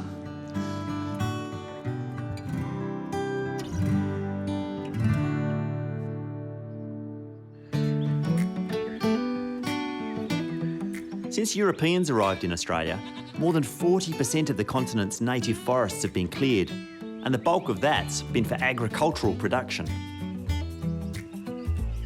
And with the introduction of exotic plants and animals, our native wildlife have really struggled. But when it came to the introduction of horses and cows to these new farmlands, there's one little Aussie battler who couldn't believe its luck: the bushfly. Because come summer, all that fresh, wet poo lying around is an ideal place to start a family. Got a bit of a fly problem on the farm, and this time of year it always seems to crop up. I wonder if it's all these cowpats that are lying around. I wonder if we've got any, enough dung beetles or any dung beetles on the property to actually help bury them and take them underground. Got a mate coming down, Graham, and he knows everything there is to know about dung beetles. He'll be able to tell me if I've got them. When your job title is pooologist, it's bound to be a conversation starter. Yeah, milking too. So it's just as well Dr. Graham Stevenson loves to talk crap and all the little life forms that keep soils healthy. There's one bull in this paddock, so... Yes. Back in the 1970s, he was one of the true pioneers of Australian organic gardening. Hello, girl. So today, I've asked him to bring over a swag of his own dung beetles to help me identify the kinds I have on the farm, which will hopefully manage our fly problem. And goodness knows, we are not short of dung. Now, you can see there's some old poos and some pretty wet fresh spring ones. What are you doing there? Well, looking for holes, beetle holes. Beetle holes, in case we already have them? Yes. No one's going to get upset me doing it with my fingers, will they? Oh, look at that. You've made my day. What's that? I mean, it's a worm, but a special worm? That is the black-headed earthworm. Oh, Matthew, you've made my day. I need a... that was good. Need a bit of water, or would you got enough spittle to lick it?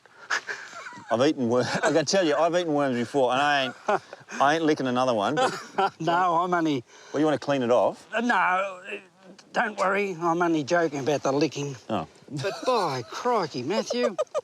So they're a good worm to have? Oh, yes, deep digging. Yeah? Create topsoil.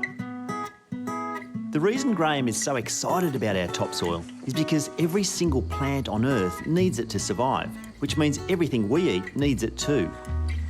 But it can take 500 to 1,000 years for even just a few centimetres of fresh, nutrient-rich topsoil to form. And as a result of modern agriculture, in the last 150 years, we've lost half the world's topsoil.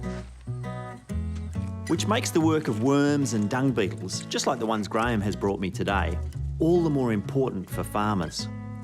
I got interested because I thought maybe they'd help deal with my blowfly problem, but why are they important? The blowflies are laying their eggs in the dung. Yeah. With dung beetles, they bury them. Right. So I'm winning in three ways. I'm getting more fertility in the soil, possibly more grass, and less insect action of the sort we don't want, and there's a the fourth flies one, and parasites. Soil structure. Soil structure. They're digging holes. Yep. And that allows water infiltration and air. And air. So like worms, Soil's I guess. got to breathe like us. Yeah. OK, we've introduced those. It flew. Nice flight. And we'll go for a fresh dung pat. Great. The big ones will go 50 kilometres. Right. These ones, half a kilometre, no worries. All right. They'll smell the fresh dung. And fly towards it. And go towards it. Oh, brilliant. According to Graham, dung beetles fly from cowpat to cowpat. And depending how many are living in a farm's ecosystem, it's not uncommon for them to completely bury a fresh pile of poo in hours. So Graham suggested I can get a good sense of what kind of beetle species I have on the farm by trapping a few before they burrow into the ground with a foolproof method. Poo on plastic. Just plop it on. Yep. Left out for a few hours. The insects of Fat Pig Farm are not just critical to our soil and bushfly problem. they're also really important to the food that ends up on the table in our restaurant each season. So important that we've actually started companion planting flowers like these zinnias next to our vegetables. The flowers attract all kinds of pollinating insects who then snack on their nectar while also pollinating our crops. I've got a dish in mind with the first tomato and the first of the eggplant. Just got to find some that are ripe. You got to squeeze them so they're a bit soft. And by the looks of these little beauties, I can start in on exploring some new eggplant ideas for our next lunch. I've got tomatoes, eggplant, basil. I have to cook this dish called eggplant pizzaiola, which is, it's the pizza maker's sauce with eggplant. Right, I need to get these sliced. You could actually do this dish a bit like a palmy, where you crumb the eggplant and then cook it. They're ready to go in the pan. Oh, sure are. The ancient Romans believed the eggplant caused everything from pimples to epilepsy. But if you simply salted and soaked the humble melanzane, you could counteract its effects.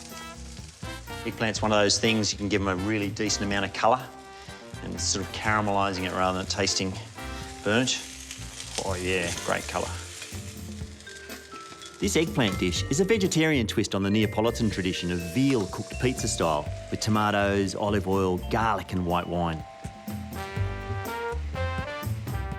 Right, eggplant. I'm just going to lay them in the sauce. This is the cheese I'm going to use. It's a goat's cheese made by friends of ours. So a few slices just so they fit on top of each piece. Yum. So everything's already cooked. Sauce is cooked, eggplant's cooked. I'm just melting the cheese into the top. Oh, it smells good. Mmm. I love that. Eggplant, an hour out of the garden. I probably should put it on a plate. I'm not gonna. It's been a few hours now, so I think our crab trap might be ready for inspection. So, it doesn't look much different. Doesn't look like it's crawling with life.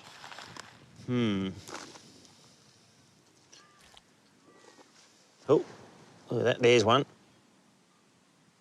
Yeah, here's a dung beetle. We've actually got what looks like native species, but also a couple of the introduced dung beetles. As the weather warms up, they'll be pulling more poo down into the earth, get rid of the fly problem, hopefully. Only farming would be pushing poo uphill sometimes, but not pushing poo around with a stick. Off you go, guys. You can eat that. Be it dung beetles, bees or butterflies, once you learn to see the world the way the insects do, you begin to understand how interwoven our survival is with theirs. Yes, they are small, but insects make up around 66% of all animal species on Earth. They form an important part of every ecosystem. They're food for birds, frogs, reptiles, fish and mammals. They decompose all organic matter, enrich our farm soils, pollinate our crops and protect our harvests. So spare a thought for these little gems, because I think it's safe to say that we need them more than they need us. There's the girls. It's like 50 shades of brown. Lift one up, keep one down low. I'll hold that for you. This nice breeze is going to blow that all the way for us.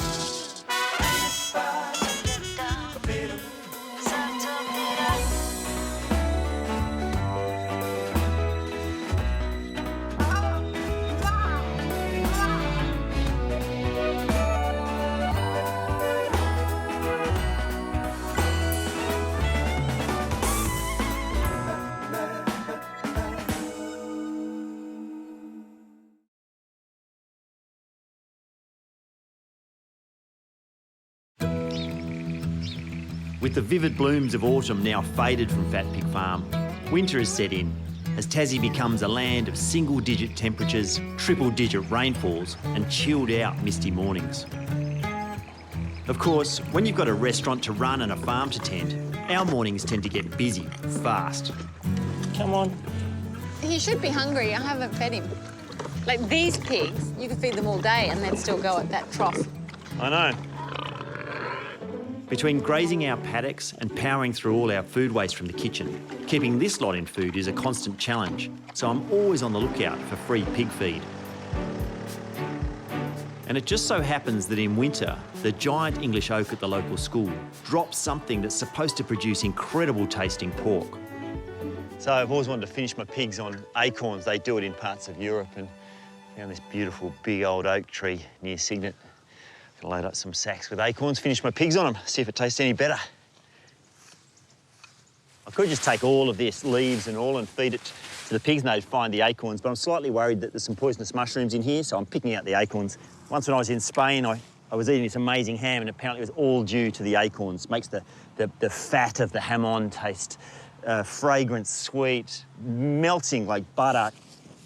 The only difference is they actually get the pigs to do the foraging for them. They put their pigs into these old oak forests. Seems sensible right now. There we go. A very full bag of acorns. Fatten a pig, see if it makes any difference. My name is Matthew Evans. After years as a big city food critic, I bought a farm in Tasmania to better understand what I eat by growing it myself. I built a restaurant right at the top of the farm, but now I want to get a better understanding of what I eats. This means starting from the ground up to improve the health of our soil, our farm, and our food for generations to come. From foodie to farmer to chef to rehabilitator of the land. How hard can it be?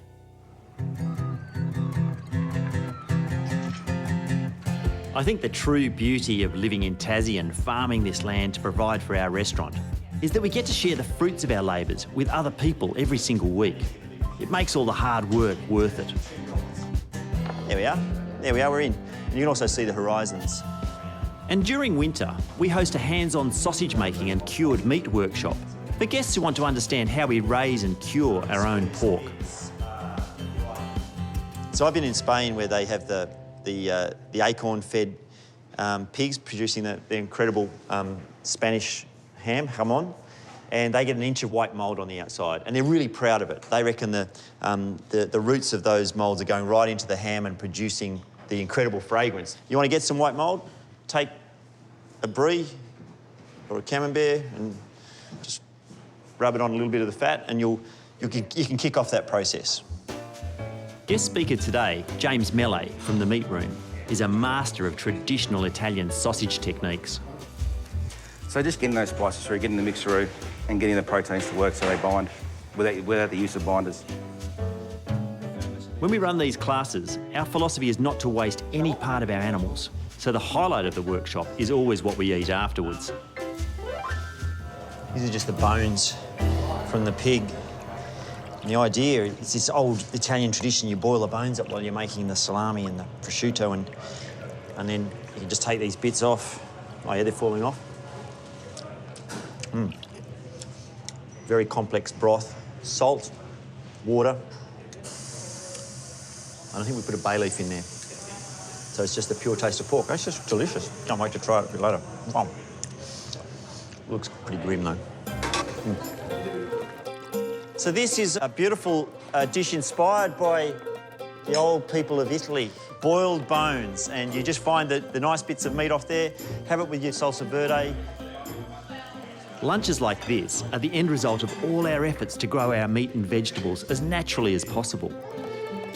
And then to James, thank you. Amazing. A couple of days. Thank you.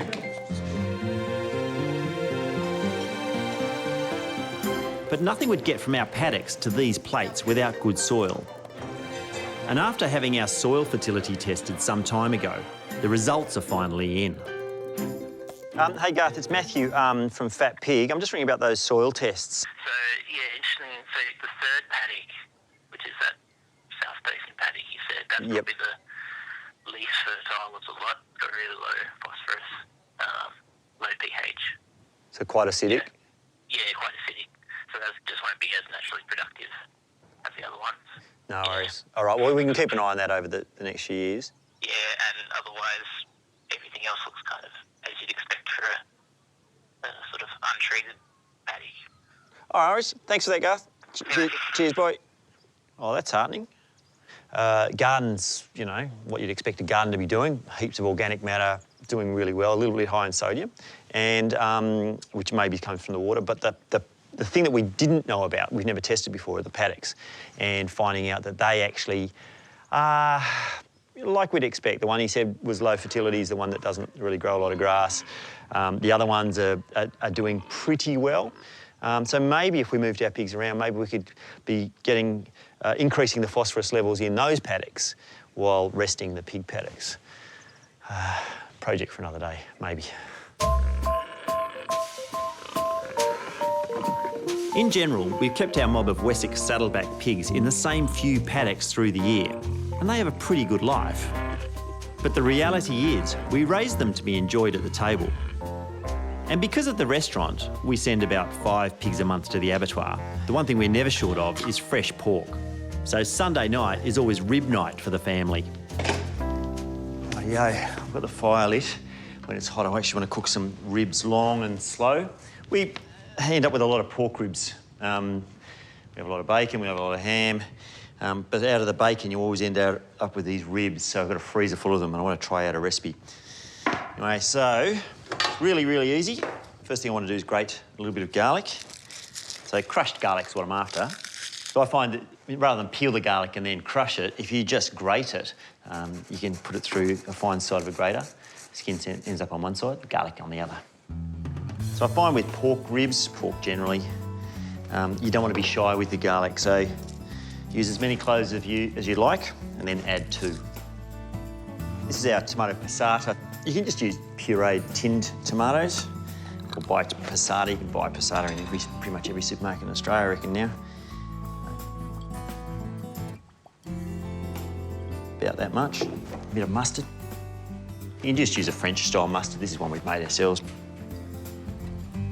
And then this is probably the thing that's really going to lift it is a little bit of homemade tomato sauce, and that's got about 3 years age, so it's actually getting really deep flavour.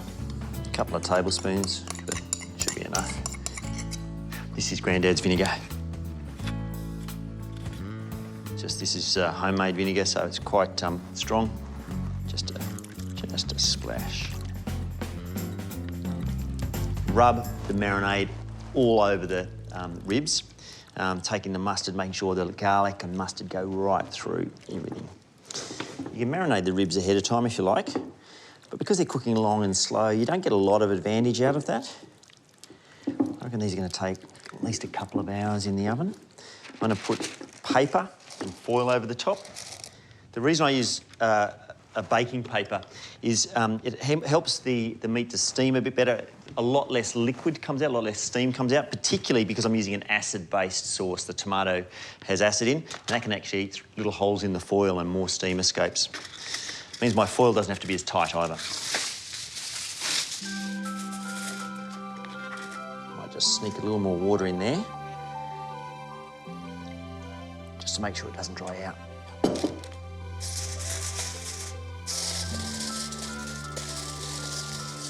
If you're marinating this, you can leave it like that for 2-3 days before you cook it, but I can cook this straight away as soon as the oven's ready.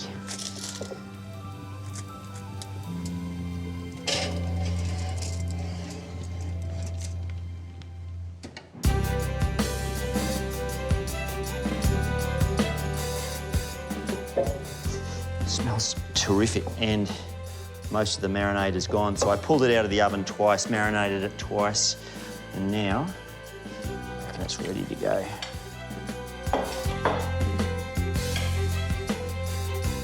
Okay.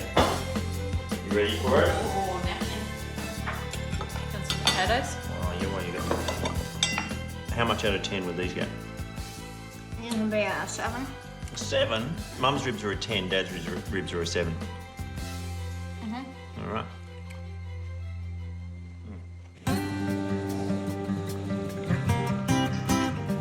The key to realising our plans for Fat Pig Farm over the next 12 months lies in nurturing our soil so that it's healthy and fertile. But now that we've had our earth tested, I know that our pig paddocks are really low in minerals.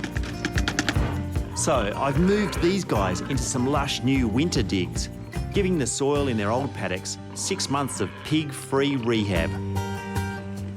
But to grow this mob big enough to supply the restaurant, we need large amounts of food for them. So I want to try them out on the acorns I gathered in town. I doubt they're going to share nicely, so I might put some in the tray and some on the ground. I know. Gonna eat these? Pretend you're Spanish. Hola. Hola, pigs. Well, they like them. I once went to Spain and they told me that the only pigs in the world that love acorns and can eat acorns are the black-footed pigs, the pata negra, that produce the amazing jamón of Spain. I think all pigs probably love acorns. It's just that they happen to fatten theirs on acorns. So the theory is you feed them on a finishing diet, and whatever you finish them on gives the meat flavour and character. And so I'll finish them on acorns over the next 3 weeks at least.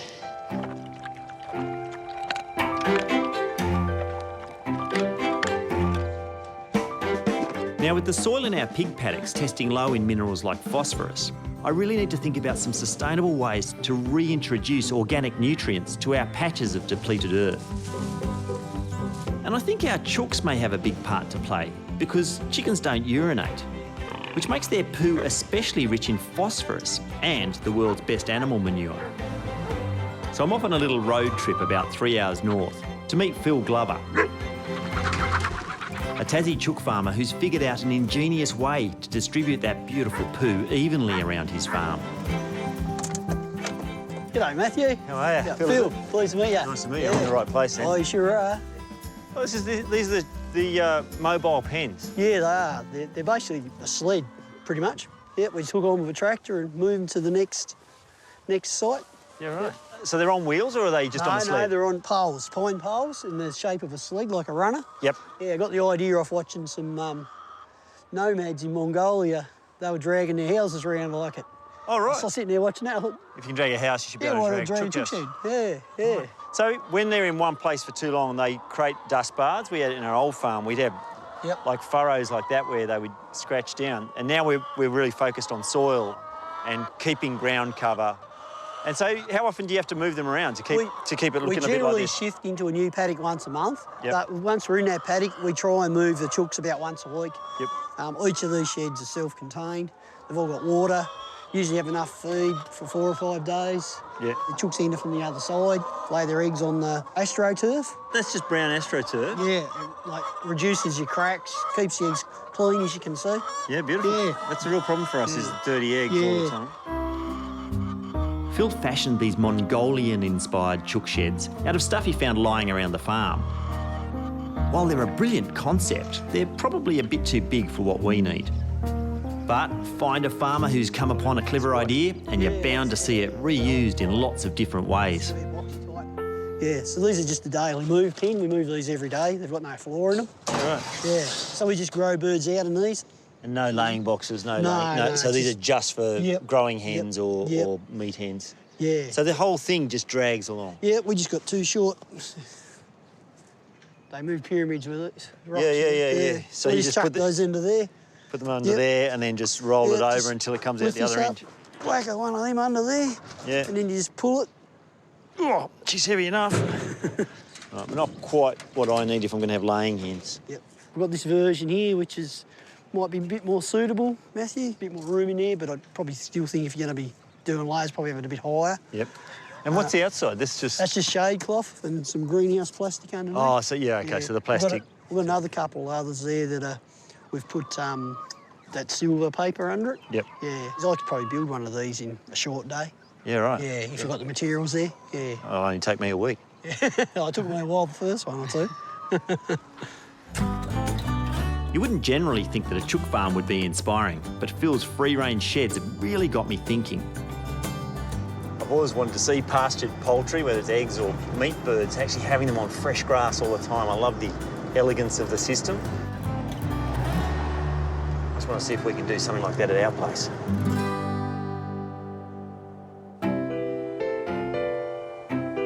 Organic farming is all about working in harmony with your animals and land. So the idea of using our chickens' poo to repair the soils our pigs have damaged is a good one. But raising those pigs for your own restaurant is another good example of how sustainable farming can work. The pigs eat all our food waste, and in return, there's lots of pork for our menus. Of course, it's what you do with that pork that keeps the restaurant and farm humming along. So while I'm still up north, I've heard about a family in the Sheffield area who've been raising pork for their own restaurant for 16 years. Hey, mate. G'day, Matthew. How are you? I'm good. I'm very good. Yeah. This is so beautiful. We've got 150 acres. Wow. So more than double our place. Alex Zhao and his family are renowned in northern Tasmania for running one of the state's best Chinese eateries. And while the beef and chicken they supply their restaurant in town with are very popular, the pork dumplings that Alex's mum serves up are the stuff of local legend. So I've dropped in to see if they could be a good addition to our menu back on the farm. What sort of dumplings are they? Like Xinjiang style, or are they more like? Oh, just a traditional Chinese style. Jiaozi? Boiled, yeah, jiaozi. Yeah. I tried making them once. They were rubbish.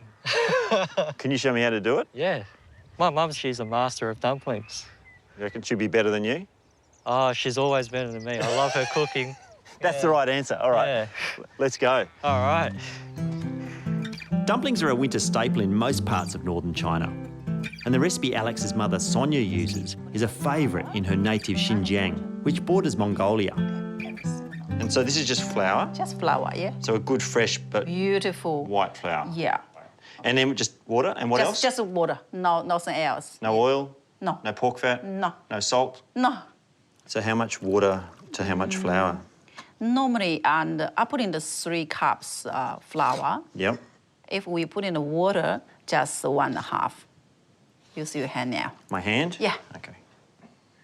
Okay. And just mix it up? Mix it up. You should have made these benches a bit higher. If you like, put in here, it's a lot easier. Is it? Yeah. Just tip it out on the bench? Yeah. Yeah, easy way.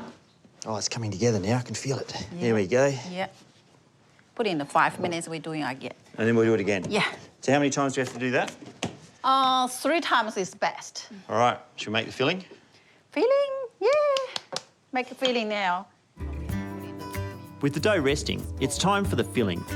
And Alex's dad, Victor, has ground up some of their own pork, along with some Australian prawns. Yeah. Diced up? And we put in this salt, Yeah. sugar, chicken powder. So chicken powder's like a chicken stock powder? Yeah. Yeah. Yeah. And 5 spice. Oh, yum. And soy sauce,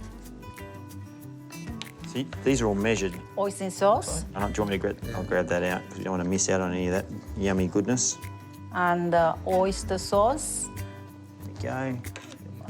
And that one as well. Yeah. I can little bit help you to this stuff. You can help me? Yeah. That'll be good. Because always Some white. Well, you need to stir it in one direction. Maybe you should. Yeah. That's fine. And it changes the texture, the stirring in one direction. You've done this before, Victor. As it's quite a wet mixture, typically you'd refrigerate it overnight to harden up. Then it's just a matter of some good olive oil and finely chopped chives and wombok. Okay. So the chives and Chinese cabbage are in volume the same amount as the mince. It looked like that. That's right. Wow, look at that. Okay. Yeah. Portioning the dumpling dough is a bit like making gnocchi, actually. It'd probably take me 4 times as long to do it right. So I'll let the experts take over. So smear it on the middle.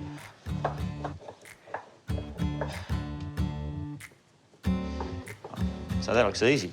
But when it comes to the filling and rolling, I had to try my hand. What do you reckon? Out of 10? Looks like an army. Well, I take that as a compliment. With the dumplings in the pan, the idea is to first fry them in oil and then add water and cover them to steam for a few minutes until they've got a crispy bottom, soft top and juicy filling. So I've got more experience of, I guess, the fill pasta, like Italian style. But they're similar in that they take all afternoon to make and then people spend about 4 seconds eating. Yep. That's true.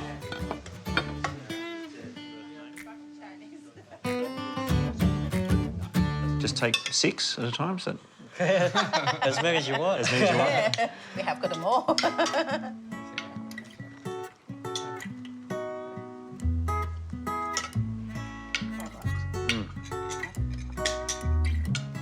Oh, my God. It's good. Yeah, fantastic. Oh, wow. Fragrant. The sweet pork. The vegetable. I looked at that and I was thinking it was going to be really cabbagey, but it's not at all. Yeah. Just sweet. Yeah, we like eating it. Yeah, really nice. Anyway, you won't need this one. I hate you, man. Oh, thank you so much. With our pigs moved into their fresh winter home, the soil in their old paddocks needs time to find its fertility again. But now, I've got a plan to help those paddocks. Got pretty inspired by Phil's mobile chicken coops, and I was going to build one over maybe that Rio, the concrete reinforcing wire, but then we found this and thought what he was doing was using stuff that was lying around his farm. This has been lying around my farm for a couple of years. Might as well use that as a chicken coop.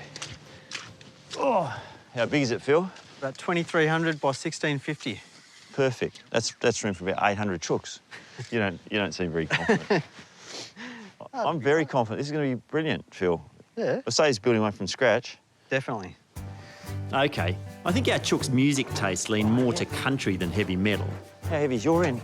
Yeah, pretty heavy. But when it comes to their accommodation, this old ute cage will make them feel like rock stars. So I reckon it's always going to roll once we get the roof on. Up the hill. Uphill. And... Stage right. Ooh. Beautiful. With a bit of corrie added for shelter and shade cloth to give the girls some privacy, of course. Thought I'd see how hard it is to move before I put the chooks in. So... The idea will be to use a few old pine posts like this one to move the shed into small patches of damaged soil that really need a good dose of nutritious chook poo. It literally glides across the ground. As long as it's downhill.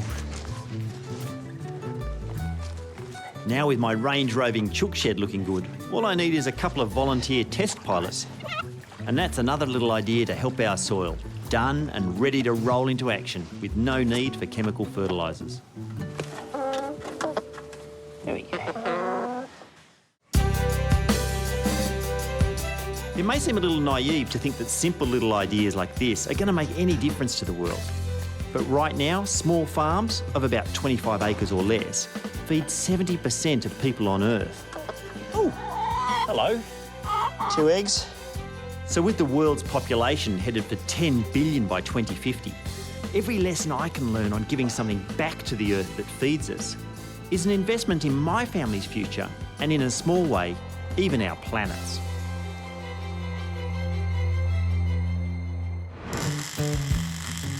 I'm an artist. My medium is steel. This is a really rustic little setup that we've got going on here. That's amazing. Oh, happy birthday.